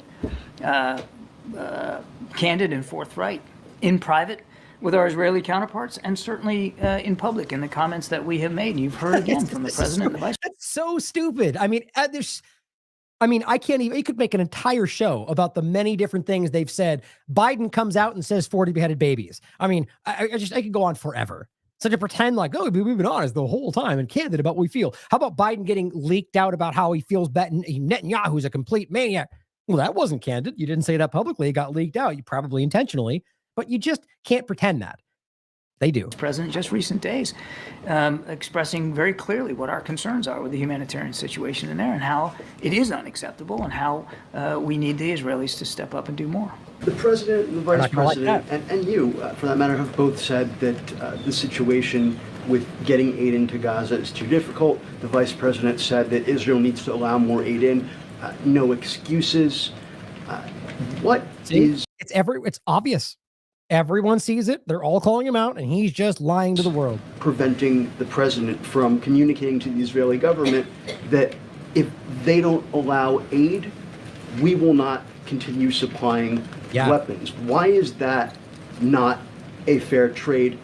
No aid, no bombs. You know why? Because the president still believes that it's important for Israel to have what it needs to defend itself against children dying on the ground, starving. But so we're pretending all of this is still defending yourself. So the same question. So will it be 6 months that they continue to defend themselves? Will it be a year? How long is it going to be defending yourself? What if it's 45 years from now? Will it be, we're going to keep arguing because they have a right to defend themselves against what happened 45 years ago? Well, I mean, you may think that sounds stupid, but it's the same logic. Why is 6 months any different? Why is 1 month? Quite frankly, you're not defending yourself when you're not involved in an event. The idea is if somebody's attacking you, you can defend yourself. Now, you can choose to fight back later. You can attack them later in response to their attack, but that's not defending yourself. It's all a big game. It's the Bethlehem doctrine. It's what they utilize to pretend they can kill people like they've claimed everywhere in the world because they sense a threat. It puts you on the ability to be the one fighting for freedom when all you're doing is murdering and attacking in the interest of your own agendas, claiming that you see a threat, like Bolton with Iran, like countless other examples. It's ridiculous. And they're proving it to you right now. But you're going to pretend defending yourself. I would love to see even one example of provable evidence of Hamas members being killed. It's we didn't reflect on how crazy that is. We're being told tens of thousands have been killed. Where's the evidence? Show me an example of any. You can claim they dress different and whatever. Fine, there'd be one example, at least one. What we get is unremembers naked with blindfolds who later get released and they're not Hamas. That's it. Why is that? Either they're working with them or they don't exist. That's the only way this seems to work for me right now. But you're going to go defend yourself. Here's bombs to murder children. While we stand up and go, please stop killing children. Here's more bombs. Do a ceasefire to save the children. Veto ceasefire.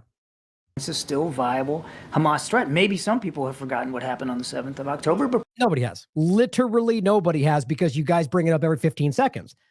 And it's an event. It matters. It's terrible. People died.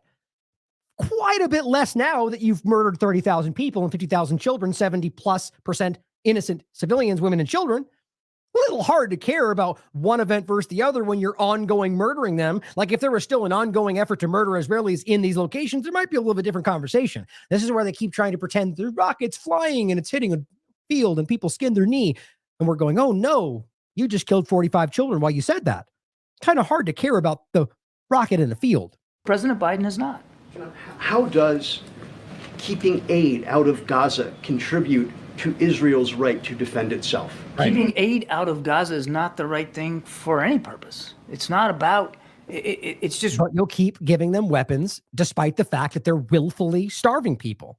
It's just not acceptable on the face of it, as I told... Which, by the way, violates their own policy. Selena. And that's why we're working more than any other country, by the way, to increase the flow. I mean, it is U.S. aircraft that are dropping this food out of the sky. Most of which fell in territory. Yes, but you keep saying, and you said yesterday, the holdup, that the problem is the lack of capacity being delivered on the ground. And that's the Israelis and to some extent the Egyptians, but mostly the Israelis. How is that? And you said it's not acceptable earlier. You're looking at this as a zero-sum game. Like, yes, you are, sir. It's, well, if they're not doing what you want, then cut off the aid so they can't defend themselves. That's not the way we're going to do this. It's not the way we have done this. They have a right to defend themselves. They need the capability. Let me finish. They need the capabilities to do that. Not even the room. There's aid that's desperately in need. And you know what? We can do that too. We can. Yeah, let me put it this way. I don't think any human being with a soul, compassion, moral compass can argue that it's more important to arm Israelis while they're at least accidentally murdering lots of innocent people, pretending it's accidental, versus making sure aid gets to hundreds of thousands of starving children. That's what you balance those two. If you're going to pretend like one, you can't stop the aid. Okay, then if you're going to tell me it's a binary thing, you need to pick which is more important to you. Clearly, they're choosing aid to murder, even accidentally, lots of civilians, right? We're going to keep doing the aid. We're going to keep telling them they need to bring in food. Or you could Increase the aid and force them to bring it in, or you'll stop the weapons, and they'll do it because they want the weapons. It's obvious. That's the guy, what the guy's saying. He didn't present a zero-sum concept. That's Kirby trying to gaslight for Zionism and genocide. Do both. Both are important, and both are going to be pursued by this administration. Well, that's not true, though. You're not pursuing both. You're pursuing weapons. You're guaranteeing that's happening while raising the issue. That's all they do. We raise the issue. Okay, they murdered children today. Well, we raised the issue. We said, hey, kill less children. Okay, next day. They kill lots of children today. Well, we raised the issue again. We said, hey, stop killing children. Okay, we got you. The next day, they kill lots of children. Well, we talked to them. We told them we care. The next day, you get it. It's painful that people pretend like this is some kind of process. You're ignoring murder, and you need to live with that if they even care. I know you don't approve of necessarily the policy choices that we've made, but I'm just asking questions. See, that's actually interesting. You hear what the guy said? He goes, I'm not disapproving her. I'm just asking questions. So this is Kirby getting defensive. That says something to me. I'm answering them. We can do both. We can influence our Israeli counterparts to do more, to be more careful, to let more aid in, and we can continue to work to get that aid in ourselves. One more follow-up then. Oh, but it's weird. He was giving you a binary choice about weapons versus aid, and then he ended with aid from them versus aid from us. That was a weird sidestep. Israel, according to Israeli media, the Israeli Defense Forces and industrial base are ramping up or preparing to ramp up domestic production of weapons that are currently U.S. supplied, including dumb bombs, firearms, that sort of thing, to be commenced next year, 2025. Is the president concerned that this would lower U.S. leverage? And is there a window that's closing during which the U.S. has the leverage and influence to get the Israeli government to do certain things with respect to human rights, for instance, allowing more aid into Gaza? The president's concerned, as I said, about Israel being able to defend itself against a still viable threat. We'll let the Israelis speak to their defense industrial base plans and intentions. They're a sovereign country. They get to make those decisions, and we respect that. They're also a key ally and a partner, and we respect that alliance and that partnership as well. The other thing that's keeping the president up at night is the humanitarian assistance and the humanitarian situation on the ground in Gaza, and that's why he has ordered these airdrops. That's why we continue to urge very, very stridently the Israelis to open up more crossings on the ground to supplement. Yeah, see, we told them. Yeah, you told them the first week. You told them the next week. You told them the week after that. We raised the issue. Kirby asked them very strongly. And by the way, they made them sign a letter that said they promise, pinky swear, they will not use the bomb. I mean, my God. This is how childish they think you are, or how childish they've hoped that you've been turned into by their nonsensical propaganda, whatever else, woke ideologies, whatever they've been doing. How painful. Now, I was aiming for 3 today. I have a lot more I want to get to. Unfortunately, I did not hit my mark, but I'm going to try to wrap, maybe another 15 minutes here. I want to get to the last section that we're definitely going to get to. Ultimately, it's just crazy how obvious this is, where they're just completely letting it go. Fazil Mamar points out Blinken urged Israel on Tuesday to maximize every possible means to get aid through. That's what they do. We stressed that they need to do it. That's what I said. Don't worry, guys. They raised the issue, so no worries. And they're always engaged, as he says in this video, with Israel about human rights. Always. That they never stop. Right? We're constantly raising the issue, and it's weird how they get worse every week. In this case, admitting that Israel's blocking aid, then balking at the suggestion that this violates law. David Miller pointing out that Israel, and you could look this up, it's documented by the United Nations, rainwater is the property of Israel. But let's pretend like they don't think that they're completely of control of the air. They know that they are. So let's go back to the argument that you're not occupying the area, but you tell them that you own the rainwater that falls from their sky. You can't collect it or we'll put you in prison. That's real. That's a real story, but you don't, they'll deny it because fake news, blood libel, like everything else that you can prove. World Food Program says Northern Gaza aid convoy has been blocked. This was today. But the maximum amount is getting in because Levi said, or Eli. Here's another point about Hamas. They're telling you open source intel, which I'm not familiar with, but doesn't seem to be, it's not that much reach, but basically says Hamas with an X has complete command over aid trucks. So not true. Patently false. And you could prove this the IDF doesn't even make that argument, with an average of 3 Hamas visitors visible on every truck. And what do you see? Well, to me, what looked like completely not aid trucks at all. This one's even got some weird arm on the back of it. So pretty sure they're not aid trucks, but either way, all you see is trucks with people on them zipping in. Was this new? Who knows? Either way, the point still is that if that's happening, that's Israel's fault. They're the ones delivering aid trucks. If you're seeing trucks controlled by Hamas, that means Israel did not do its job, which is to deliver these and protect it and distribute it. Now, if Hamas then takes that from people, if you think that's happening, I don't see any evidence of that, then you can prove it. But this is not happening based on everything. Even the U.S. has already said, as I did again here, U.S. envoy says Israel has not presented evidence Hamas has diverted aid. They're not doing that as far as we can tell. But this report, it's just probably an old video or something that's out of context. Either way, or again, even if it's actually what it looks like, what they say it is Israel's legal responsibility to make sure the aid gets where it goes, not just dump it in an area and then let people that they've also funded, by the way, take it. Which, by the way, remember, they funded Hamas. That's a provable talking point. But going forward again. Oh, yeah, I forgot this one. Amnesty International, February 26th. Israel defying ICJ ruling to prevent genocide by failing to allow adequate aid. Everybody in the world sees right through them. Now, we talked about more aid convoys. I want to point out this. In this discussion, we talked about this. I just want to highlight this again really quickly. I made this point in this show. You can watch it. Eli David says, breaking innocent Palestinian civilians. Now, if I refresh this page, it'll show you that I'm blocked, but I just had it up from before he blocked me today. Innocent Palestinian civilians killed the driver of an Egyptian human aid truck. That's not true. I said it wasn't true that day. Now, when was this posted? This was on the 3rd. It's nobody. It didn't happen, guys. And let me show you again why I know I said that the first day. This Visegrad 24 is a horrendous propaganda platform who's been, provably caught and then deleted, countless tweets. They just will share whatever works for the agenda, then delete it when it gets called out. So these people you should not be trusting, even though they've got a huge following, almost 1 million people.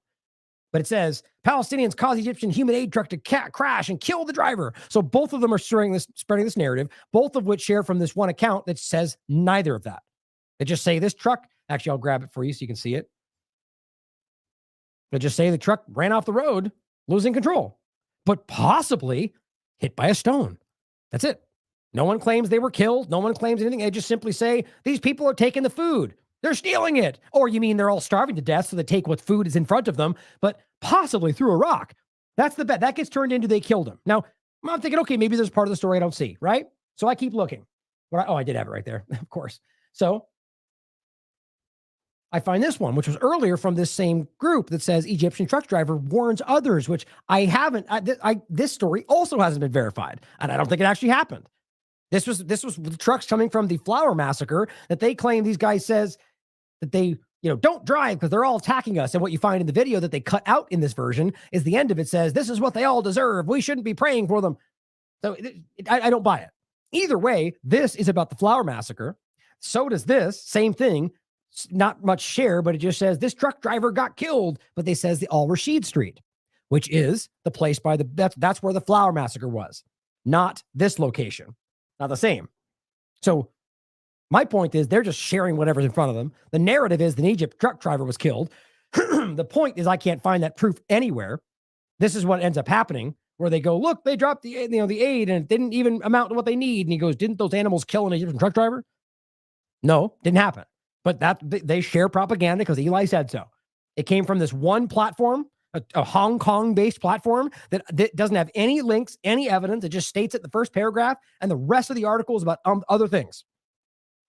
Looking it up today, death of an Egyptian truck driver in Gaza, nothing. You get the same BNN Hong Kong article. You get this Reddit article that simply discusses this, but highlights the fact that it's not true, and it got removed. But even everyone in here is going, is there a source? It's not real. And that's it. Nothing. Now, here was my point earlier. This is where it actually comes from.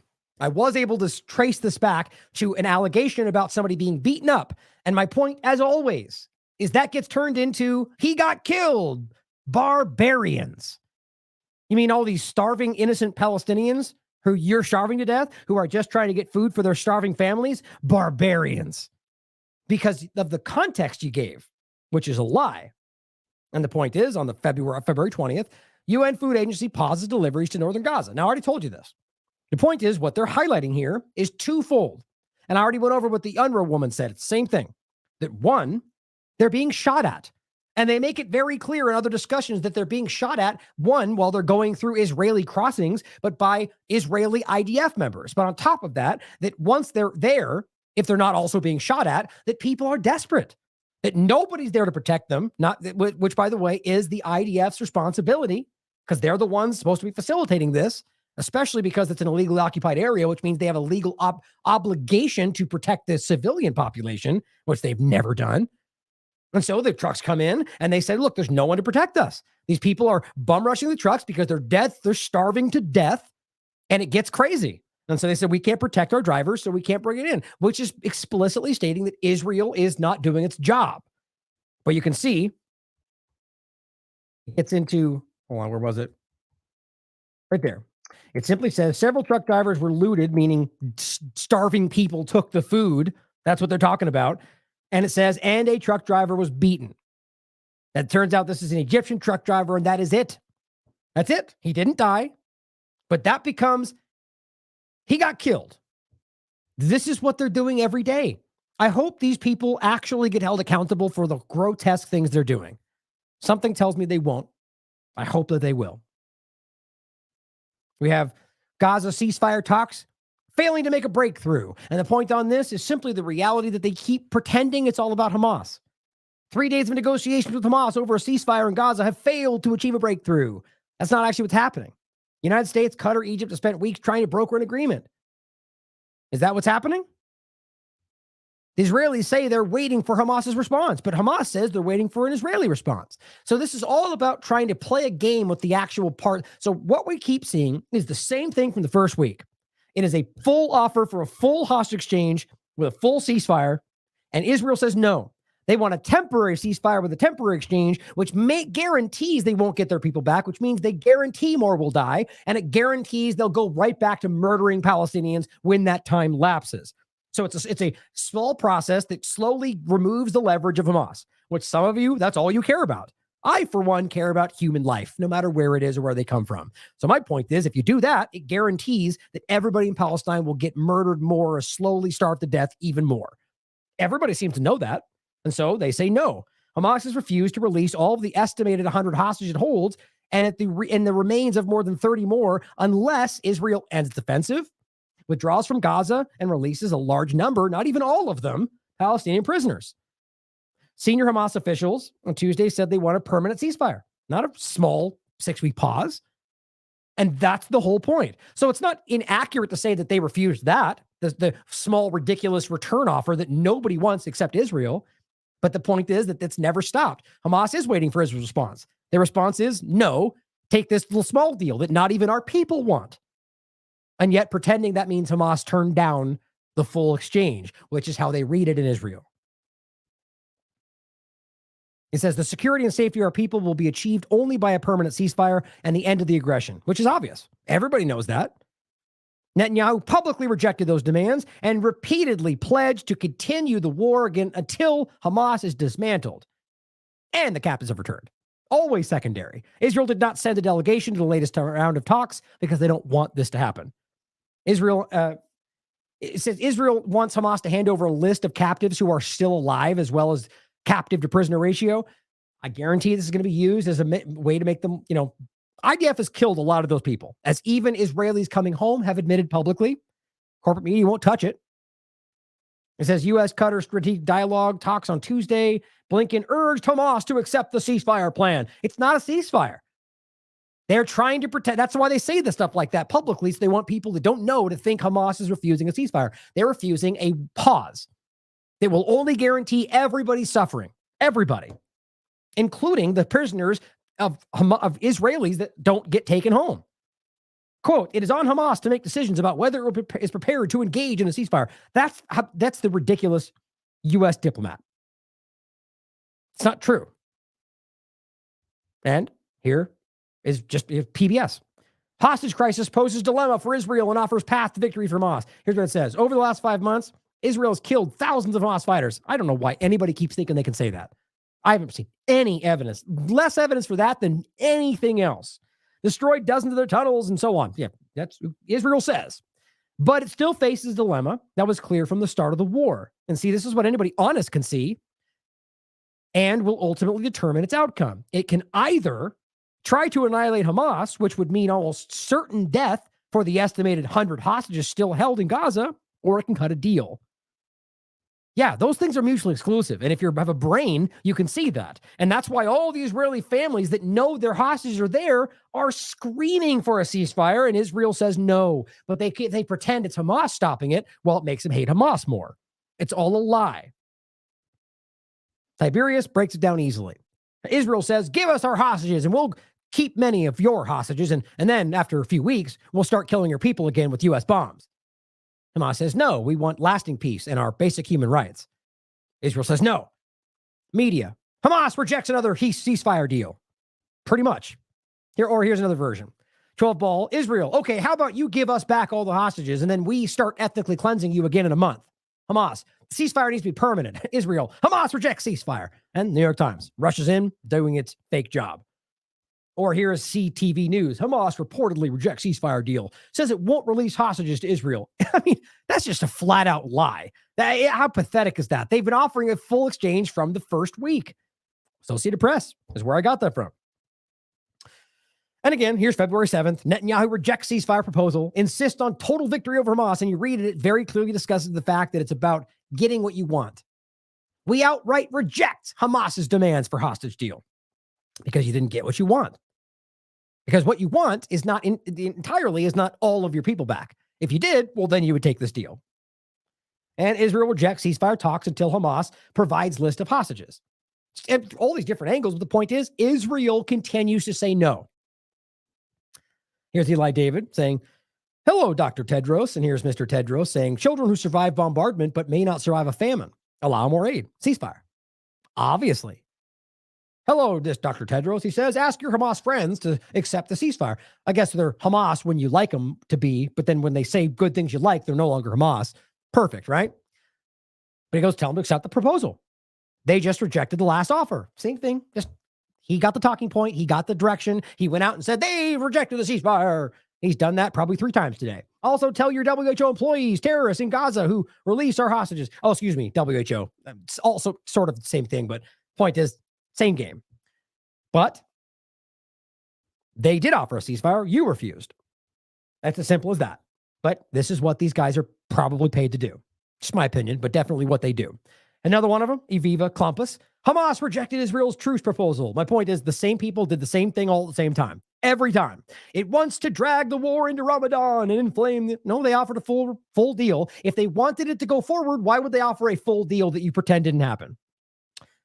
Kamala Harris comes out and says, we need a ceasefire, but she's not honest about it because what she's actually trying to pretend to try to gain some of the voting support back is that they want a ceasefire, but what they're actually pushing in, as Aaron Mate points out, is no, not a ceasefire. She called on Hamas to cave to Israeli demands in exchange for a 6-week pause.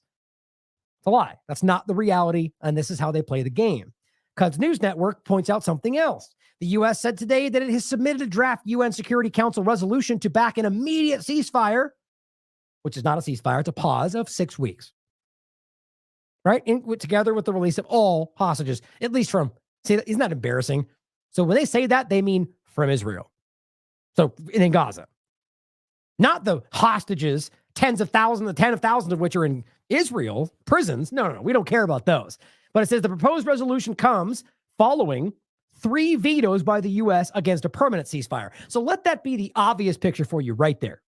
3 different vetoes for a permanent ceasefire.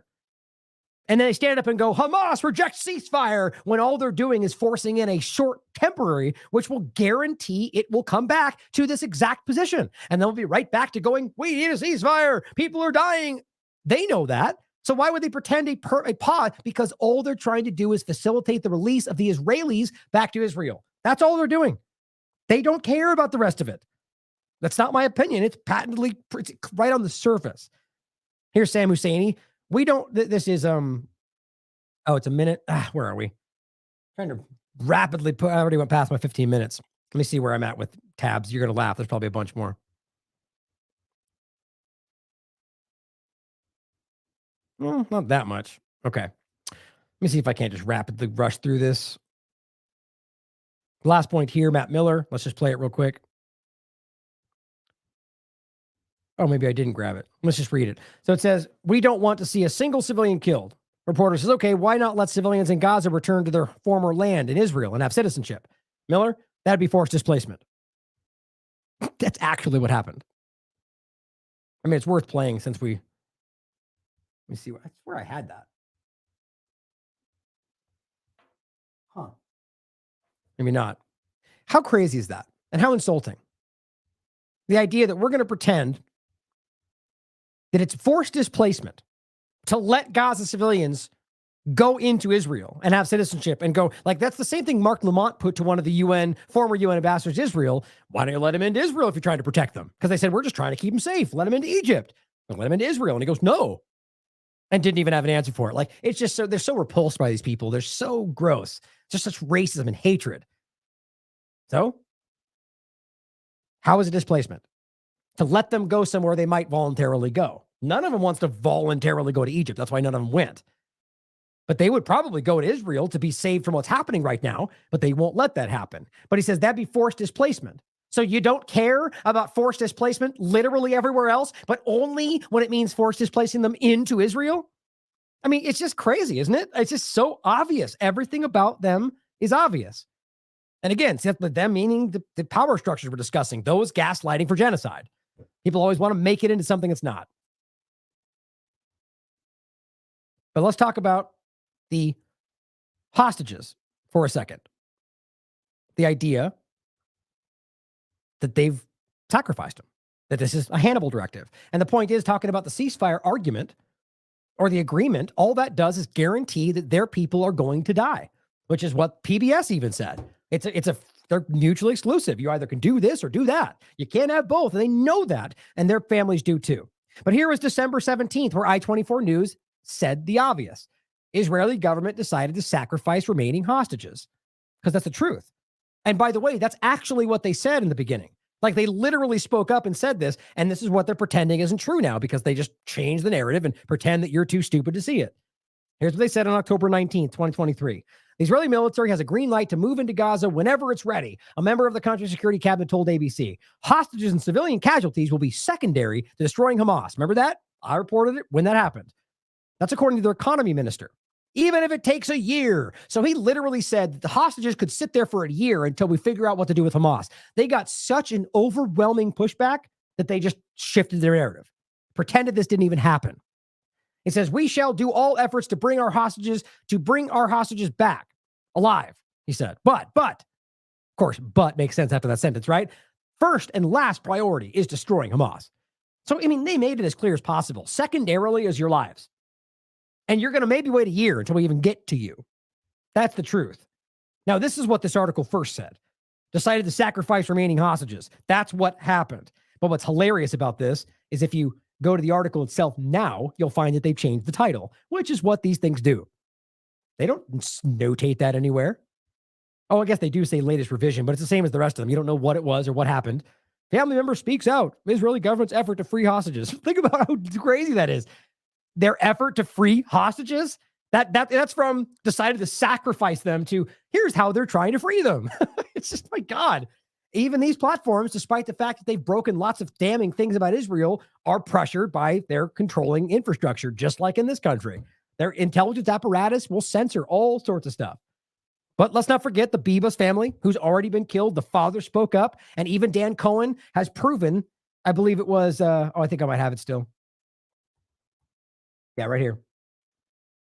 And this is corporate media. In reporting on the deaths of the Bibas family, CBS was forced to acknowledge they were killed by Israeli airstrikes, which, by the way, the father said publicly, and people came home, said the same thing.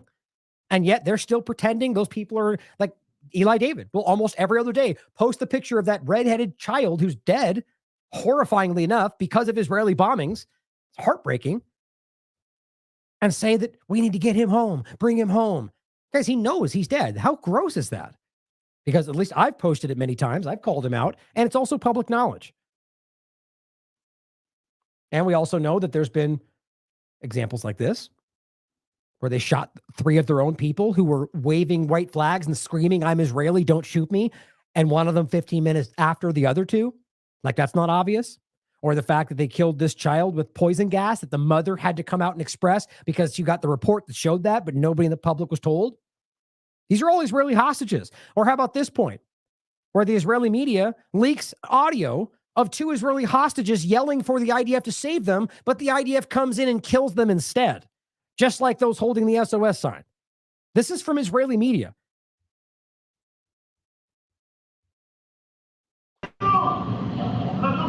The podcast, what you're seeing is saying, "Save us, we're kidnapped." And then you hear IDF shoot them. And then you're going to listen to a member of the community talk about it.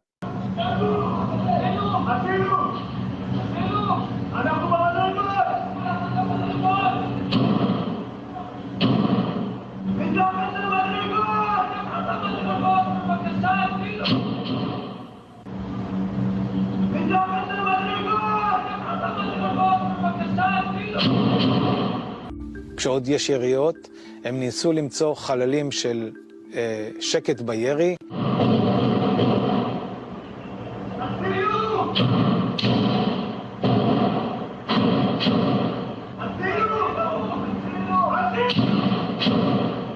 והם צעקו כל הזמן, אלון, יותם, אין כאן אף אחד, לא לירות.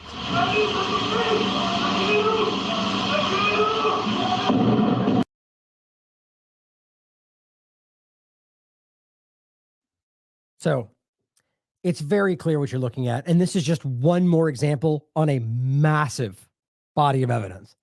Save us. And they get shot in the head or shot. And this is what he's discussing. And he's listening to the testimony and he talks about it. We're under the stairs. Please help us. I mean, how gross. Because you have to realize this is this is the Hannibal directive. This is one more on top of an ongoing body. I mean, this is here is an example from Dan Cohen. This is an entire video you can watch. Actually, no, it was this one here. Israel's intentionally killing the captives in Gaza. At this point, we have to realize that they've killed more than they've saved. That's a provable fact. That's wild. And this is why their people are trying to get them to come home. And here's what they're doing. This is today. So while we know that the tank drivers, which is this point here, New York Times allowed the or was it was it this one? Oh, wait, here, down here. This is the Grayson article. The testimonies reveal Israel's military shelling Israeli citizens with tanks, missiles, guns, right? That was right in the beginning. This is today.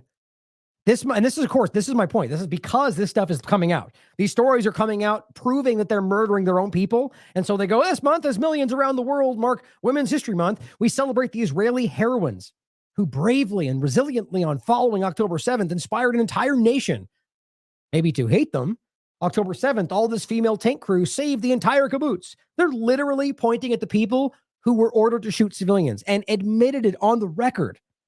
That the tanks and guns and Apaches in regard to cars were fired on innocent civilians. And it's all documented. It's all admitted.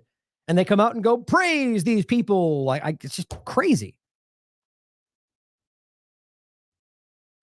Oh, and this was the New York Times allowed the Israeli military commander who ordered the tank shelling of a house, on the record, you can prove it, of Israeli civilians to, in fact, later claim that the captors launched RPGs at the soldiers. Except Yasmin Porat, who we've referenced many times, and here's Dan Cohen's coverage of her, and in Electric Intifada, Mondra Weiss, I mean, even corporate media outlets have covered this statement that she said publicly. She saw it happen. She watched them kill him. And she escaped from the house and watched the attack and said that there were no RPGs fired. It's in this interview. You can watch for yourself.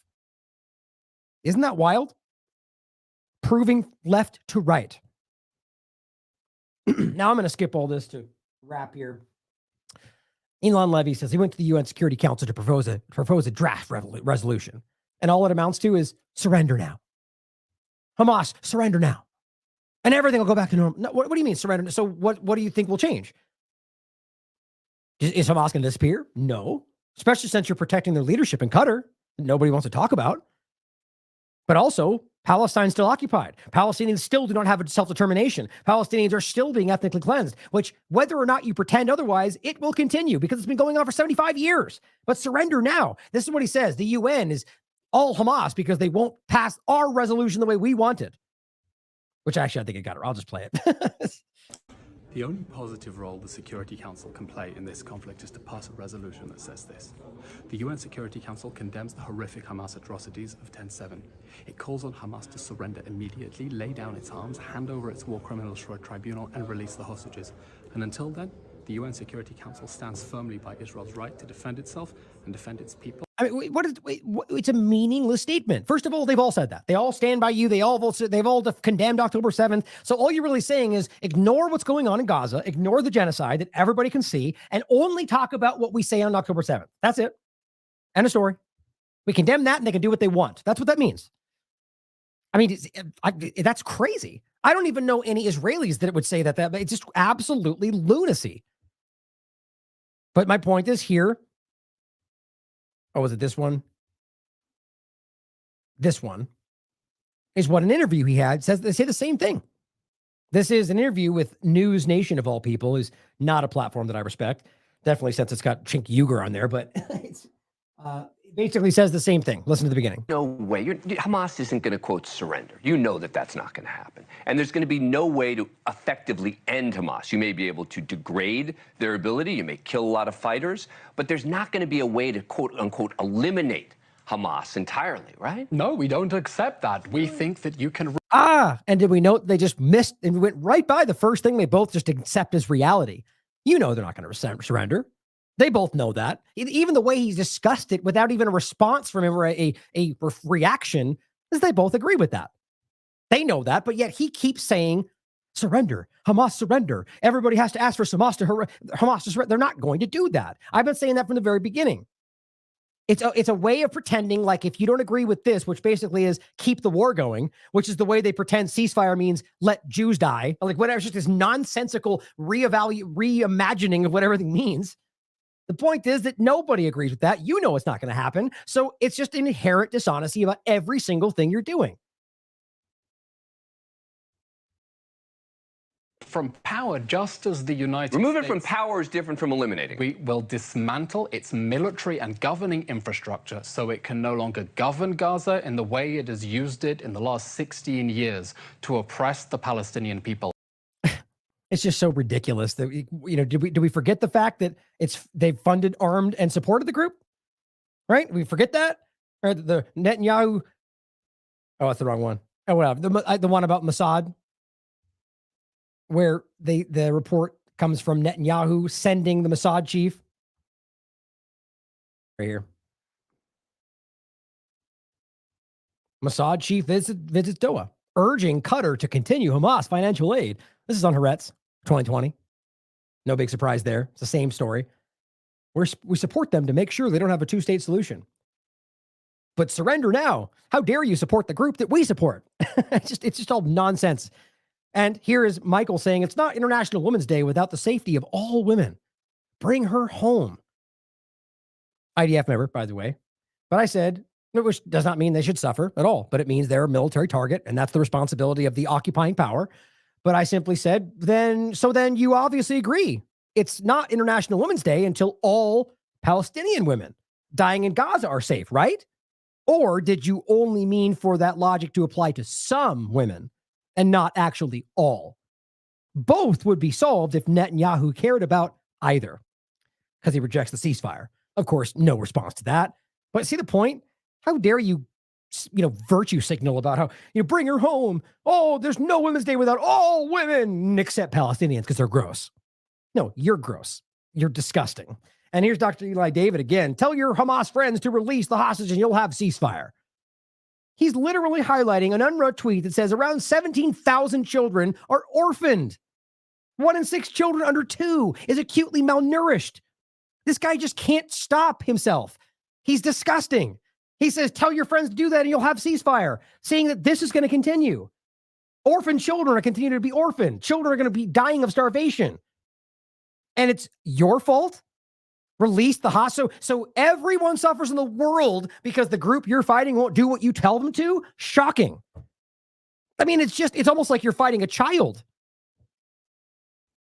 And the point is they're going to occupy the area. They leaked documents. I've continued to show you the fact that they're pushing for an actual expulsion of all Palestinians, and you can prove it. And here's a ridiculous person going, and look at this article. Rabid anti-Zionism is killing the two-state solution. It's just this complete disconnected from reality. It's not anti-Zionism killing the two-state solution. It's Zionists killing the two-state solution. But this guy is blindly pro-Zionist and probably doesn't even recognize that he's wrong. But it's their fault. It's our fault because they want it and we don't let them. I mean, my God. Netanyahu, again, rejects Palestinian sovereignty amid fresh U.S. push for two-state solution. Here's the one. I showed you this because they changed the headline. Netanyahu pushing back against U.S. rejects two-state solution. This one says Netanyahu's office rejects WAPO report on U.S. Arab plan for Palestinian state, which, by the way, is why they didn't change the title, showing you how much they influenced the outcome. But the fact that they funded Hamas, and let's just do this, and then I'll pretty much end here. This is Rep. Rosa DeLauro. And just to show you these people do not know what they're talking about. I'm surprised this woman can even tie her shoes in the morning. And they're the ones that put in these positions. Here's Code Pink talking to her. Listen to the way she's talking. I don't even know if she understands the topic. But the way she knows talking points for sure. And they go to show her funding in the background. Do you think these people know what they're talking about? And even then, do you think what she's expressing is I think this is literally what she believes. Not to say that she even cares about right or wrong, in my opinion, but that she believes what she's expressing because she doesn't even care to look any further. These are the people that, they're not in charge, but they have power. And that's alarming.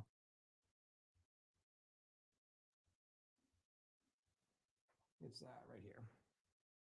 Have to prove everything to everyone. I have called for a 6-week stopping of the military action, in order to deal with the hostage issue and in order to deal with getting humanitarian assistance in a very robust way. So, well, we need a permanent ceasefire. Well, more you have than to have 6 weeks. Well, but you need to deal with the military action and on Israel's part to stop that at the moment. She doesn't even know what she's saying. What she wants to say there is, well, they have a right to defend themselves. We have to get the same thing Kirby was saying. Well, we have to deal with the military aspect, and we got to.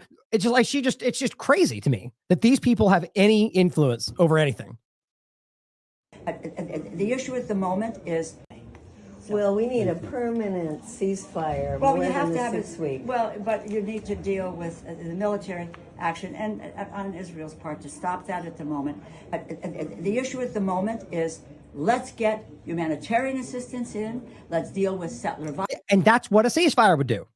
Dumb, right? Like the whole point is that if you actually stop this, that's what's holding it back. And the world can actually do something about it. This whole argument, like you're an ongoing engagement with Hamas, is the reason people act like we can't do it to wait. And she's allowing it. Actually allowing genocide. Violence.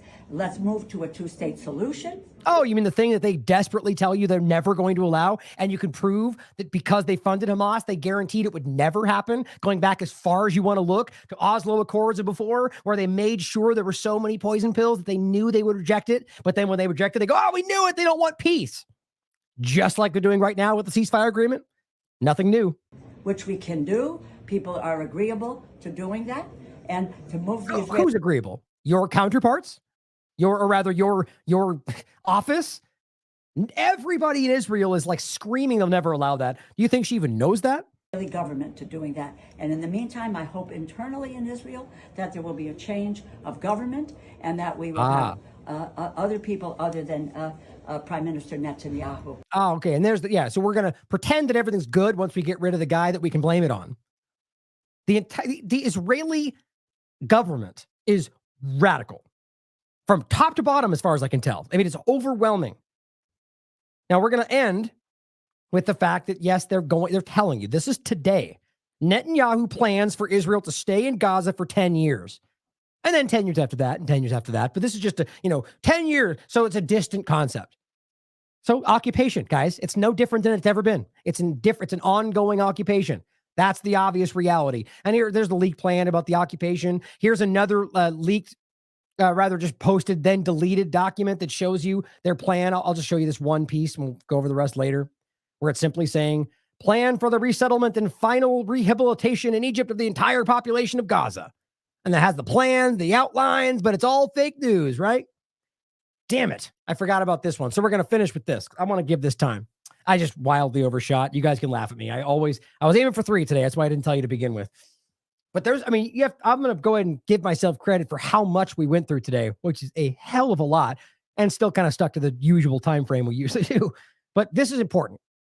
So I posted this on the 4th. It got a lot of attention the next day because of some pretty big accounts shared that from, I think, the Middle East Eye share of it, I think. And the point was that this is proof from both Canada, this is Canada, and from the United States, which is before that even, that you have Zionists who are selling West Bank land in the United States and Canada. That's illegal land from the U.S., even from Canada. They'll point out illegal settlements in the West Bank, but they'll allow them to sell it in Canada. And the point is only to Jewish people. I mean, that's illegal in every possible angle, internationally, domestic, both in Canada and the United States. Now, watch how they were engaged with this guy. So as I said, TLAV was just discussing this last week. I was discussing this guy in the United States. Illegal settlement properties stolen from the West Bank Palestinians are being sold in the United States and in Canada. I was referencing what I was pointing to down here, but only to Jewish people. Not only illegal property, but discriminating against non-Jews in contradiction to domestic law. Now here you're going to see a guy his title on Twitter is the Muslim Lawyer, who signs up for the event, has a ticket, paid for it, shows up, and is looking for parking. He has a hat on that says Palestine. Watch how they respond to him. I mean, it's pure hatred. Well, we certainly... Sorry, obviously hit the wrong button. Hold on. Let me grab the video first. So this is, let's see, this one here. This is the first one. Park himself. This is private property. Where are you from? I'm from here. Yeah, where do I park for this? I don't care. It's not go here. This is private property. I registered. Where do I park? This is all private property. Yeah, I registered for the event. Where do I park? You can park up my ass if you want. Park up my ass, he said. That's what the guy said. Why? Because he's Arab? Because he has a Palestine hat on? Right? The point is, he's making them express, which the next guy does, that you have to be Jewish to be here, which is against the law. That's racism. That's bigotry. That is discrimination. How embarrassing for all the people fighting for the rules-based international order, equity, and sustainability, when none of that's actually what they care about. Where? Why? I registered for the property. That's no problem. No.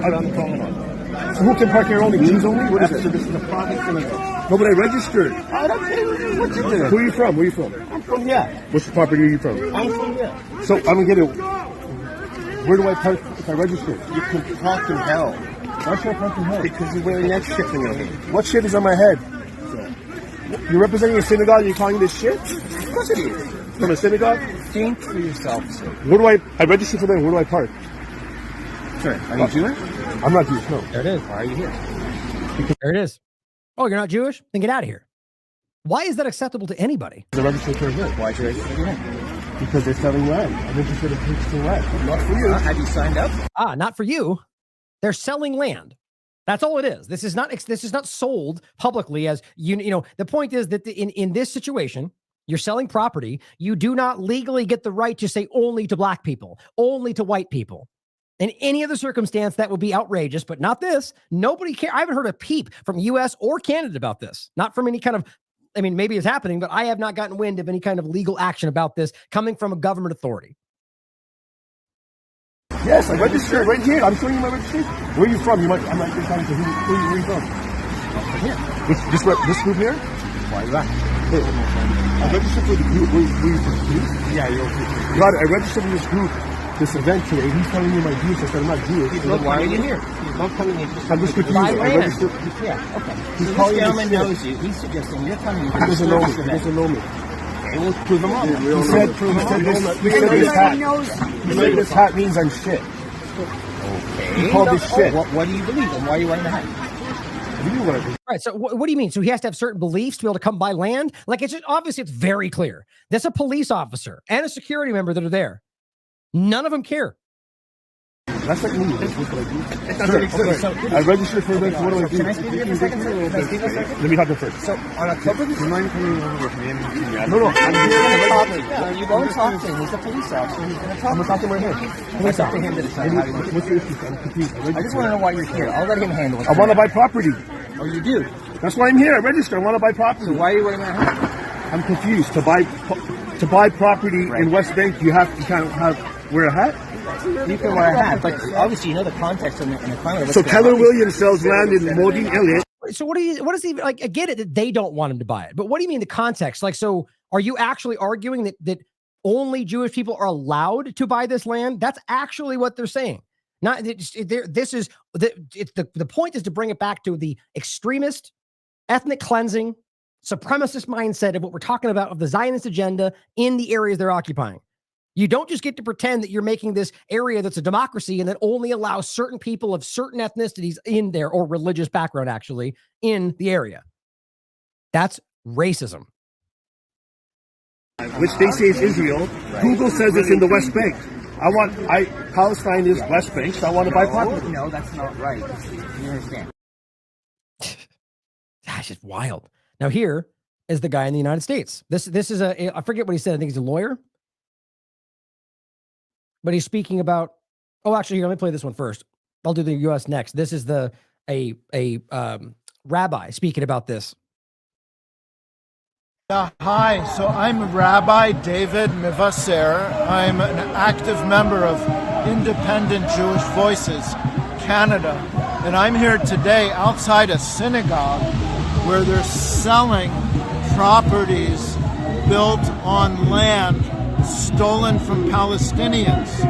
There's a real estate agency that's come here today to Toronto to sell properties built on stolen Palestinian land. It's kind of unbelievable that Canada permits this. It's clearly illegal. So we're here today to call that out. It's also not very inconspicuous, is it? Look at what's going on behind him. This is a huge development, right? This is a big display. Everyone knows what's going on. I mean, you have to go through to do something like this. You go through proper channels. The government, in my opinion, at some level, is letting this happen. And God willing to make it stop. Here is the guy from the United States. Hi, my name is Rich Siegel. I'm a 25-year homeowner here in Teaneck. I'm Jewish. The reason that I'm telling you that I'm Jewish is because I have a concern about something that's going on in the Jewish community.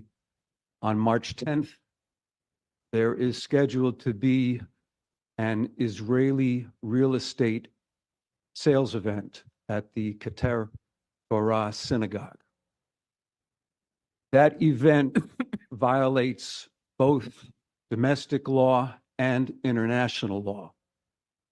Violates domestic law because we had a Civil Rights Act in 1965 and a Fair Housing Act in 1968. We don't allow real estate events to be for whites only, for Jews only, for anybody only. Now, as Jews, we don't get to fly under the radar and break the law and hide it in a synagogue. It violates international law because West Bank settlement homes are going to be available for sale at this real estate event. On the website, it lists 3 different West Bank settlements. Those settlements are in and of themselves illegal by international law. Now, as I understand it, in the Canada side of this, there was a couple, I guess, that were arguably not in illegal locations. But the point is, are very clearly multiple places this is being done. And quite frankly, I think it's because that remember the stories about these settlers being afraid to go back to these settlements because they're worried that, same thing. You're being used as human shields. They're starting to recognize that. So I think what they're doing is trying to get anybody around the world, come, here's basically free land, take it from these people. You know, I mean, I guarantee it's not going to be, you know, like if you look at the information, like this stuff is, think about how much this would cost in any other context. And if you look at these people are ultimately just, especially on the ground there, just taking. Like, I'm not sure exactly what the varying prices are based on the sizes, but overall, this is about trying to facilitate the transfer of these people over there. So I'm willing to bet you that this is about something at a reduced cost. My point is that if you look at the information coming from what's happening in Gaza, in the West Bank, specifically the West Bank, it's nothing. I mean, half the time Israel just boots them out of the way because they want to build a swimming pool or something. It's just so offensive that we pretend it's not what it looks like. If we allow this sale to go through, we are enabling a local synagogue to violate both domestic anti-discrimination laws and international law. Now, there's other reasons we shouldn't allow it, okay? There's a genocide going on right now. I don't care who that offends. More than 35,000 people have been killed. More than 13,000 children have been killed. People in this community are in deep mourning. People in this community are angry. I'm angry. What this real estate event is going to do is it's going to fan the flames. If it goes forward, there will be a demonstration. I know there's going to be a demonstration because I'm going to organize it. Good for him. Well, here is Gada Sasa pointing out they managed to secure the location of four different upcoming Zionist real estate shows selling stolen Palestinian land, including in illegal settlements across Canada and the United States. They'll take place in Toronto, Inglewood, Long Island, Hartsdale. Surprise, surprise. Your governments know about this. There's no way around it. Ryan Gregory just points out, it's a thread just talking about this overall point, breaking down the different, as he says here, let's be clear about what's happening. Israel real estate companies held Jews-only events to sell land in Israel and contested Jerusalem or occupied West Bank. And he just goes over the information as a thread you can check out for yourself. And he also points this out, which is pretty messed up. And this is the kind of thing, this is the Muslim lawyer, again, for the podcast, simply pointing out the Ontario PC Party, who, he's ultimately calling out for the overlap with the discussion. This is the same guy trying to buy land right there, showing you that this person is, in fact, in this meeting while they're saying some of the most disgusting things. I'll just play it for you. And so this is the reality about what they're discussing. I mean, this is actually pretty crazy to me. This is real. And you can even see Elon Musk down there. Well, what I'm saying is if a 5-year-old is in that building and there's some terrorists in that building, goodbye 5-year-old. That's what I'm saying. Goodbye 5-year-old. All right. So, they can. In case you're confused, he's talking about a 5-year-old being in a building. There just happens to be a terrorist there. Laughingly going, yeah, and play some explosion sound. Goodbye 5-year-old. Because that's it. Because, terrorism. Because Israeli. I mean, my God. You're a bad person, man. And you actually sound very unintelligent. But either way, the point is you're disgusting because you're rationalizing the murder of a child because of what you call a terrorist, which seems pretty damn subjective today. My government calls me one half the time. So damn it. And the point is they're in there. You can see their account. And then they go off and sell and allow Jews only sales to selling illegal land. Read more. That's what I'm saying. If they're in the building with terrorists, okay, most likely they are going to be future terrorists. Oh, you mean so a child has already decided they're going to grow up to be a terrorist because they're in a building, whether or not, how do you know they're there by their own volition? It doesn't matter. These people are grotesque extensions of the ongoing justification for genocide. Acting like it's something we'll laugh off and go, of course, it's just logic. No, it's not. You are literally pretending it's okay to murder people because of what you want to accomplish. It's disgusting. That is terrorist junior and terrorist senior, or terrorist the third sitting in that motherfucking building. I mean, right, this guy is just straight from like ridiculous, extreme right-wing talking points that are dumb down.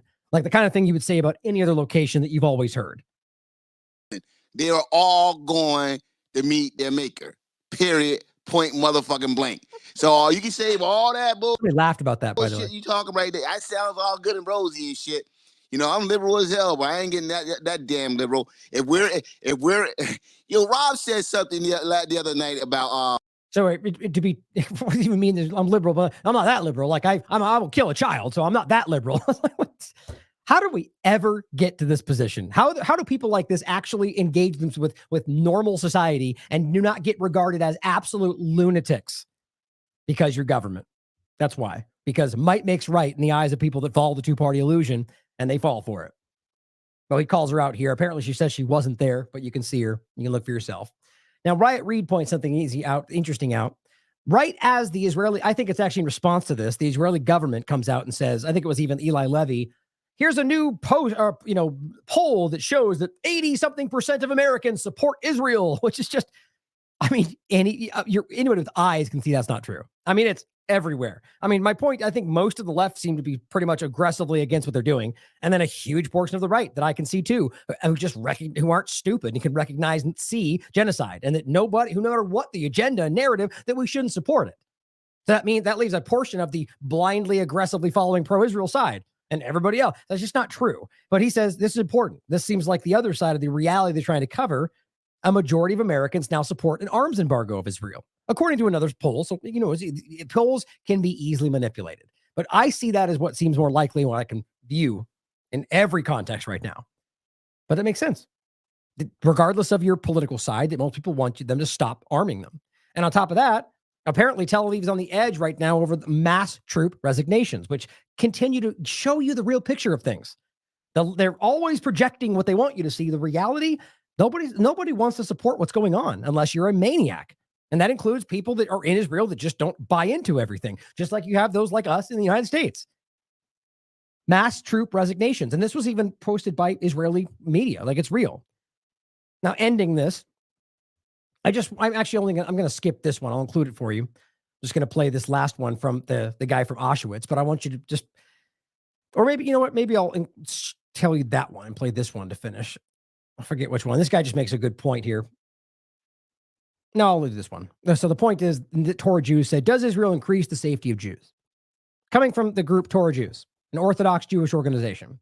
It says the prevalent misconception that Jews cannot be safe without Israel is perpetually propagated by the Zionist camps. Unfortunately, this disingenuous claim has seeped into the ranks of American political leadership, albeit with good intentions in safeguarding Jews, which I don't even agree with the reality, and that's what they think. I think they support Zionism, but either way, the reality is the Zionist government makes Jews more insecure, which is being proven right now.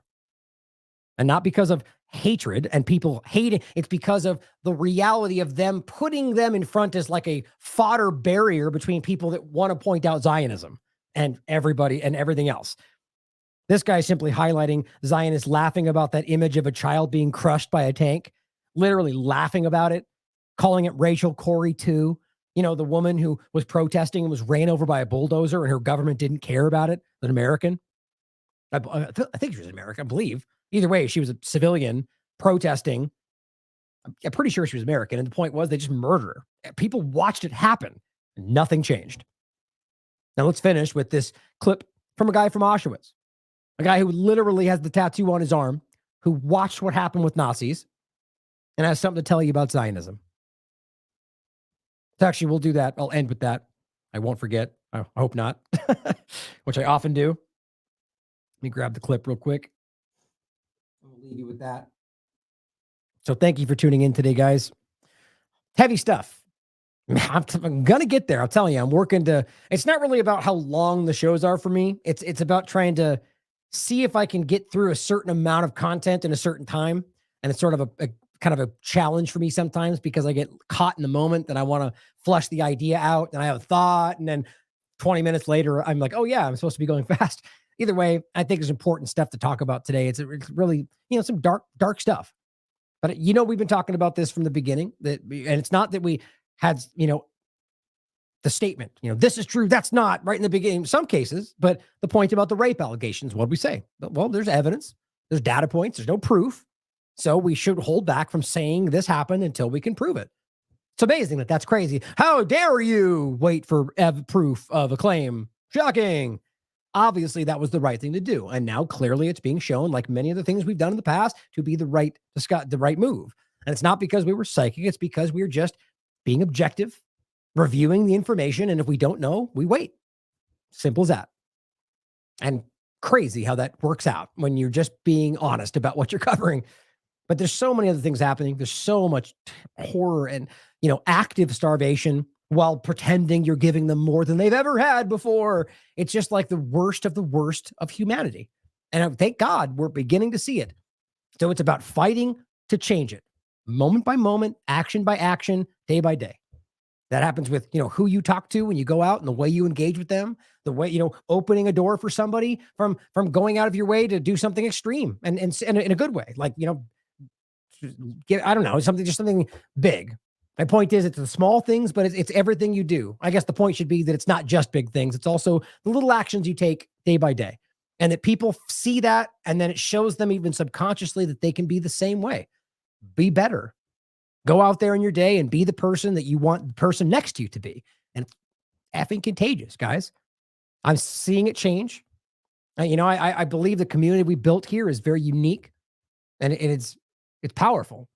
And I'm hoping that it's going to spread to other communities and other platforms. And suddenly we've got this movement, this momentum, this movement to people that are just trying to be good people, just care about human life and want to change the world for the better. Not in a political way, not in a two-party paradigm, coerced way, just the general concept that we take topics moment by moment. We engage with each one objectively and decide in the moment whether that's something I agree with or not. Not what would my party think? What did my parents say? What did my friends do? Just being honest. I disagree with that. I think that's bad. You shouldn't do it. Or maybe I do. Not being led by something that you're told in the news or what, your government says. Just being honest. I love you all. Thank you for being here. As always, question everything. Come to your own conclusions. Stay vigilant.